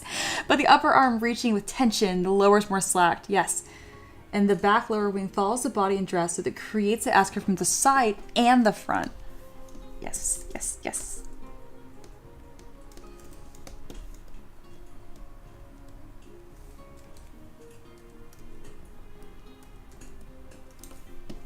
Just getting this really loosely blocked in here. I'm just gonna make sure I pin that. I cannot forget this. This is gonna be like the angle that I show off. Again, it's that, the fist that's lower really feels like the, you know, the disappointment and the pain that'll probably show on her face. Mini Voice says, I like how her hands are raised. She's trying to beg her way back into the heavens. Me too. I like that there's so many different ways that you can like see this. Because they're both true.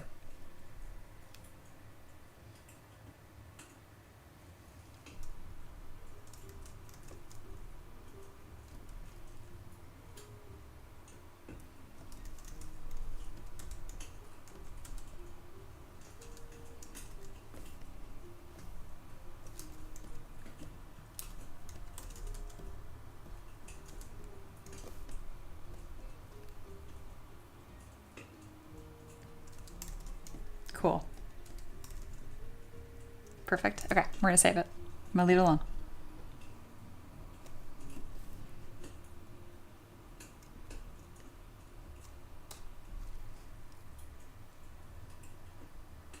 Paint. Me thinking of jumping off something to get poses. Yeah, like If you have like a pool, that'd be perfect to like just do falling poses into the pool. If you do, send me some pictures.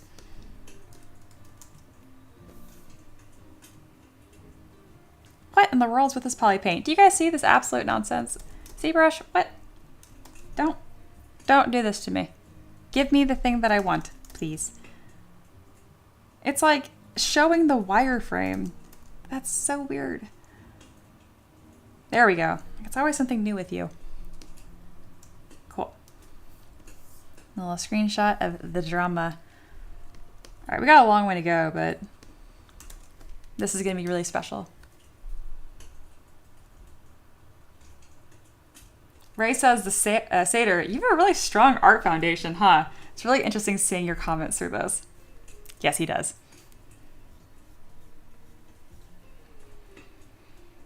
All right, y'all. This was an absolute delight, truly. Let me get all of those screenshots uploaded just so we kind of have a marker of the progress of the day. But first, I must, oh wow, look at all my freaking screenshots, y'all. Jeez. Where is even my stream in all of this? There it is. Oh, that's right. We sculpted a whole head today at some point. That feels so far away. Dude, look at my smile. I am cheesing. I am so happy to do this. Oh, it was a fun day.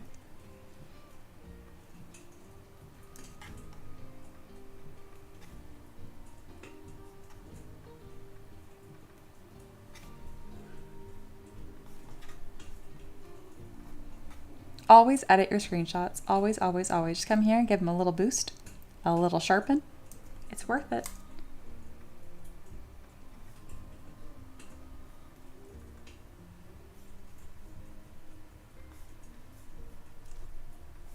Ray says the paint, what? You don't have the proportions of an angelic being? Yeah, you need to be like legit 7 feet tall for this to work. Where is my edit tool? There you are. Oh, does Satyr have an updated one or just more angles? That's beautiful. That S-curve, yeah, we're going to be working on that. Oh, that's so pretty.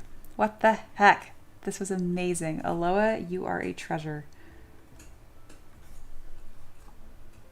Bam. This will be a continuing thing that we revisit. I might, you know what? I might finish the rest of this off stream. I know that's sacrilegious. Maybe I'll do it on the cozy stream, but I kind of think it's become special to me too. And I kind of want to, yeah. I don't know. I kind of want, like, it's like my instinct to like squirrel away with it and like work on it after the fact. We'll see. We'll see. Either way, there'll be lots and lots of updates and goodness to share. Eloa says, Mia, thank you so much for treating my request with such patience and respect. You could have easily just laughed it away, especially the surprise part of it, but you trusted me to deliver something. Absolutely. It's like, I don't know, I've always had a really good gut instinct for people, even across the internet. It really hasn't failed me if I always thought someone's intention is coming across. Well, I'm not gullible, but I definitely see the best in people. It's kind of like my default. And if I don't pick that up, I always trust myself to know, I'm like, you're a jerk. I could just tell. And I haven't got that really from anyone in this community. You guys have been wonderful. So yeah, I just went with it. It seems smart to trust you because you've been nothing but great. So I'm definitely the kind of person where I'm like, I just believe the best until I'm proven wrong otherwise. So like, you know that saying like, oh, is it better to have loved or lost than lost or to never loved at all? I always thought that's the dumbest thing. I'm like, always better to love than lost. And lost. Always. Always. That's what life is all about. So yeah. You'll never see me get burned by someone and then be like, oh, I'm so cynical and hurt now. I'm like, well, that was sad. That's going to affect me to my core. On to the next one. It's part of it, you know? It's all part of it. Speaking of, it is officially last call. Hey, Grimnir's here. Hey, welcome in. It's looking so cool. I really look forward to seeing what you end up with. Me too. Ray says, what a happy outlook. Oh, yes. And this perspective emerged from the ashes of a fairly sad young childhood and very tough college years, you know? So I've done the cynical, I've done the edgy, I've done the, just be crabby all the time. It wasn't really intrinsic to my nature. I just became that way because of my environment. And eventually I kind of just reset back to where I am now. And now I'm even more flowery and soft than when I started. 'Tis life. Foxy, by God, me, a 5-hour stream? Yeah, it kind of just happened. The vibes were vibing. Satyr said, I just said this to someone the other day. Satyr quote, I'd rather be wrong for trusting someone than right for assuming the worst. I feel that to my core. I really do. Yeah, that was a fantastic summary of what I just said, pretty much. Yeah, that was just actually a perfect, more concise way than what I said. I like it. Rather be wrong for trusting someone than right for assuming the worst. Yeah.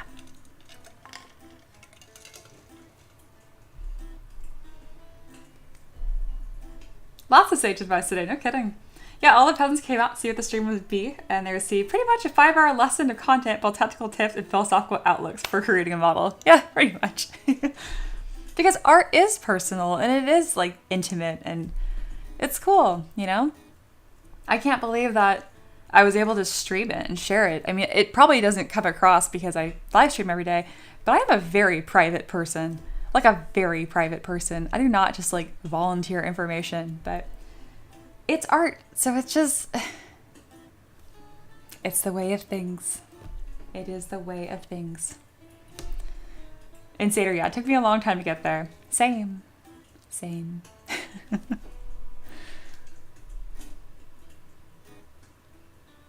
If I like squint, I can look at this model and see her finish, and I'm just like, oh my gosh, I did that. This is gonna be so cool.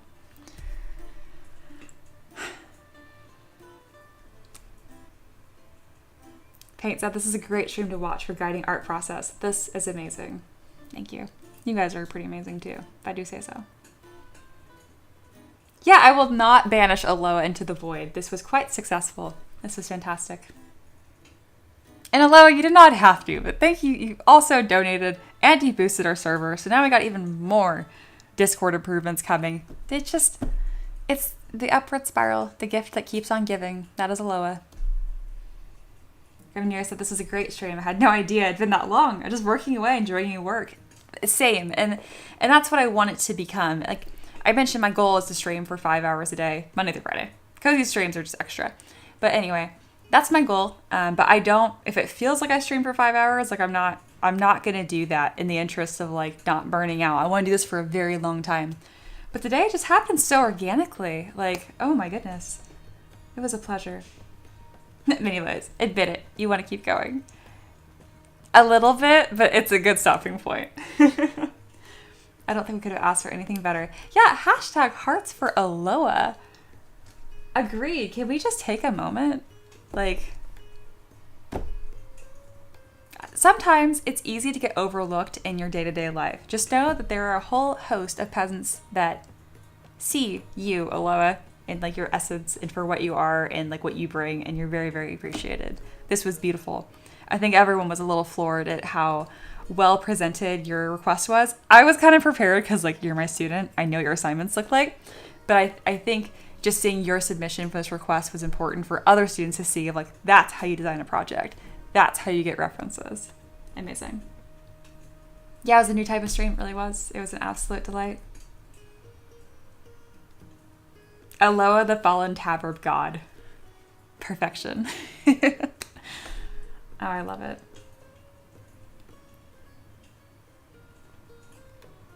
Well, if you guys have any last minute questions, let me know.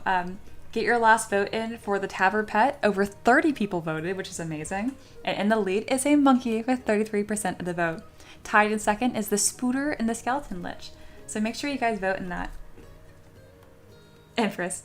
I know Eloa is squints.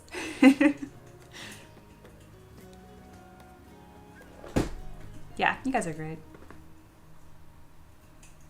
It's a special little thing we got going here. And then one day if I get big and famous, you guys will look back and be like, I knew her back in the day. Those streams were so much better. To be fair, they set the bar pretty high. So if I ever got to the point where the chat was just like scrolling by super fast, I would just do members only streams where I would just have like our little original peasant cult I'm always going to have time for you guys. Yes, go enjoy the new stuff in Discord, guys. In general, there are improvements that are available now. Of course there are. You're just on it. Heck yeah. And then, oh yeah, here's the list. Heck yeah. HG screen sharing. Yeah, this will affect the Peasant Social Hub quite a lot. Here we go. So yeah, if you haven't already, join our Discord, because if not, you're straight up missing out. We do so much fun stuff here, and this is where a lot of us hang out after the streams as well, if the 5 hours wasn't enough. So yeah, so the Peasant Social Pub, that's where you can share your screen, whether it's making art, playing Stardew Valley, whatever you want. You don't have to have your mic on, it's optional, but if you're not going to talk, mute it. Awesome. Yeah, we're going to get some fancy stuff going on around here. 50 megabyte uploads. Heck yeah. Amazing. 24 soundboard slots. I can do something silly with that. I'm going to get more emojis made up of other tavern pets, so that'll be incoming. Ray says, back in my day, Mia actually read out all the names. Yeah, I'll be the first going to go probably if there's a million of you. Foxy says, you consider Twitch. It gives more tools, including limiting chat to only members.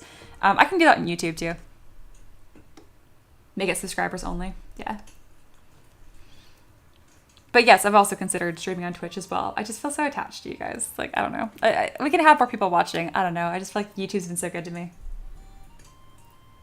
Yes, thank you, Sayer. No random heavy breathing into the mics, peasants. Yes, if you are in our voice channel, just make sure if you're not going to talk, like, mute your mic. I don't need to hear your whole bag of chips. I don't. This has not been a problem. We're mostly just joking. But I am serious. But it hasn't been happening. All right, I'm just rambling at this point because I'm tired and the vibes are good. Okay. Y'all take care. I expect to stream again tomorrow, but every day is beating my newest streak. We're at 19 days, so tomorrow will be 20 days. So expect any day now. I'm going to take a day off.